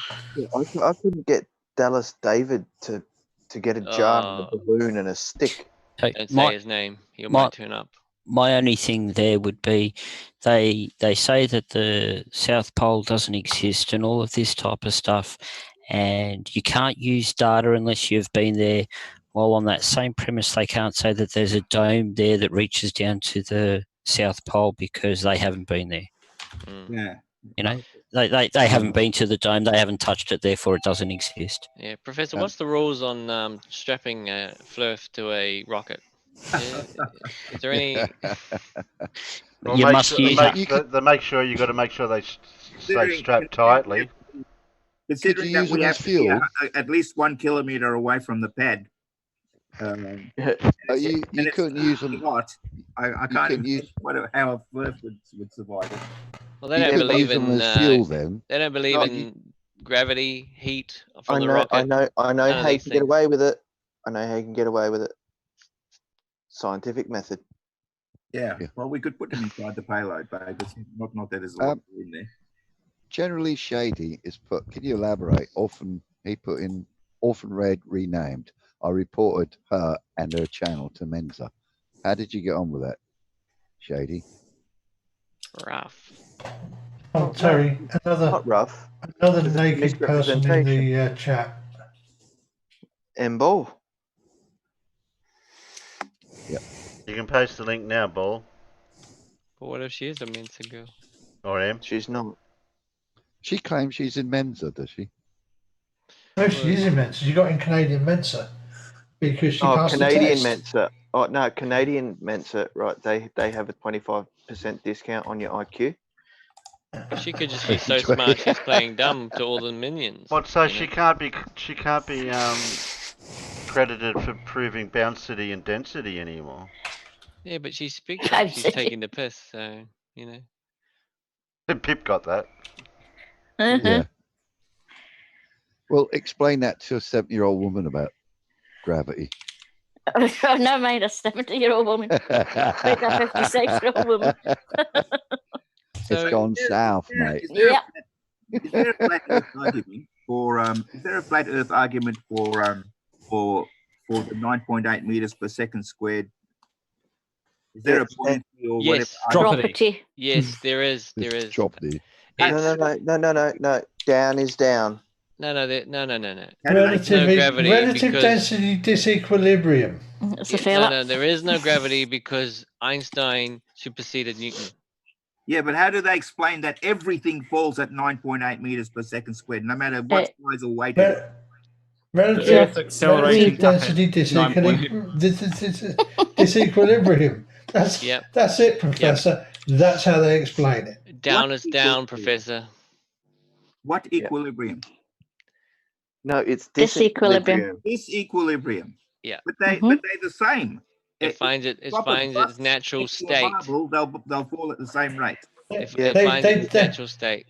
We know. The big problem is, of course, is that their density issue would actually have everything falling upwards towards the less dense medium in the gas. Yes, but now I have to give out my sales pitch on the density vector research department that myself and No Name are currently planning. We are going to bust open the density vector so we can work out how to do time travel. Terry, just this one that you've got up at the moment. When the sun goes over again,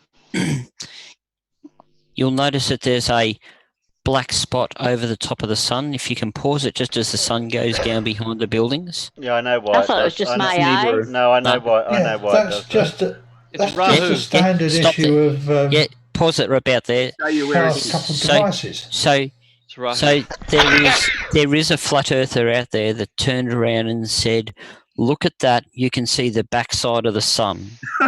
Another flat earther, Peter. Another flat earther said that's the ancient dark star Rahu that they spoke of. It's clearly Nibiru.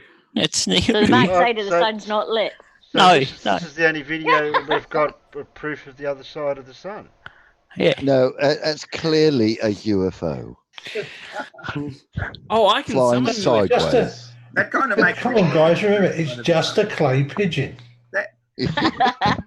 Backside of the sun makes sense. You know, it's like a torch. It only works in one direction, doesn't it? It's the dark side. It's the dark side of well, according to them, it's a local light. So yeah, that's where they plug it in. Bloody hell! Come on, aren't we lucky? It actually points to us then. It's like one of those clocks, you know. They got the black back on. You take the battery out. Makes You know. perfect sense. Just to that flat earther.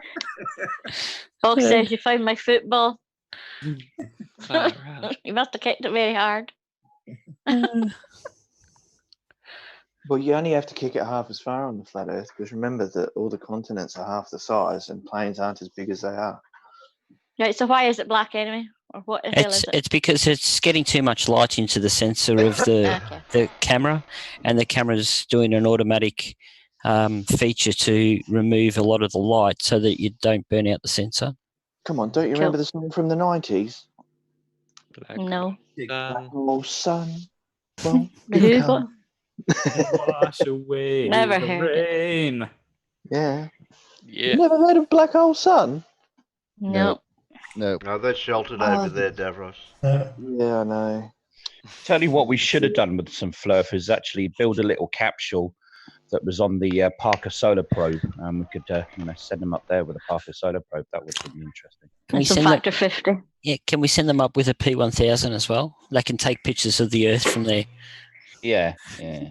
Couldn't you use them as fuel for the rocket? The real question is, if someone has Flurpees, do they drink Flurpes? I don't know. Ask what's his name? Allegedly Dave? Objective. Yeah. That Apparently, Dave. Apparently. Supposedly. Allegedly. Supposedly. Supposedly Dave. Yeah, I like that one. Actually. That's quite good. Supposedly Dave.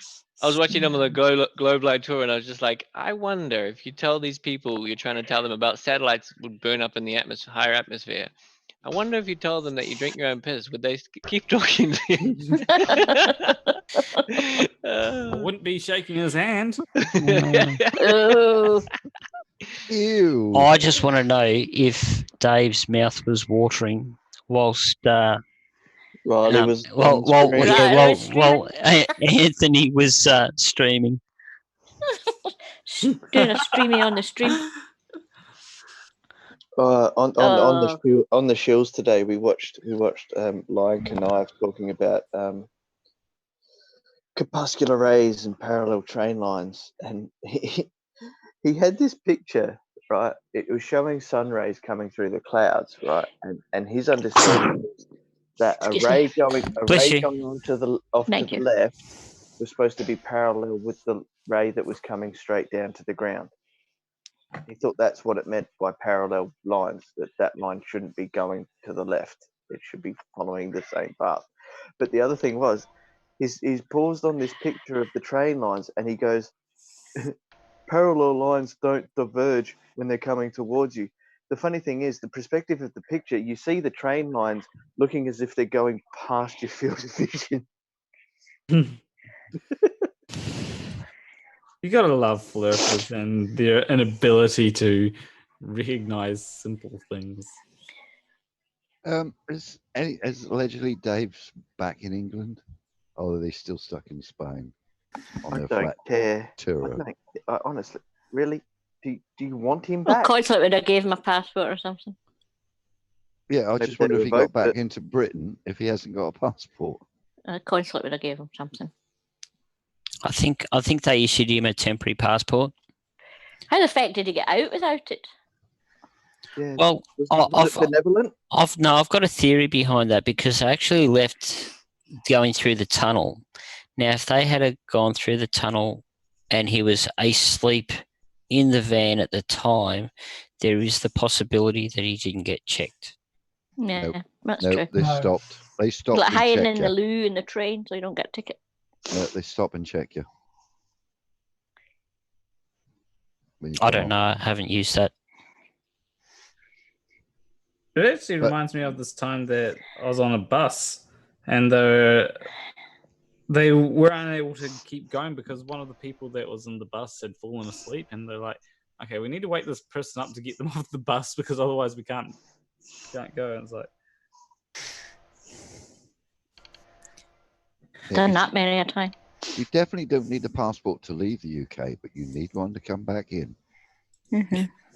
Yeah, but well, some places you do have to show. If you go in a plane, you have to show it before you go on a plane. Or on the ship. If you come back in a ship, you've got to have a passport. Mm-hmm. Or Because some your form name, of ID. Yeah, I'm pretty you've sure got to they have a want passport. Yeah, I'm pretty sure they want to check your passport when you get on the train.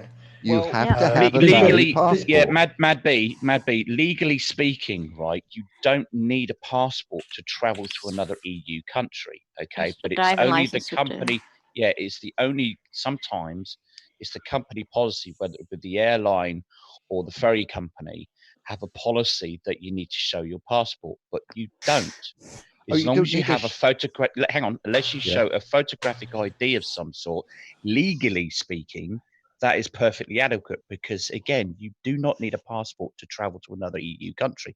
That's the whole point of the EU, or one of the reasons for it anyway. But you need one to come back in, I can assure you. one of the things that I...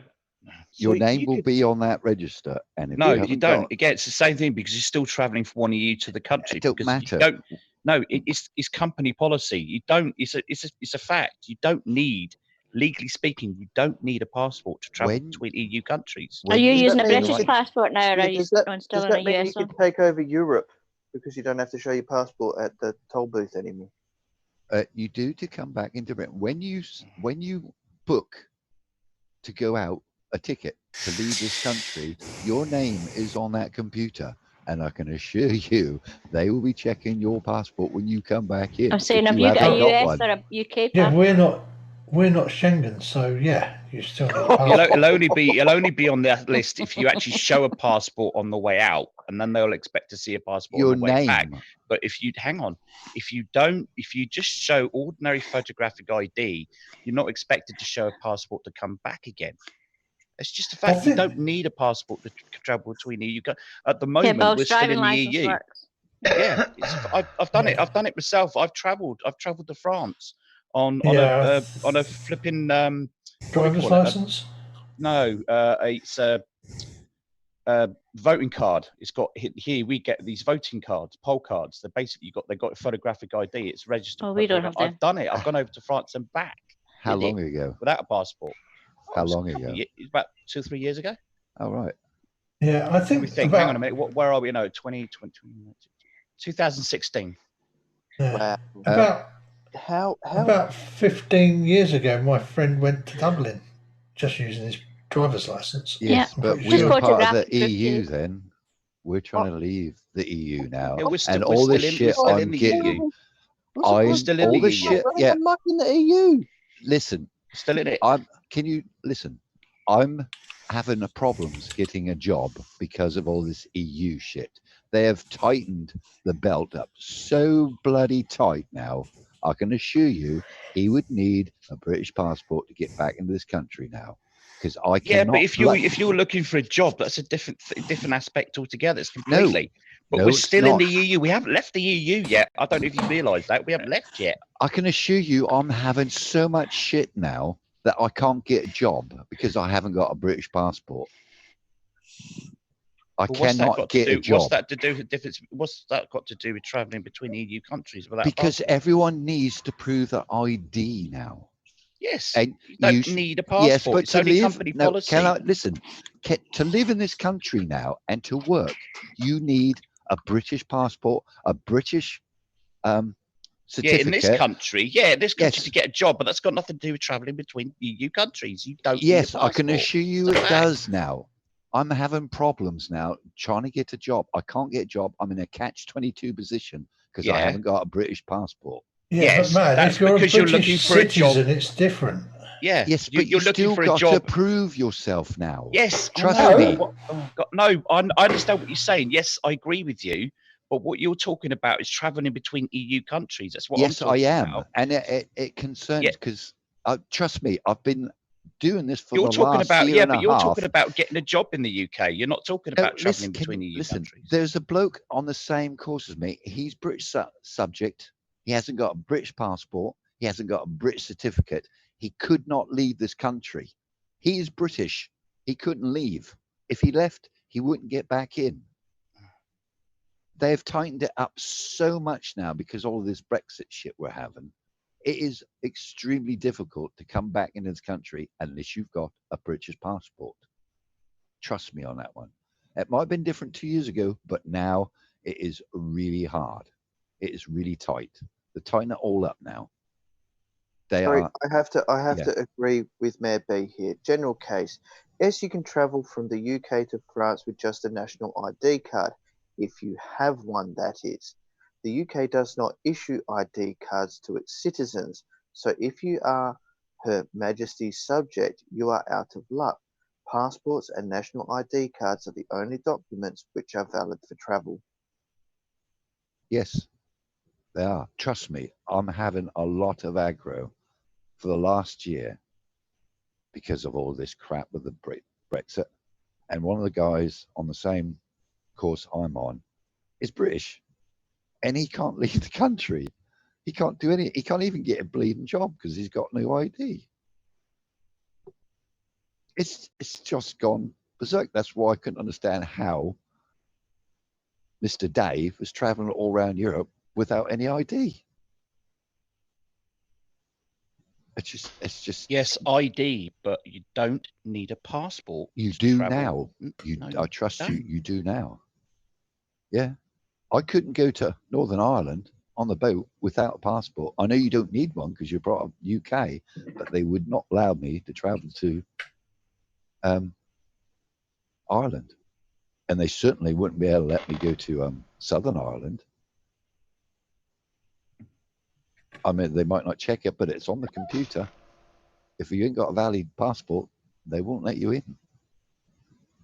Trust me, it really has been tightened up over the last 2 years. Yeah. So, if you're, yeah. Changing the subject, is that Wally's picture they're on Ranties just now? Is Wally there? Our students just put in he couldn't get a job because he didn't have a passport. One thing I just want to say real quick is one thing I do really like about Australia is I don't need a visa to go over there. Nope. No. Well, You get one when you arrive. They stamp your passport with a visa when you arrive. Yeah, that's right. Mm. And everyone else has to line up now, and they need a travel number and everything. It's crazy. Yeah. Yeah, they're preparing for it all. So it's trust me, keep your passport up to date. Yeah. Otherwise, Anywho, you'll have problems. Trust me. Thanks for reminding me. Yeah. Anywho, I don't have a passport or a driving license anymore. Because the sun's disappeared into the You've got to have a international 6-month portal. interview, don't you? Right, Plan. I think Planner's leaving, everybody. Yeah, the Very sun's. quiet. Oh. So the sun's disappeared into the interdimensional portal a while back. So yeah, I'm gonna head off and get some shut eye. Fine. Good night, Planner. Nice Okay, to see Planner. Thanks for dropping in, Planner. mate. Yeah. You're Thank you, welcome. Planner. You're welcome anytime. Yeah. Take it. Okay, See you, mate. Oh, and I'm going to be back in just a second.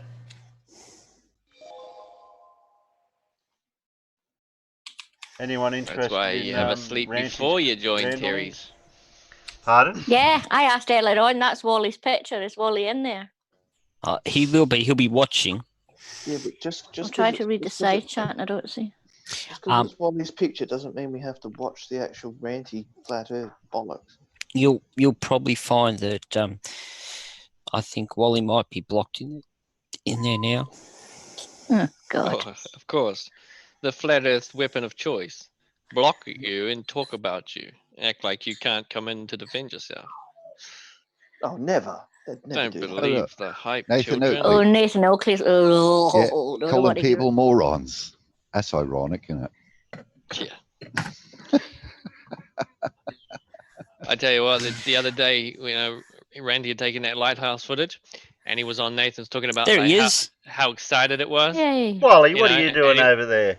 he was really excited, and Nathan's like, "Oh, you want to shot now?" And he's like, "Yeah," and he showed the footage, and then the next day, Blue debunked it. Slick James. Hey, Slick James. Wally, and turn around. Slick. You turn around, Wally. You got Slick behind you. Wally, say to Nathan, it takes one to know one. What, a moron or a dildo? Yeah, no, a moron. Yeah. Oh, that's the phone. That'd be the Go on, phone, Alan. Reg. Incoming. Ranty's phoning up Alan.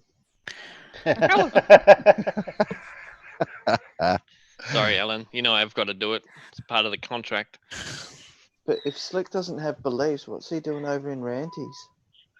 It's a fact. Because he doesn't believe he's not there. Well, no. Because I've actually seen him get. Well, I've actually got a screenshot of him not realizing that someone left a voice chat, and he actually talked to himself. We've got evidences.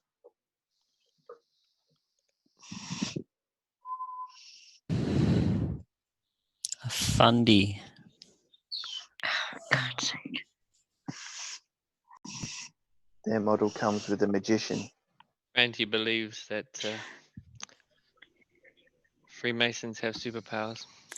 Yes, they do. My dad was an absolute legend. You're taking the piss, bloody Ozzie. What piss? What's he drinking it? No. Purpose. Oh, well, don't let allegedly Dave see that because he'll get jealous. So, what happened, Aristu? Did you go get a passport?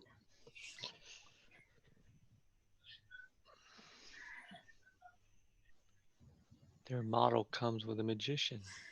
Ugh. How dare you, Slick James?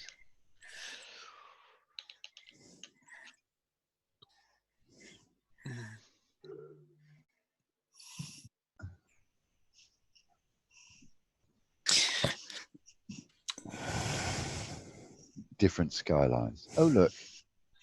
I'll be on mute Quick for a sec. I'm runs. going to the kitchen. There's a tidal wave coming. Quick run, Terry, then. can you make me a coffee? Yeah, I'll make you one. I'm going to the kitchen as well. Oh, you should have said, Pete. I just made one. Bloody hell. Well, my two slaves, children are in their bedrooms, so. My two slaves. Little darlings. My darling daughters. Hey, darling. my little darlings. That didn't do the washing today or hang it up, so I'm a bit annoyed. Oh. How dare you? Oh. You gotta allow it at the beginning of the year. They're on holiday. No, it's all right. I've worked out this really magical trick that works so well to make stuff happen around the house. It's called connect to the router with the tablet and turn the Wi-Fi off so they can't turn it back on again. Oh, no. Yeah, that'll work. They just keep turning it off and on, and just turn it off at the wall. It'll be They, right. They come out and see that I'm still connected. How come you're connected and we can't connect? And I go, because it's God telling you have to do housework. I did my chores. Go put all your washing out in the washing machine and start it. And it might magically come back on again. It's so funny. Their excuses. Well, I don't know how to work it. What's the computer? You know how to work your tablet. You must know how to work a washing machine. Push the on button and press start. It's all automatic. Yeah, just like Windows. Like start. Oh, they don't make mayonnaise jars big enough to dip your sausage roll in them. Oh, how rude. I'm going to complain. Must be some size of sausage roll. You need to you need to get the squeezy packs that we've got here in Australia. Yeah. They're the way to go. Do small. And who puts mayonnaise in a sausage roll anyway, you heathen? Oh, Mad Bee does. Oh. Why do you think I'm called Mad? Ketchup or brown sauce? I ain't got any. No, I think you're called mad because you don't understand the conspiracy. Oh yeah, we never got around to that, did we? Got distracted. See, I've got a justified conspiracy because you couldn't debunk the. Well, see, I don't know if you heard it, Matt. You may have, or you may have just been waking up. Is that both Winnie the Pooh and Jack the Ripper have the same middle name? Coincidence? I think not.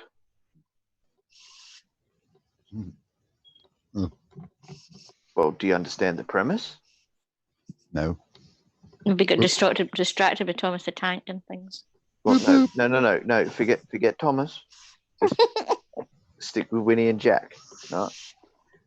The is the total sum of 3 letters. Winnie. Wow. It's a whole 33 Illuminati globalist conspiracy globalist plot.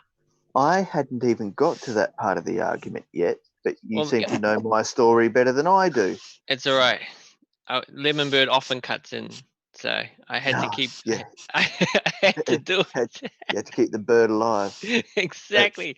Squeeze the lemon. Yeah. The fact that there is both 3 letters in the, but there's also 3 words in Winnie the Pooh and 3 words in Jack the Ripper. I mean, are you seeing the pattern? Is your Mandela affected pareidolia going to help you find the clues to the? So, can I just ask one question then?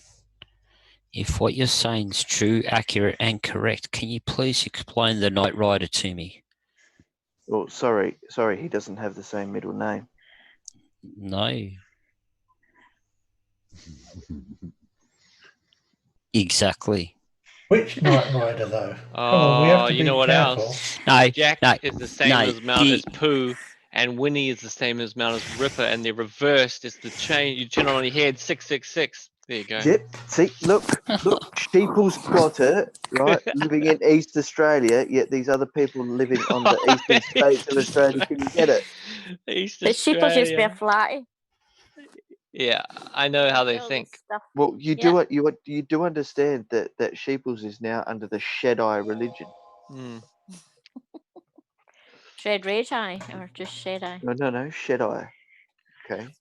Is that spelt SH or P? Shedi. So it's not PH. No. Not like Farlap. It's Shedai. Well, how would you change Shedai I'm trying to be Shedai? the greatest globe Shedai there is.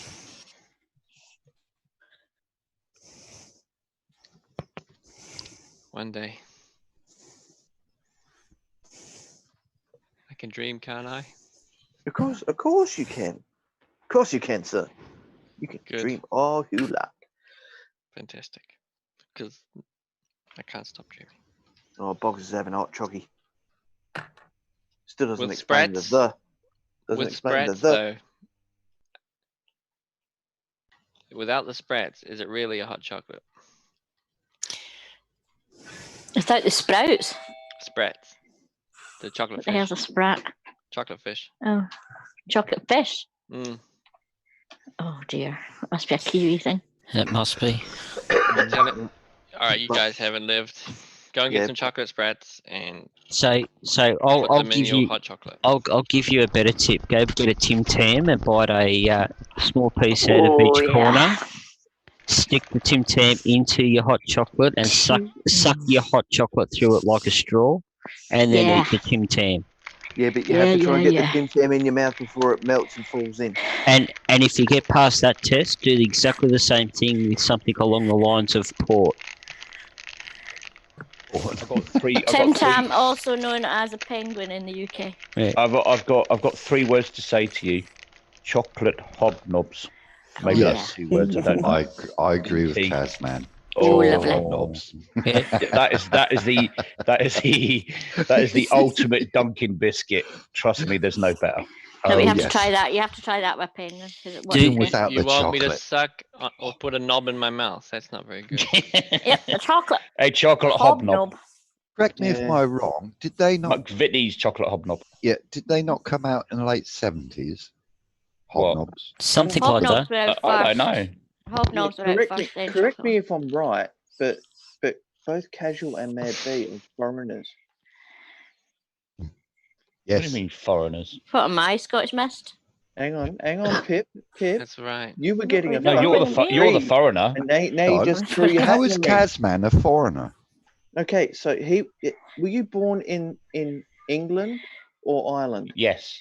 No, I was born in England, and I'm living in Northern Ireland. All right, so he's a Part foreigner. of the Yeah, UK. yeah. No, I'm he's on the part of right the track UK. You don't understand the foreigner example I'm putting forward. If you know my story, continue. Oh, all right. Carry on, sir. I do, but I'm shushing. Sorry, teacher. Yeah. So if he was born in England, not the UK, born in England and now living in Northern Ireland, yeah, he's a foreigner. No, I'm not. Nope. No, you're not. I was born in England. I was born and raised in England. So I can only get a British passport. I can't get an Irish passport. But my children can. They can get an Irish passport. It's got nothing to do with your passport. No, but it doesn't you know matter. I the was born in story- England. How can I be a foreigner to England if I was born in England? For English you. parents. Hello, fine. Because it's How is called that possible? Ireland. Northern Ireland. Just let him tell the That's little because I only story. lived there. I'm not from there, you dope. I was born in England by English parents in England. It's the same as you saying that. But were you born in Northern Ireland? Yeah. No. Hang Right, on. then you're a foreigner. Ain't no. Davros is like saying someone who's born in Queensland is a foreigner if they move to Yeah, part of Australia. It's a Yeah, region they of the are. UK. I'm not a foreigner. They are. You haven't cottoned on to No, this. no, you don't live in the UK. You don't understand. You don't understand the What political does- setup. what does- I know I'm where he's not coming from, classed as because a foreigner by it is a country. anybody's standards. He's only a foreigner if he is born in Wales. going to tell Creaky about that one. Oh, you can. He's heard it all. Yeah. Yeah.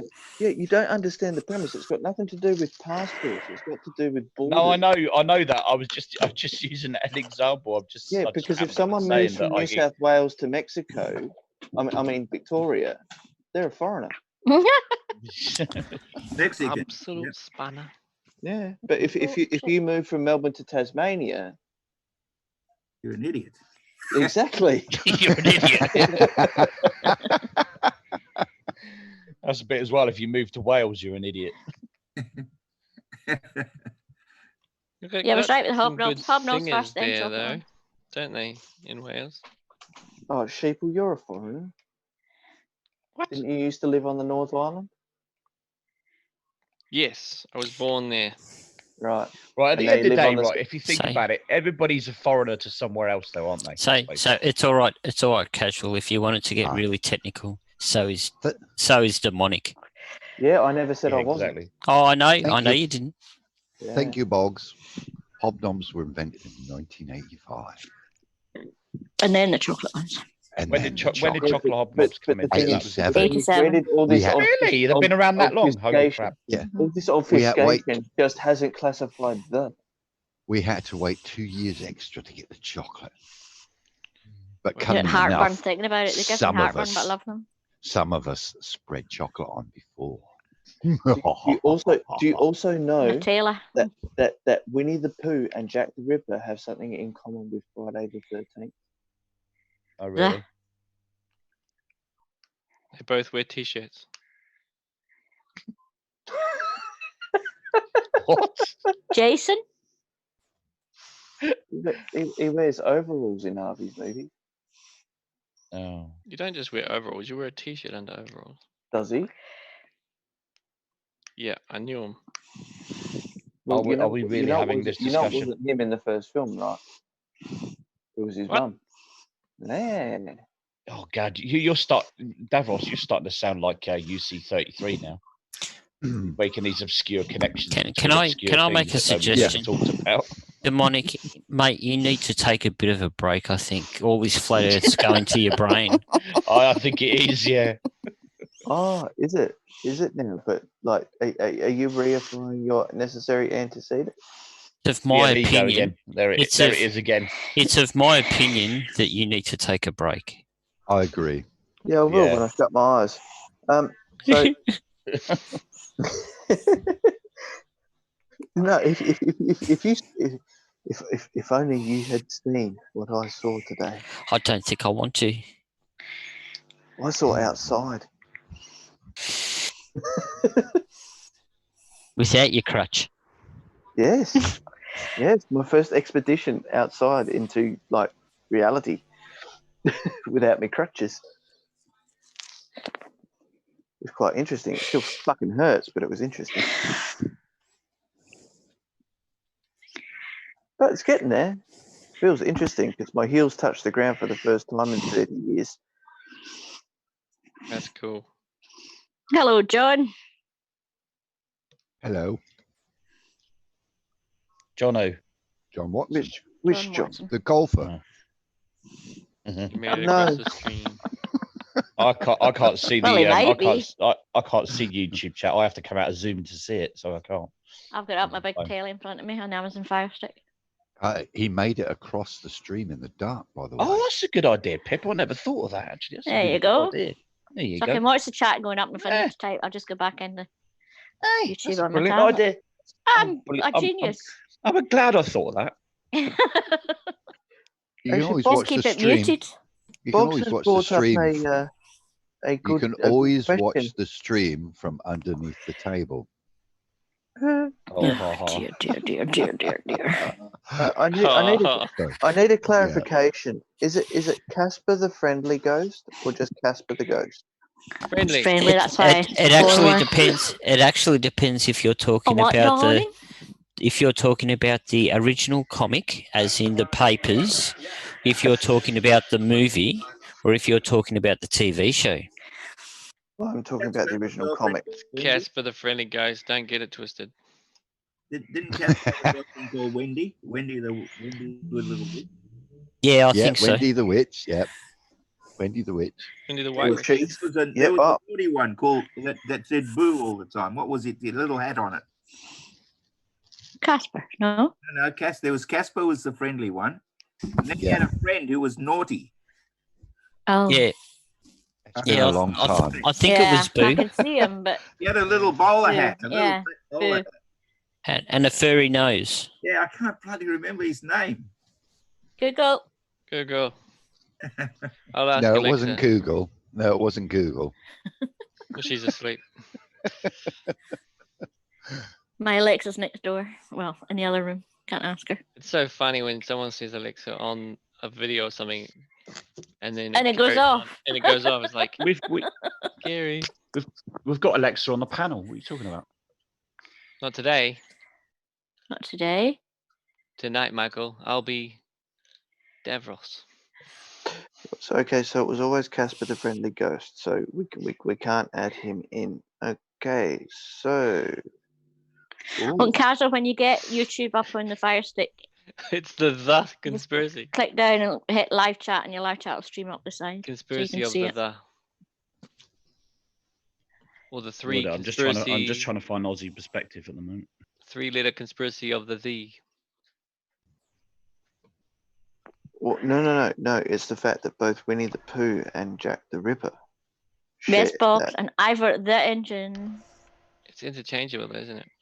So Thomas the Tank Noggin the Nog. But really, it was Winnie the Ripper. Jack the Booger. So for starters, if we're talking about a mythical bear that stole cigarette packs, I would totally agree with Winnie the Ripper. I thought But he'd have to be on the dole and live in Australia. Winnie the Jack. No, Ripper mean good or something in Australian. Ripper the Pooh. Oh shit. What about Yogi Bear? Ripper the Jack. Can I just say I've got images of this really fat Australian bloke that's wearing a really tight red t-shirt, no pants, but he's got the pack of Winnie Blues underneath his shoulders because he hasn't got pockets. I like just underneath under the shoulders of the t-shirt. Yeah. Called Winnie the Ripper. Who might like marmalade sandwiches? We can extend this conspiracy to Jaws the Revenge. That was Paddington Bear. Paddington Bear like marmalade, yeah. Marmalade, yeah. Rupert the Bear.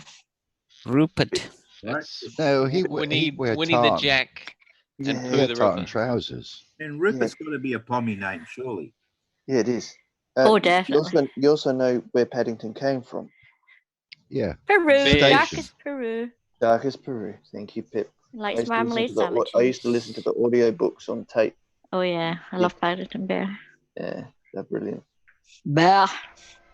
Yeah, the fact he always ended up getting marmalade on his bloody paws and everything gets sticky.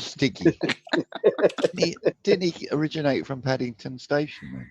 No, he was found in Paddington with the label on his jacket. Oh, he's just found there. Oh, okay, yeah. If found, please return. So where did he come from originally? Peru. Oh, Peru.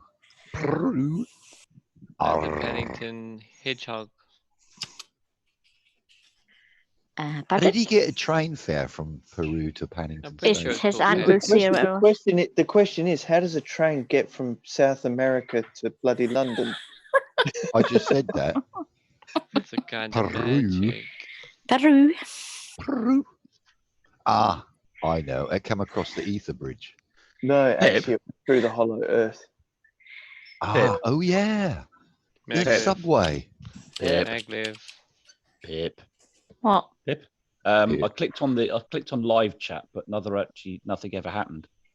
Oh, it should go blue and it should be running up the side of your screen. It's blue, but it's not running up the side of the screen. Well, maybe we meant it to connect. Your screen ain't wide enough, Kazman. Oh, you gotta turn on my TV. I'm doing it on my TV, you muppet. You gotta turn on the chat and then do something. That's what I've just done. I've just clicked on Turn live on the chat Nothing's and then push some button and then it should work. No, It should say successfully connected. I'm on my And then it should- TV. Are I'm you? on Are my you- TV, guys. Some of you. Yeah, but are you? Oh, the stream- smart TV. That wasn't very smart. No, mine is a smart TV, but it's YouTube app on the Fire Stick. Are you casting? I had the same problem.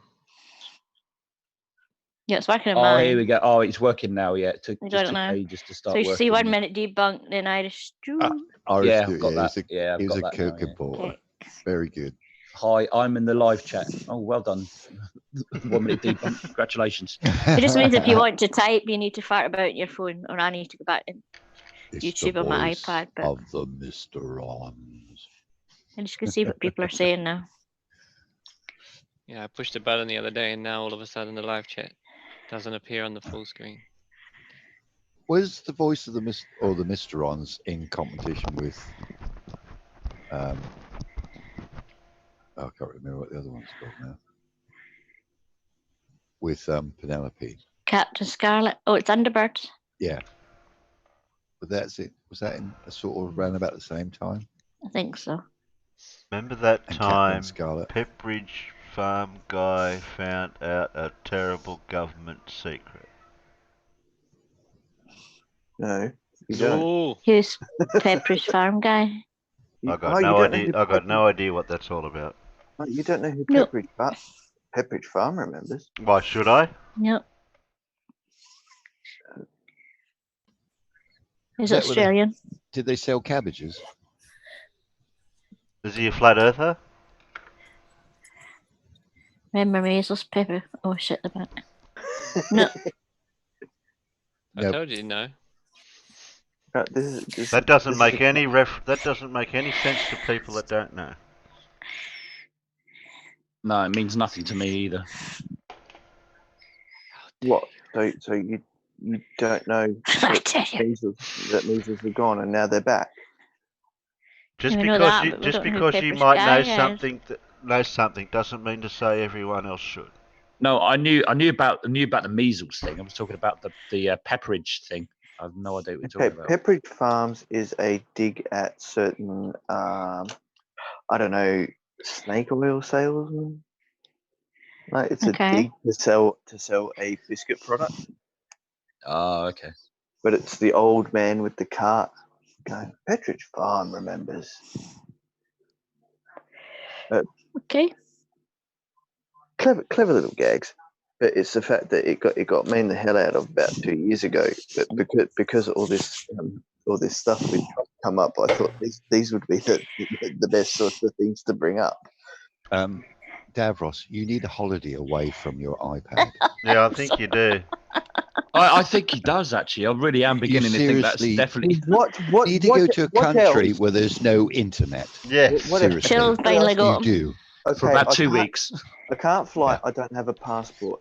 My pension has been cut by 80%. I have no money. Right? We don't What need else money am I to get gonna- to the middle of Australia.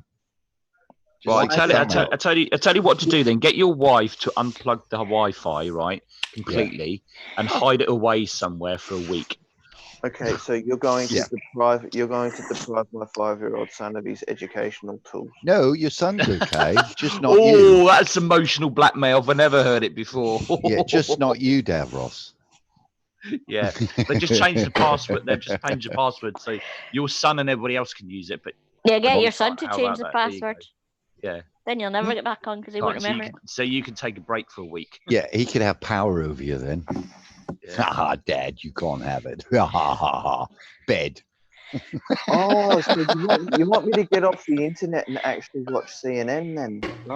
No, you're not allowed to watch telly either because you'll have conspiracies about that. You got to read. You got to read science books just for a Yeah, week. for a week, all you can do is read. That's it. Well, Yeah. I'm glad that Okay. I'll happily deprive you of your Wi-Fi. I got but a not your copy son. of the Brief History of Time here. You can borrow it. Yeah. That's all you're allowed to read. Actually, I still need my technology because I've got the God Delusion on audiobook. I've actually got Good Omens on audiobook, which I haven't listened to yet. I've got God is Yeah, not but great. Davros, you're not that stupid, so you won't. Yeah, we'll get Well, Professor you can read all Phil. of Terry Pratchett's books. That'll do. Yeah, no, we'll No, get because they're Professor not Phil to believing send you flat some Earth. homework. If I No, read we'll Terry get Pratchett, Professor I'll be on a Phil. flat Earth. Professor Phil, can you send him 2 weeks homework, please? Oh, no problems at all. What? Yeah. Yeah. Physics, math, So, chemistry, and no Wi-Fi. No Wi-Fi, yeah. physics, chemistry, or maths? All of them. Graviton mathematics. All of them. All of them. All of them. All of them. And send him that T-shirt as well. No way. Davros is no longer to be a princess. He's going to be an astronomer. Yeah. I am an astronomer. That's why you're no longer a princess. It's all his Ozzie Bollocks just put the camera, isn't it? So Davros's new nickname is ex Princess. I don't have a camera. Yeah, up. I think Princess Buttercup might have problems with that. Who's just bought the Canon 1200? Yeah, no, that's me. I've got I it. have to say, my daughter is a scientist. She decided not to be a princess. So I got the Canon probably about 3 months ago, 4 months ago, or something. Not that long. No, not that long. 3 months, 2 months. It was after my operation, which was September 11. actually, I went to JB Hi-Fi yesterday looking for a P900. It was about $800. Yeah, not worth it. Yeah, I wouldn't buy one. If you go to cash converters, in Ringwood, they've got one sitting in there. Oh yeah, how much? I think they wanted $500 for it. Too much. Yeah, that's It's still too much. Is it? Yeah. Yeah, unfortunately. Yeah. You can get Yeah, really well- good SLR for that. I With think the they 1 minute upgraded it for a debunk says reason. 1 minute debunk says audio is fake because you Yeah. can't see it. Well, actually, you can see a representation of it. It's tongue in cheek, I think. Yes, Yeah. it is. Yeah. It is. And our Stu says, learn to play fairy wear boots on guitar. Yeah. Davros. That keep you off the internet for a while. Yeah, that's true. Yeah. Well, first thing is I can't afford a guitar, and two, I don't know No, how you to do play air a guitar. guitar. Davros. Haven't you ever made one off with a shoebox and a couple of rubber bands? Yeah. What, Your what- chords why might be a would bit I- off. Why would I do that? Why would I want to do that when I don't want to play guitar? So even better, just get a single like the old mop handle and a big timber box, a length of cord, and make yourself a bush bass. Yeah. Yep. So you can make yourself the internet. Oh Yeah. yeah, Like let's get some first. solder and some fiber optic cable, and I can make the internet. When he said that, he said no, I didn't Plug even it say in your that. ear. He goes this was Spurs Schemo. He said it's like, oh, how difficult is the internet? Well, isn't it? You just get a couple of wires and a bit of solder, and hey, you've got the internet. I said, Yeah, but I said to him, premise is, am I dreaming? Let me just slap myself. yeah, the premise is though, Spurs. Ah, God. internet, So I did, fishnet, and I wasn't hairnet, dreaming. yeah, all the yeah. same. What? Apparently, Adam and Eve- Blue was trying to say something there. Hold on. Well, I said internet, fishnet, hairnet. It's it's net. So it's- Yeah. Yeah, I think he thinks the Ethernet is actually the sky. You just put some wires in it and hone it in. I think I like the way Blue was going though, because I could swap one net for the other net, like fishnet, but I can't get them in my size though. Someone else. Oh, what am I saying? No. Peter, that's only on Saturday nights. Switching over to using the electric string for the router really has made it a lot better today. Yeah, the other So the electric Spurs string had- really does help. Yeah. Yes, the they other do. problem Yeah. Spurs had today was the fact that he thought Adam and Eve were the smartest people alive. The reason they didn't invent refrigeration or the internet was because they didn't need it. Or didn't know it existed. No, No, no, they no, didn't need no. They didn't need it. They would have, but they didn't need it because we had the Baghdad globe light bulb that worked off the Baghdad battery. Mm-hmm. But apparently, like that's the pinnacle of the technology back then. Yeah. So hang on. Can I just, since there's intellectual individuals in the chat at the moment, I've always had a problem with What, in both the that. outside chat or in here? Yeah, it No, must in be in here. there. In Speak here. for yourself. Okay, Well, so there's two of them. So Oh, okay, I'll sit back and I'll listen then.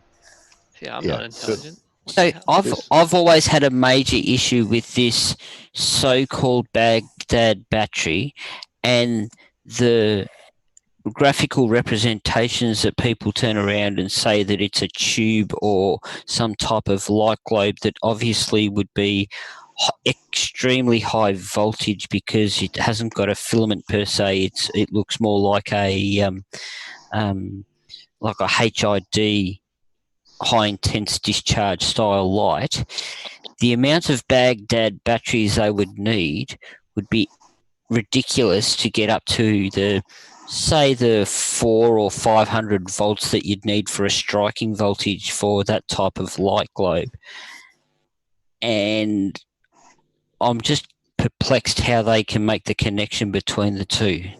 Well, that's a good question. 1 minute 1 minute debunk said debunk. I did a video on the Baghdad battery. How long does it Yeah, go I'm for, just. debunk? I'm just looking for it. But how long does the video go for? Oh, about a minute. No, about a minute About a and 10 minute. seconds. Yeah. It was just enough. It was just enough, Peter, to charge the pages back then, and then. Is it me or is it Peter a bit loud? That's because you told me to turn up. You're good, Peter. You sound good. He sounds great. Yeah, it's nice to hear him for a change. He doesn't sound like he's in a closet with a pillow over his face. Oh, sorry, I exactly. forgot about that. Don't Steve. bring up my sexual preferences on the stream thing. Oh, geez, there I go again. I mean, my friends. I I thought they'd like it that you're a bit louder than normal. That's why I said you sound fine. Sorry, I was talking about Tom Cruise. Sorry, he Yeah, just won't come out of the closet. You know, I got sick of being told I sounded like I was inside a 3D printer when I was talking, so I upgraded my. Tell me, Like with what's funny it like to ones. be? What's it like living inside a 3D printer, Sheebles? Pretty good. You just, Just whatever build you anything need, you just want. print Yeah. You must feel rather two-dimensional until you got some depth. it. What's the bet? And they'll now say that everything is a 3D printer. We live inside a 3D printer, the flippers. Yeah, it's not a simulation. It's a 3D printed simulation. Yeah. Yeah. Yeah. No. Found it. I put it in the side chat, Terry. Oh, you beat me to Internal it. chat? Yep. It was like the 4th video I made, maybe 5th. Yeah. Or 6th. Try 20. I read it. 4 5 and or 6. There we go. We'll can we watch this video without anyone interrupting it? I don't know, can we? Hang on, General E. Shady's got it right. The Baghdad battery could light up a bulb as bright as a fleur. So no, it couldn't. It's a bit dim then. Like an Amber Alert. We could always do a binge watch of 1 minute debunks because then we could watch a few of them. We could watch 60 of them, Terry. Yeah. How long would that make take, it through. Peter? I reckon the way that we watch videos would probably take us 3 hours. Exactly. I'm just going to put it out there. We won't make it through without saying pause. Also, if we watched enough of Philip Ponky, we'd probably wait for him to turn around and say, "Okay, so as you woke up from the night, unfortunately, Terry Davies has been mauled to death by a wolf." Okay, 1 minute. Go for it, Terry. Go for 1 it, minute, Terry. guys. That's all we have to. 1 minute 10. That's all we have to wait. Yeah, I'll see if somebody says anything in this 1 minute. Yeah, take a deep breath, Davros. What? Take a deep breath, Davros. Terry, quick, mute him. Pause. Yeah, I can mute all of yous. Here. Yeah. No, I've got nothing to say. What?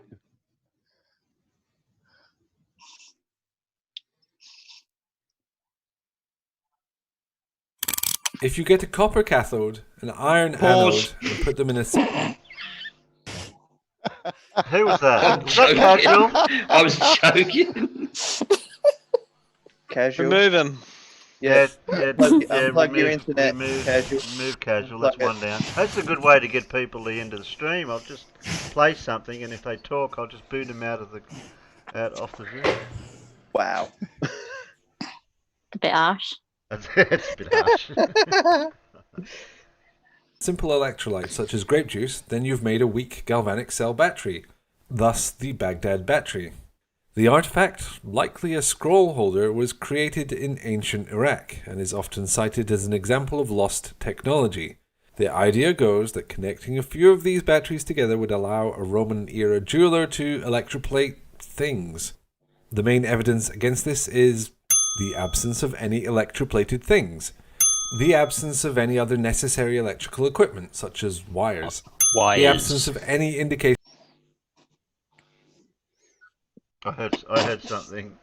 Oh, I just said no wires. Yeah, sorry. That anyone back then had the detailed knowledge. Will you lot shut the fuck up? You're pissing off the dictator. This is unbelievable. I tell you what, only pause if somebody actually says the word pause. If somebody says something else, and just ignore it and carry on playing it. Yeah, that's what I usually try to do. We got 9 seconds into a 1 minute debug, and Casual said pause. Now we're not even halfway through it, and Casual saying you should stop it when someone says. It was already paused when I was saying it. I thought I heard Alan say something. He did. He did. Yeah. Can we have a 1 minute debunk up with pause? Debunking pause in a 1 minute video. Play. Knowledge of chemistry and electricity required to understand electroplating. You don't just invent electroplating out of nowhere. The vessel itself was sealed with bitumen, which is the historical equivalent to gluing the battery compartment shut on a child's toy. Just because something can be doesn't mean it is. A couple of bits of metal in a pot are not lost technology. Boom. I love that one. I wonder how many Baghdad batteries you would need to actually run the Apache helicopters that were supposed to have existed before the flood. So apparently the Baghdad battery, depending on what you would put in it, be it vinegarized wine or something along the lines of stomach acid, would produce between 0.5 of a volt and 1 volt. So on the premise AA battery. on the premise that you need about 24 volts to actually start one of those Apache helicopters if they run on diesel or AVTER, you'd need 24, but then you've got a problem with how much current comes out of them, which is somewhat very low. So you'd probably need about another 100 in parallel with those 24, just so that you have enough current to actually even start the thing moving. Yeah, so then your Apache helicopter starts to begin to look a bit like a fat flying elephant. Yeah. Terry, there's a climate change one there, which is apropos to the stream today. And then you have the problem with extra weight, so therefore you need extra lift, so therefore you need more power, so therefore you need more Baghdad batteries. But it's all right. Kind of doesn't work really, does it? It's all right because they had really good technology for motors apparently, but shit technology for batteries. Yeah. Or as General E. Shady's put, menopause, Italian for stopping mid-stroke.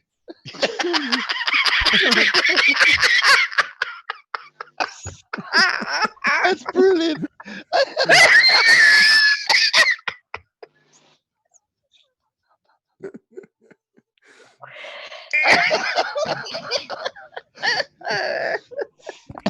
Yes, 1 minute debunk, you get an applause from me.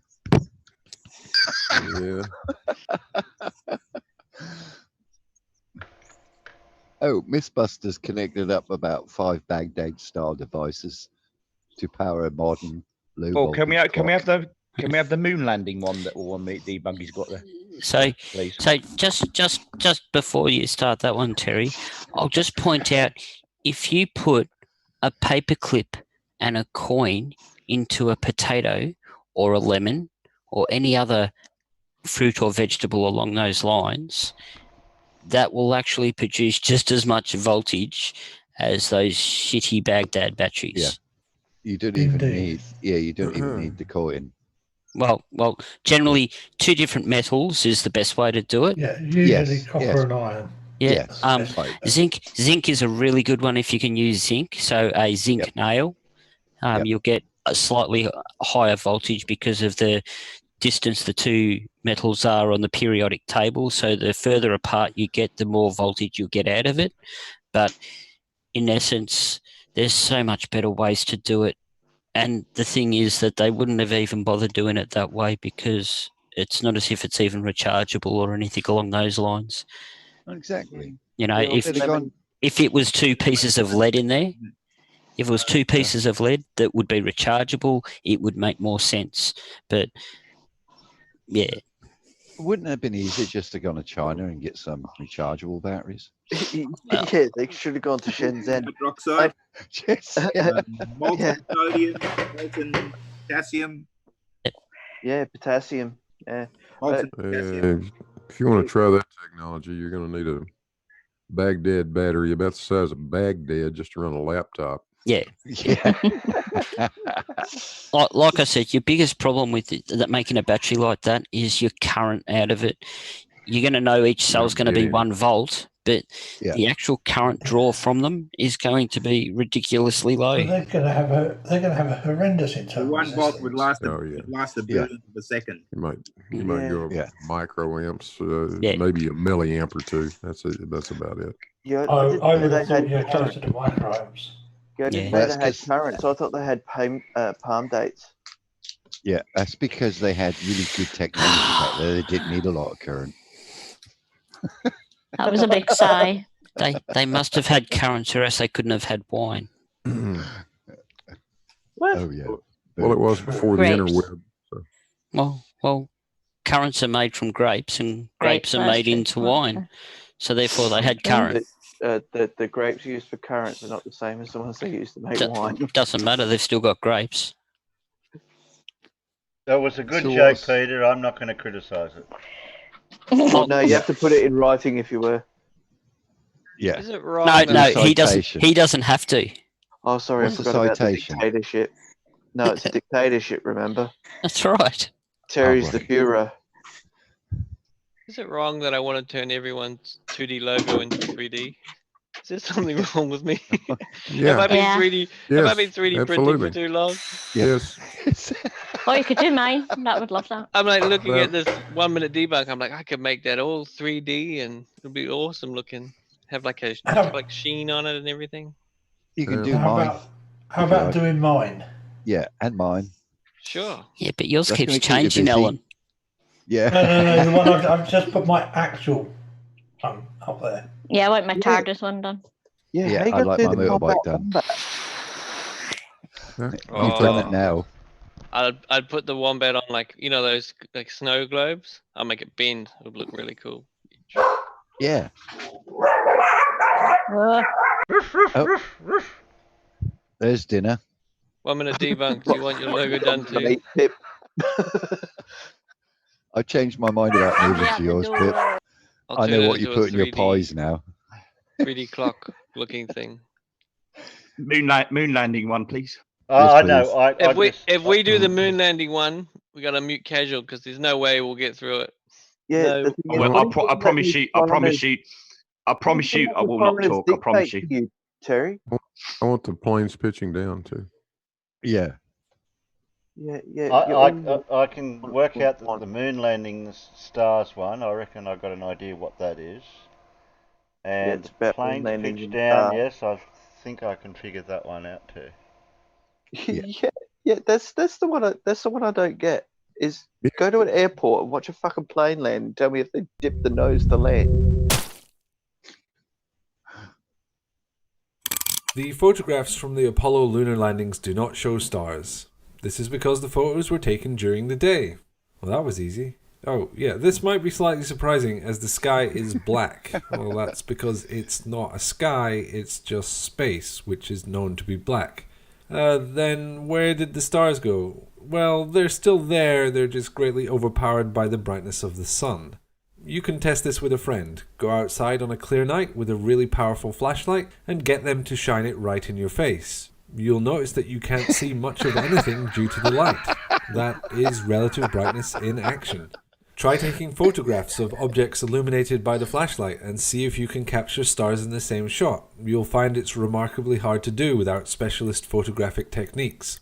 If you want to photograph stars, here are some tips. Do it at night, don't do it in view of a bright light, and use a tripod. Note that the Apollo astronauts did not follow any of these tips. Just trying to torture somebody's face. I can't see anything. I do actually have a photograph of the moon with stars visible in the photograph. Yes, but you use the long exposure. No, well, yeah, sort of. I also had to wait for totality in a total lunar eclipse. Yes. Where's the airplane thing? I've heard people actually saying, why is it you never see any of the Apollo astronauts holding up a camera to take a picture? Because they're being paid to do a job. No, it's because the camera's attached to them at their front. Yeah, and so the cameras spacesuit. are attached to the front of the spacesuit. Yeah. And I think the video is just pretty self-explanatory as to why. It's so simple. But the reason why I wanted it played is because even now, I mean, that was debunked back in the 80s. That very same thing. They've been talking about that since the 80s with the moon hoax and stuff like that. It's been debunked so millions of times over, but people still keep bringing it up. Photographers would have told you that in the 50s before we even had moon landings. Yeah, well, no, I mean, the moon conspiracy thing was sort of started in the 70s, but it wasn't really widely sort of known about or debated really much until the 80s. Proud of you, Casual. You didn't make a peep. Yeah, never said a word. As Irish Stu's pointed out, unless you flew a Stuka or a kamikaze pilot, you didn't dip the nose of the plane. Yeah. Oh, sorry. Go on, Terry. What? Okay. It was before the video. Did somebody say play? Yes, please. Please play. Picture a ship sailing along. The further it sails from its starting port, the more the Earth will curve under it. This means it will need to pitch its hull downwards to maintain a steady sailing path. Ships can't do that, so the result is it will eventually sail off into space. Clearly, it won't. But the exact same point is raised against airplanes. The problem with this claim is that it assumes that a plane's flight somehow counteracts gravity to the point where it has to manually adjust to compensate. That's not the case. A plane does not just fly in the direction it points. Its pitch is controlled via flaps and ailerons. When flying straight, the forces on it, gravity, lift, thrust, drag, are balanced. As gravity gradually changes, the plane remains balanced and thus oriented. A plane will maintain a similar altitude in the atmosphere in the same way a ship sailing in the sea will maintain a steady course at sea level. The principle is exactly the same. Nice. Hello, Soul Survivor.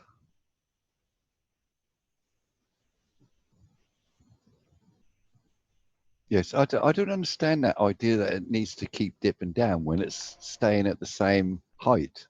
Yeah. Why would it need to dip? They don't understand a lot. the principles of flight. Oh. Yeah, Anything. Anything. Well, that's true. Yeah. Their argument is that the plane needs to follow the curve of the Earth, so therefore it needs to dip as it's going along. Because if they're going along, then in theory, according to their theory, is that the Earth is dipping away from them. But so it's therefore, not. But there's a thing that we keep repeating. Gravity. Yeah, but it maintains the same height. So why would it need to dip its nose? It's because they won't accept gravity. That's why. And they don't understand that by staying at the same height, which is done because of the fact that the air pressure is constant, essentially. Therefore, the lift is constant. And therefore, also it just follows. And it follows the gravity vector. Or sorry, it stays local to it stays orthogonal to the local gravity vector, and well, it's yeah. just Well, yeah, a lot of them maintaining are this. just incapable of understanding basic fundamental aerodynamics. If it climbs, it's going to climb into less dense air, and the lift will decrease necessarily. It has to. If that were true, then the weight of the plane has to somehow magically decrease to compensate for that. Yeah. It's I understood inexplicable. this at the age of 8. Yeah, I could understand this as an 8-year-old. You know, that's what I don't get. Why it's so difficult for them. Are you part of Mensa? That's what they'd say. Are you part He's just got a very long memory. Yeah. Sorry, Alan. Couldn't resist. Thank you, Pip. Very, very, very long memory. Can you send me the photo that you want to use as your icon to my Discord? Play. You're going to get bombarded, sheepies. Oh, I'm happy for it. It's all good. I heard play. I heard play. Yeah, play. Play. Yeah, play.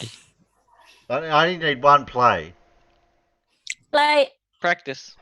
More fun when more people play together. Oh, not practice. Play. I'm pushing it, but it didn't do anything. Yeah, I know. Damn thing's broken. Globus. Huh? Sorry. Say that flat earthers say that globists say that the earth curves away at a rate of 8 inches per mile squared. The origins of this formula are somewhat murky, so let's give it a sniff test. Getting a thick bouquet of the imperial system. Generally, science is done with the metric system, so let's convert it. Oh, wow, that's a mess. I'm also getting a hint of what is that? Parabola? Yeah, this is the formula for a parabola. Nobody actually thinks the Earth is a parabola, so this formula is an approximation. And finally, a mild taste of missing variables. The distance to the horizon depends on the viewer height, but that variable's missing. Overall, this formula is a rough approximation that works for a small range of values and conditions. At best, you could call it a rule of thumb. Easy to work out in your head, but not at all accurate. Yeah. Can you go back where he's knocking the wall out? Why? Are you going to tell him where he's going wrong and that or something? I'll explain it in a minute.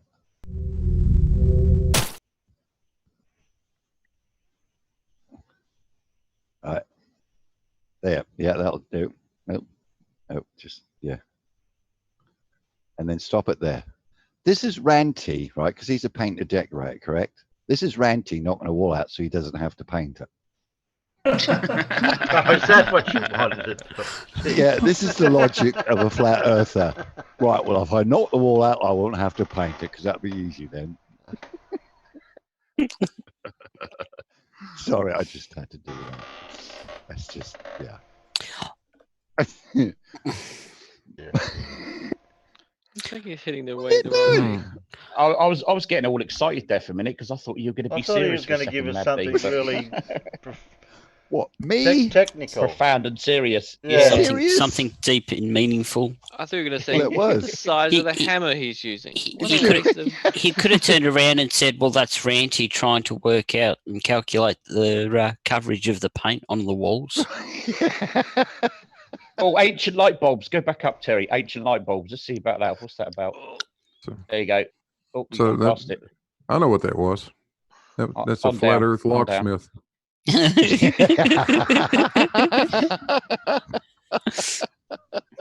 On down, Terry. It was on the left-hand side. Ancient light bulbs. It was on the left-hand side.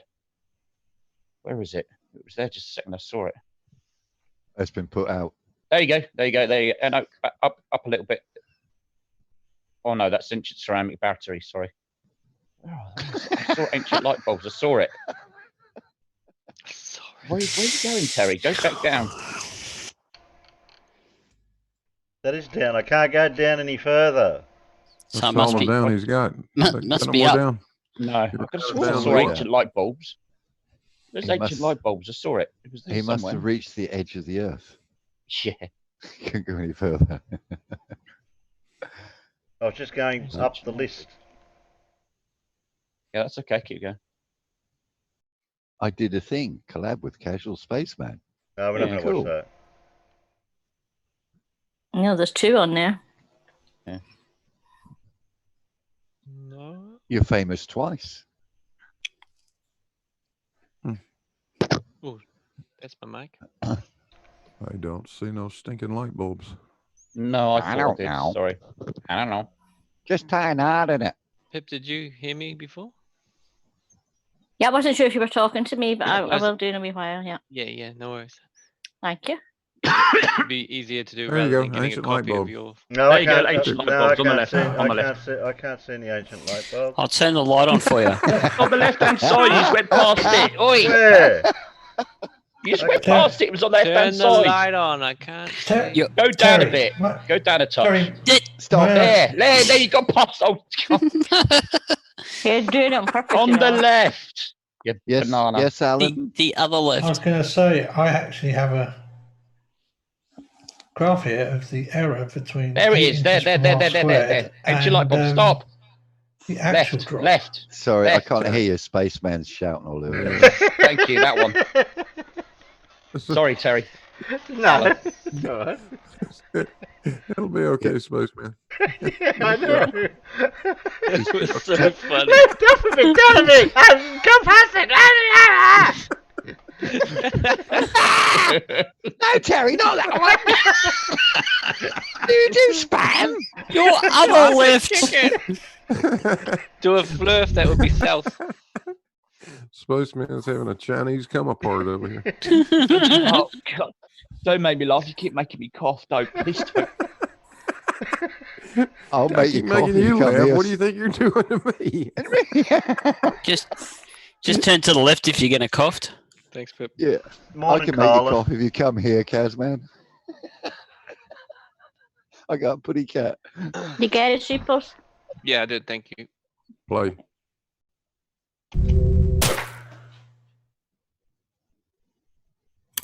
The ancient Egyptians had lost technology, as shown by this carving. It looks exactly like a light bulb, if you consider a light bulb to be a flower 3 meters in size and containing a fully grown adult snake. It's obviously a snake. What did they use the light bulb for? Probably to look at their attack helicopter, and attack tank, and attack submarine, and attack giant bug. This is a mix of overlapped hieroglyphs. One message was carved, then filled with plaster, then another message was carved on top. The plaster degraded over time, leaving both messages mixed. How do we know this? The original message was carved in multiple places. Or maybe ancient Egyptians invented snake filament large bulbs and attack helicopters without the centuries of research required, and only a couple of people ever bothered to write it down. There's Hatshepsut again, flying around in the Apache. How boring! That was good. Now you know why. Now you know why I wanted you to play. Now you know why I wanted you to play this video. I've seen it, and it's freaking hilarious. They never told me this when I was learning Egyptian hieroglyphs. Damn! This is why I wanted you to play this.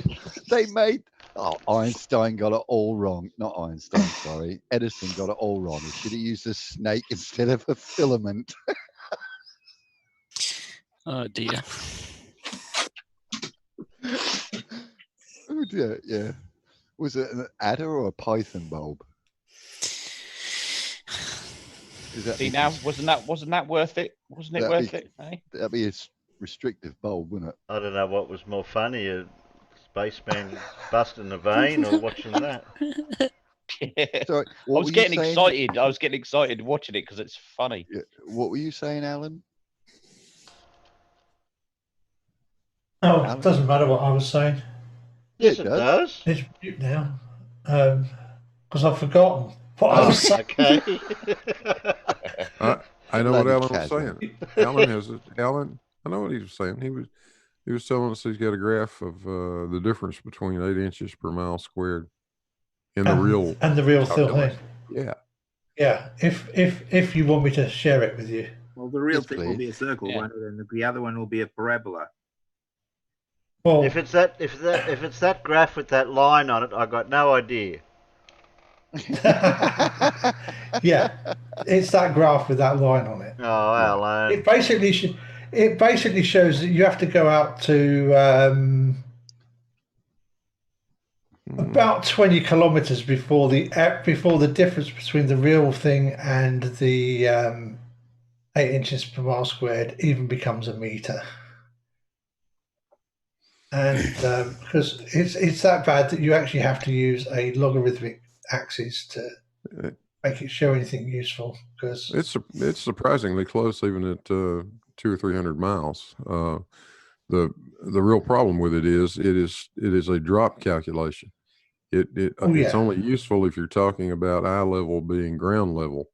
In other words, you dig a hole in the ground and put your eye down at the level of the ground. You have to go out about 1 million meters before the drop or just over 1 million meters before the drop gets to be 1,000 meters. Yeah. And if you get out to land surveyors been using it for forever. It's a decent approximation. It's a decent approximation out to actually very decent distances. Yeah. But it doesn't tell you jack shit if you're elevated above the ground and trying to figure out the hidden height of something. No, I have lots of graphs of my maybe rotating thingy basically shows you lots of graphs of what happens when you want to look at hidden rather than drop, which is far more useful. Yeah.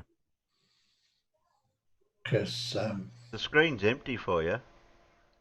Oh, sorry, Terry. I hadn't seen that the screen was empty. Go. That's the whole graph from 1 meter to the point where it falls off the edge of the Earth. Couldn't you draw it very straight down the bottom bit there? Well, it's odd. The numbers are very short. I'm guessing that it's rounding errors at those sorts of numbers. When we're talking about a difference of less than 10 to the 9 meters. It's not a very big difference. It's kind of wavelength of X-rays, really, down there. Actually, it looks like a graph of someone wheel spinning off a drag strip line.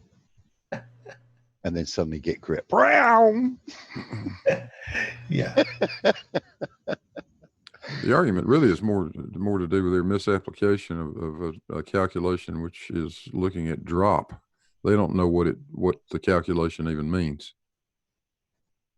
No, they don't. Like everything else they do. They don't understand the difference between drop and hidden, unfortunately. Yeah. It's a distance normal to a tangent line.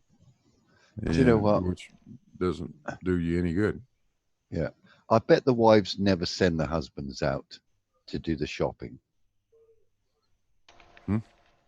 Probably not. Yeah, because they'd never come back with the right stuff, would they? If they even found their way back. I can't even go out and do and get the right shopping. Probably because the other day I was more worried about making a video for Terry while I was doing it.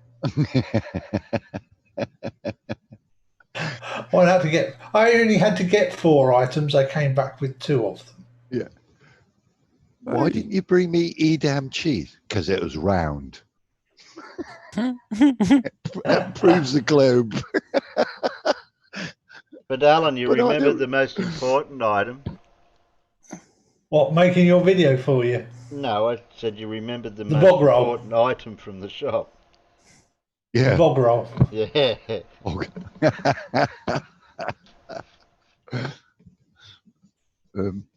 What's the next 1 minute debunk then? My hands are full at the moment. I can't use my feet. I'm not going to ask what you got in your hands. I can't see anything at the moment. Then you can't? Of course you can't, because I haven't showed anything yet. Meow. Meow. Damn thing won't move. Is that Casman's cat? Is that? That's mine. I didn't know you had a black cat, Casman. It's mine. Uh-uh. What are you looking at? Eh? Licorice. Shift. Do you want some? Do you want some, eh? Oh, damn, she's caught me watching the telly. Alan and Mabby, please send me I'll the put some photo. fish. I'll put some fish up on the screen and see what the cat does. Also, I don't know if I've got, and you'll have to ask Pip because she's the one that done my avatar. All right. Okay. Oh. Yeah, I will. I'm just trying to find a decent sized. I was trying to find one that wasn't cropped into the circle so that I could send it to you easier. But Yeah. it's a PSD rather than a That's fine. PNG or JPEG. A crop circle? You got a picture of a crop circle? That's fine. I gotta use Photoshop anyway. So. Right. I shall stick it in Dropbox and send you the Dropbox link.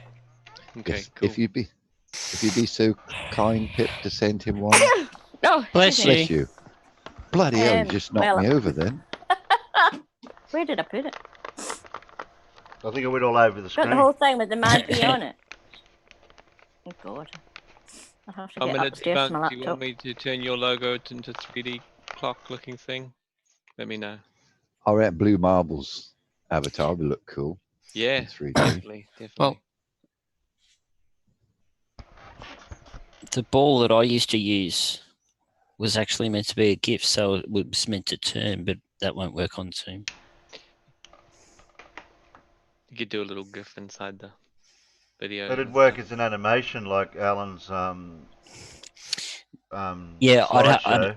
you'd have to play it like Alan does through a virtual camera, Terry, and you could make it work. But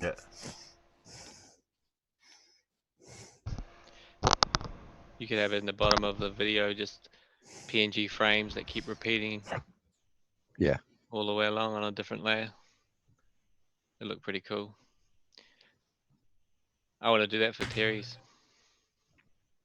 I want like the Aussie perspective to come out of the flag and then go back in. It looked really cool, I reckon. Newton didn't invent gravity, he discovered it.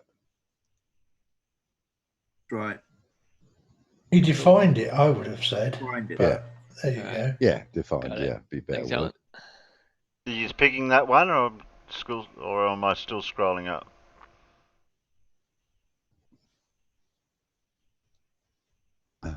Keep going, keep going. Got it.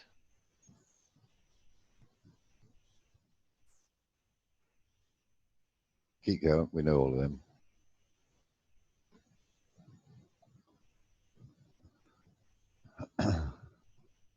I'm not sure if that one might be better. There's one for Bandy. Yeah, no pulling No. force. Oh, it's just It'd be cool if I could put this logo of yours, Pip, into like a crystal ball. Yeah, do whatever you like. You know, that look pretty cool. First, make it 3D like a I coin. pinched it off Google anyway, so do whatever you like. I've got proof of that one. Earth is pear shaped. yeah. Bermuda Triangle. No worries. 1 minute. Debunk. No. Are you picking that one or a different one? yeah, Okay, do the I was gonna Bermuda ask- Triangle. Yeah, I was going to ask Blue about that Bermuda Triangle.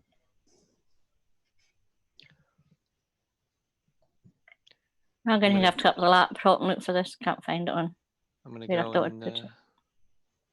I'm gonna go and subscribe.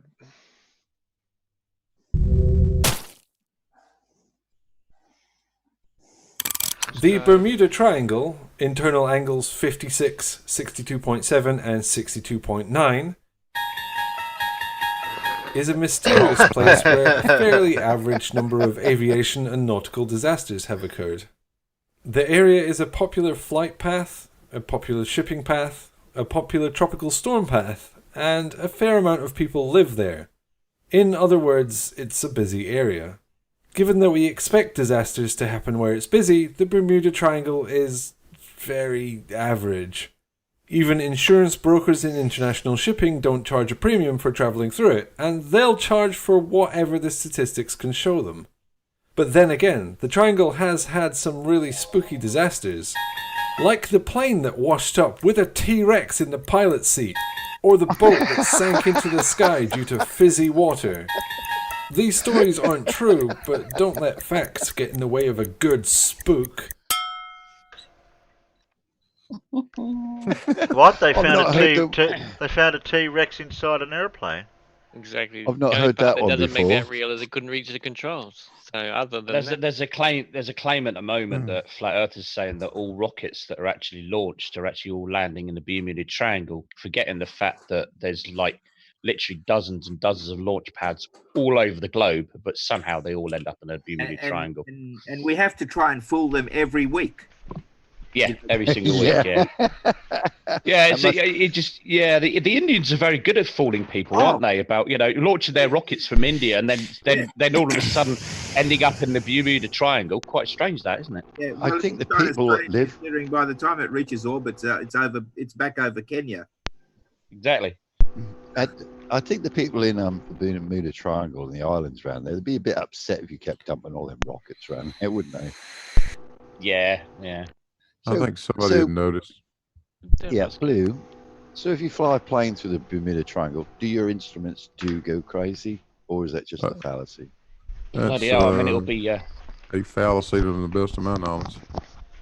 Yeah, that's what I thought. Well, no one's come back to report that, have they? There's actually a really nice place out in the middle of the Indian Ocean where the as shown on my avatar, where there is a magnetic anomaly in the middle of it, and if you go over it in a ship or a plane with a standard magnetic compass, it plays havoc with it. Oh, those places occur in various spots all over the world, but they're fairly localized.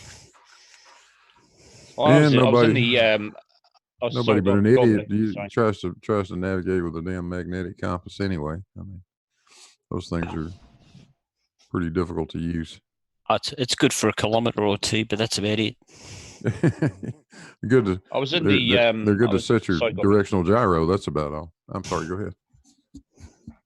I was in the 24-hour debate Discord. I don't know, it's about a month or so ago, and I think it might have actually been Yellowbird I was talking to, and he was saying, "Well, why is it the rockets always take off over water?" And I said, "Well, why do you think that is?" And he honestly just could not think about it. He just couldn't work it out. Why don't you tell me? I said, "No, I want you to think about it. Have a think about it. Why do you think they're taking off in the direction of the water?" Couldn't figure it out. It's the fact that there's no people usually out in the sea. There's no towns. There's no cities. No, couldn't figure it out.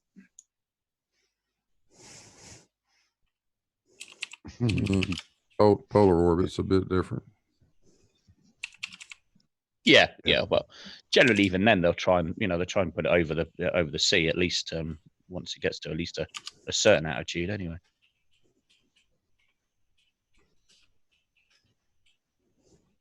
U.S. stuff launches out of Vandenberg, I think. Yeah.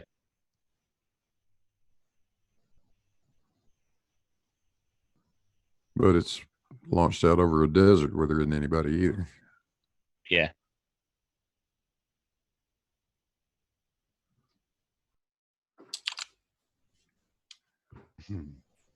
If one goes down up there, all you're going to do is barbecue some cactus and a couple of jackrabbits. So who cares? Yeah. And a few alien spaceships. Oh, a couple of aliens. Yeah, that's it. Yeah. We got lots of them. We don't need them. We got a lot of them. Yeah. They're amongst us, don't you know? Yeah, they're all at Area 51, apparently. I never saw any when I went there. Press play. I was with my dad, by the way. Press play. Play. I'm pressing play. it's not up there. There's a common conspiracy phrase that goes like this. Maths doesn't prove anything about the real world. You know what? For once, they're pretty close to the money here. Maths is the 1,000-tooled Swiss Army knife of quantitative logic. Take some numbers in the form of measurements, estimates, statistics, whatever you like, and then use mathematics and you can produce brand new results which you can trust just as much. By itself, a tool isn't useful. You can't assemble a neat bookshelf with just a screwdriver and a hammer. You also need wood, screws, nails, springs, and all that good stuff. Conversely, I couldn't assemble that bookshelf without tools. Tools are super cool, and maths is a super tool for working out numbers, and reality can be quantified with numbers. And that's awesome, bro. I debunked that. Why do you need? I debunked that video. Why do you need springs to make a bookshelf? Oh, just in case it needs to have suspension. Oh, right. All things are better Like with earthquakes. suspension.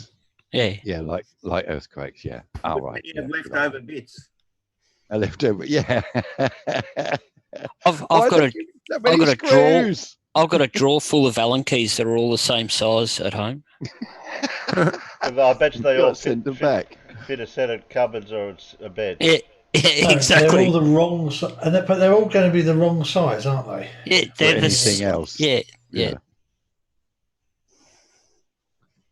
Yeah, I don't understand why companies do that when there's perfectly good size Allen keys about already. No, they have to make their own size. Even more annoying is when they give you a like a secure torque piece and make an Allen key for it, and then you lose that Allen key, and not one of your your security torques fitted it. Yeah, you need to have their special company one. Company, yeah.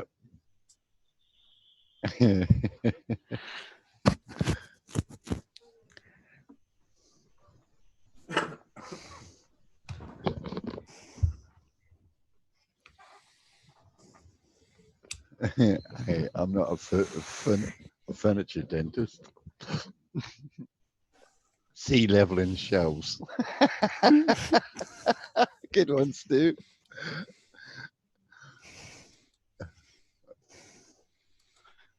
Yeah, I've never had springs making a bookshelf.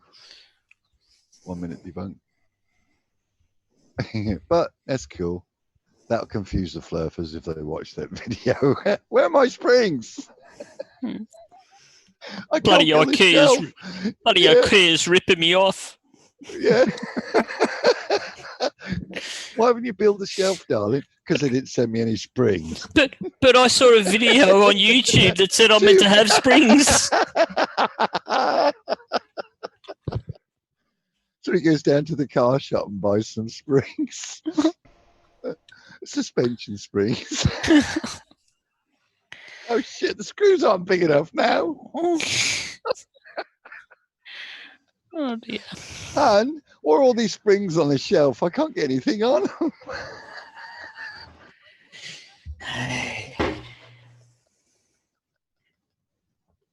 Sorry, Terry. Carry on. That's okay.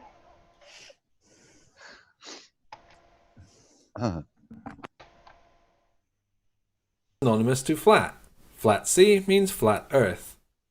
A common debunking angle is that flat isn't synonymous to level, as something can be flat without being level. That's wonderful, but it avoids the core point of the argument, that level implies flat. This is an argument from language. Words have implied meanings, sure, but the key word is implied. For example, take the phrase ground level. This train is above ground level. This train is below ground level. This mountain is ground level, but it's not flat. Here's a boat at low tide. Is it above or below sea level? After all, tides and waves are intrinsic, known features of the sea that are demonstrably not flat. Arguing that physics derives from language is complete nonsense. This mountain is not flat.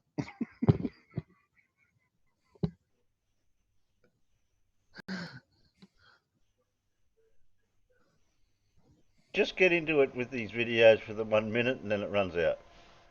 Yeah. Drew the pin out of the key. Yeah. Did you see the bookshelf there? It was made with the wrong springs. Yeah. It wasn't level or flat. A flat earther made that.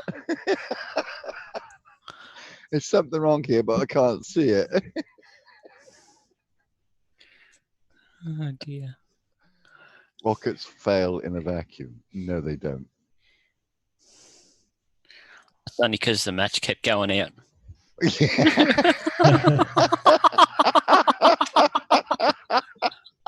Who said rockets fail in a vacuum? Who said that? Most flat earthers. Rockets fail flat. in the place they want to fail, and we can prove it. Yeah. NASA did that very well. Thank you very much. Absolutely. My vacuum wouldn't. My vacuum ain't big enough to put a rocket in it. Oh dear. We can blow the damn things up right on the launch pad. Oh yeah, that's easy. That's a fail. Thin spacesuits. Fine. And didn't Boeing do that on purpose? Yeah. Oh, let's just overfill this tank until it goes boom. Yeah. Exactly. No, that was NASA and the SLS tank. Oh, was it? Or SpaceX? Depends which one you're talking about. Yeah, SpaceX. They tested on the integrity of it, weren't they? Crazy bastards. Yeah. I know. Just to let you know, we're coming on to 7 hours, so we're probably going to finish up soon. Okay, Terry. You can almost hear it. One of the young engineers went up to his boss and go, boss, I've got this idea, and we get to blow something up. Yeah. All right, I'm in.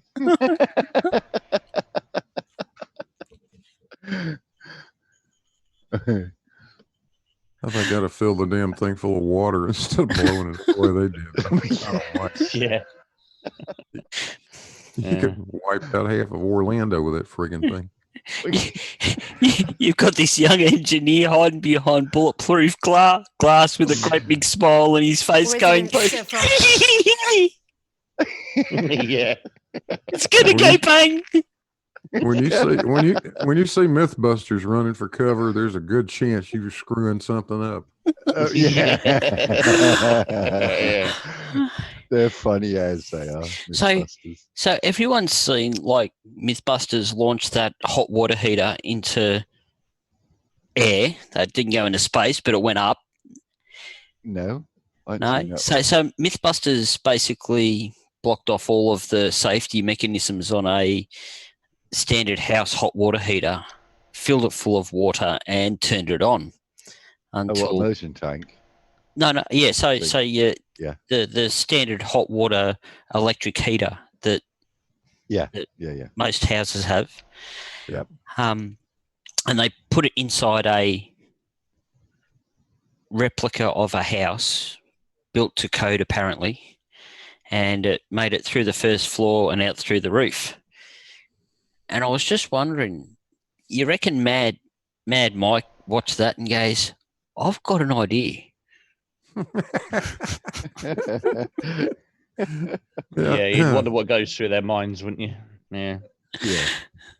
Combine that with some old Evil Knievel video, and I think where that came from.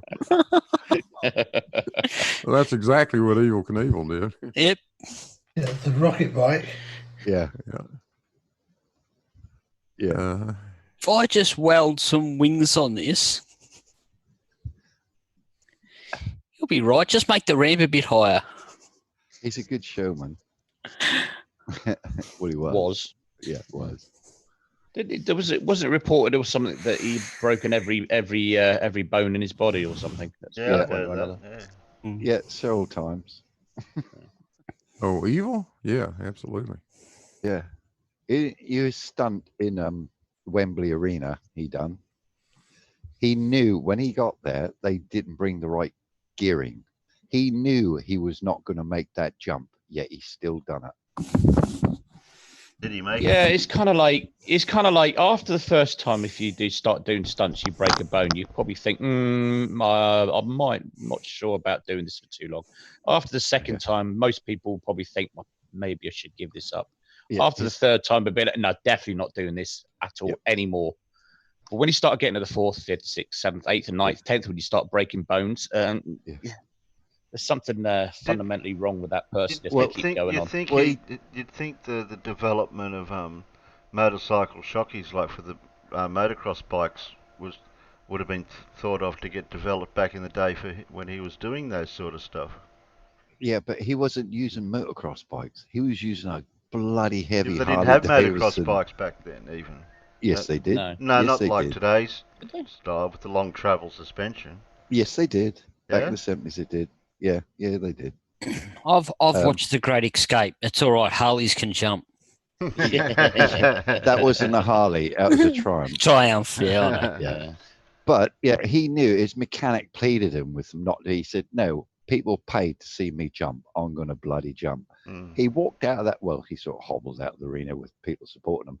Both his hips were broke, and he Wow. said, "I walked into the arena. I'm walking out of it. Carry me out." You could see the pain on his face, but he is one hell of a bloke. Arrogant pig, but yeah, he's a bloody nut job if you ask me. Yeah, it's as far as he's concerned, people paid the ticket. They're entitled to see him jump. But he knew he wasn't going to break make a few that more jump. bones. Yeah, he knew he wasn't going to make it. And I think good on him for doing that. But yeah, he was a crazy bloke. He mustn't have did the You're- jumps very often then, because he would have had to heel first between each jump. Oh yeah, but he didn't always crash.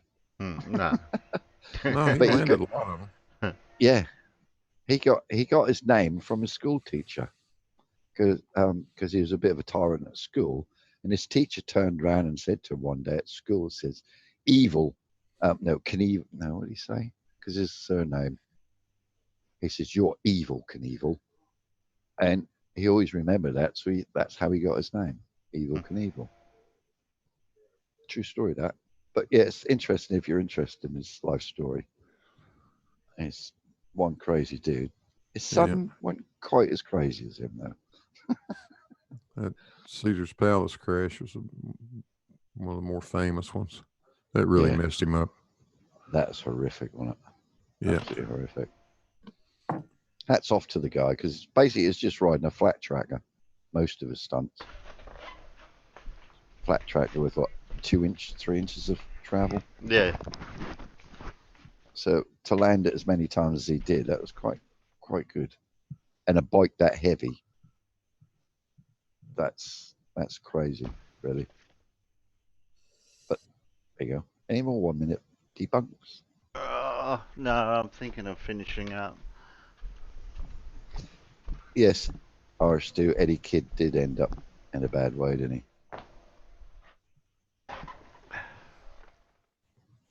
For those What who are time into is it? stunt Well, it's only 1:20, but that's still getting a bit late.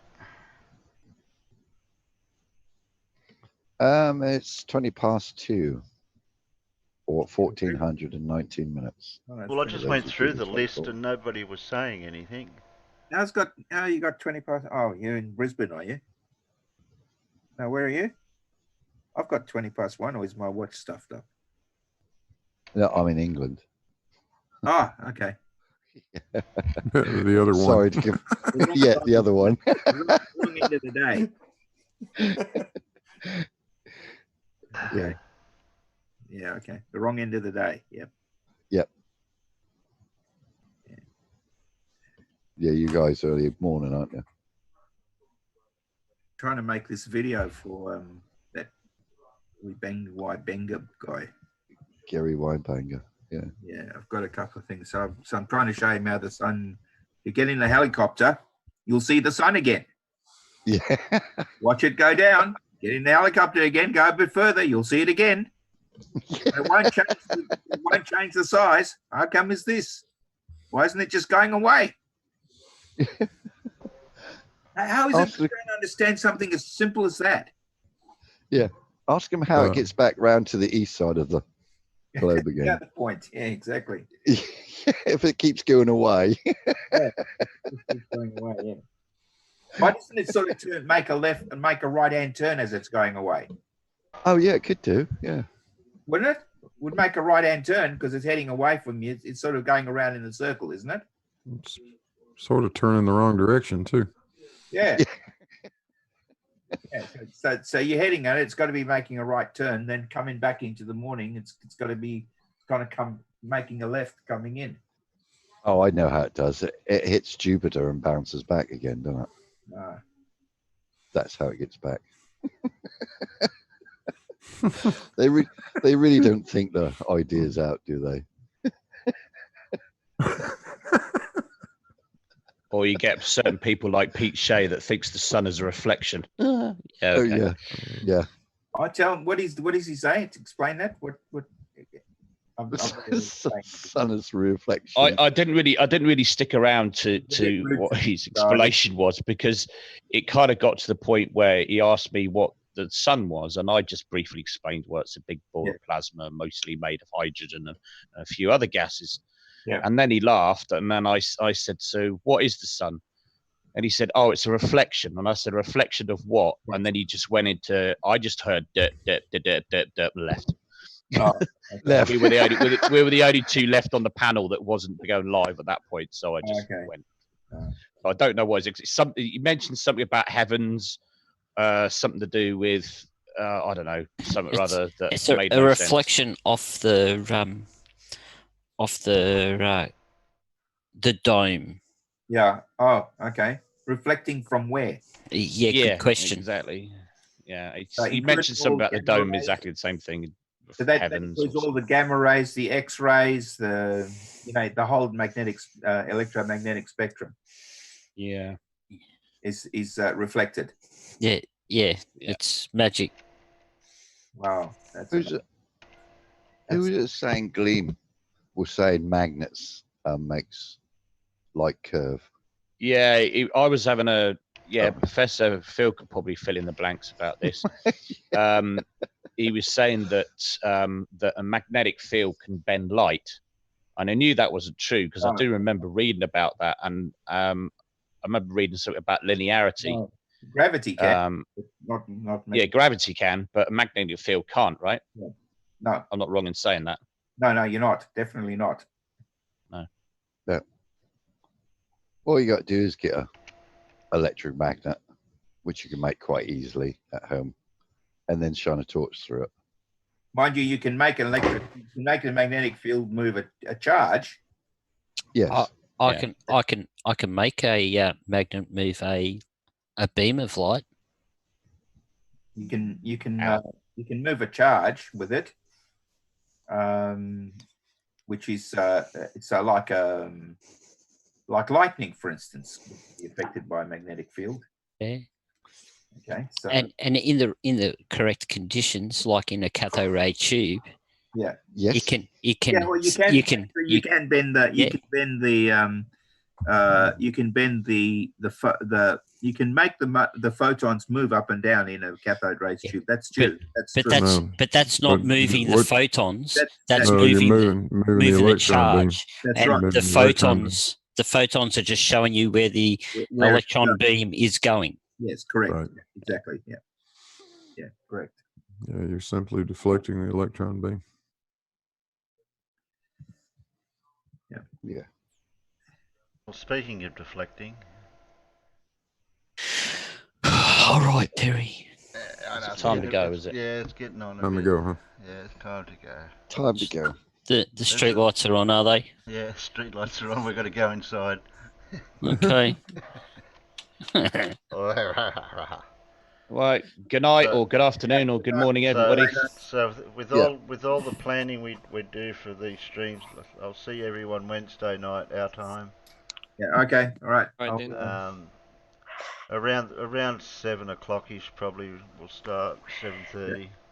All right, that's cool. Oh yeah, and I haven't don't thought of forget like usual. I haven't thought of a theme for Wednesday night yet. It'll be on the fly when I load the and reminder in. No worries. Don't forget to hit the like button before you go, please, guys. Yeah, that's my and end gals. message. I always throw that in. Oh, sorry. Yeah, look, I'll throw They it don't in seem now. to Just to listen. get you. I'll just throw it in now so people. There you go. You And happy now? subscribe. And hit that bell button. Bing. Ding. Thanks everyone on the panel. You know who you are. Yep. Thank you. Thanks, YouTube. See you And later. thank you, 1 minute debunk. And thanks for all you your, guys out in the peanut gallery. I don't know how you Yeah. put up with this crap. No Carl today. No, Carl. He was here earlier and he had to work. He Oh, said I've he got was too working. many tabs open. I Ah. think I better close them all. Yeah. Man, I found your picture eventually. So I've sent thank it you. to Close people. that one. Yeah, I close couldn't that, find it on my computer. Close All that. right. I couldn't find it on the laptop, so I went into Zoom and found it. Oh, right. Got it. Close that one. Close that one. Excellent. Close that one. Oops, don't close that one yet. I have to do something on that one. That's the one I need to press the button on. I don't want to close that one. Okay. Night, everyone. All right. See you later. Bye. Bye, everyone.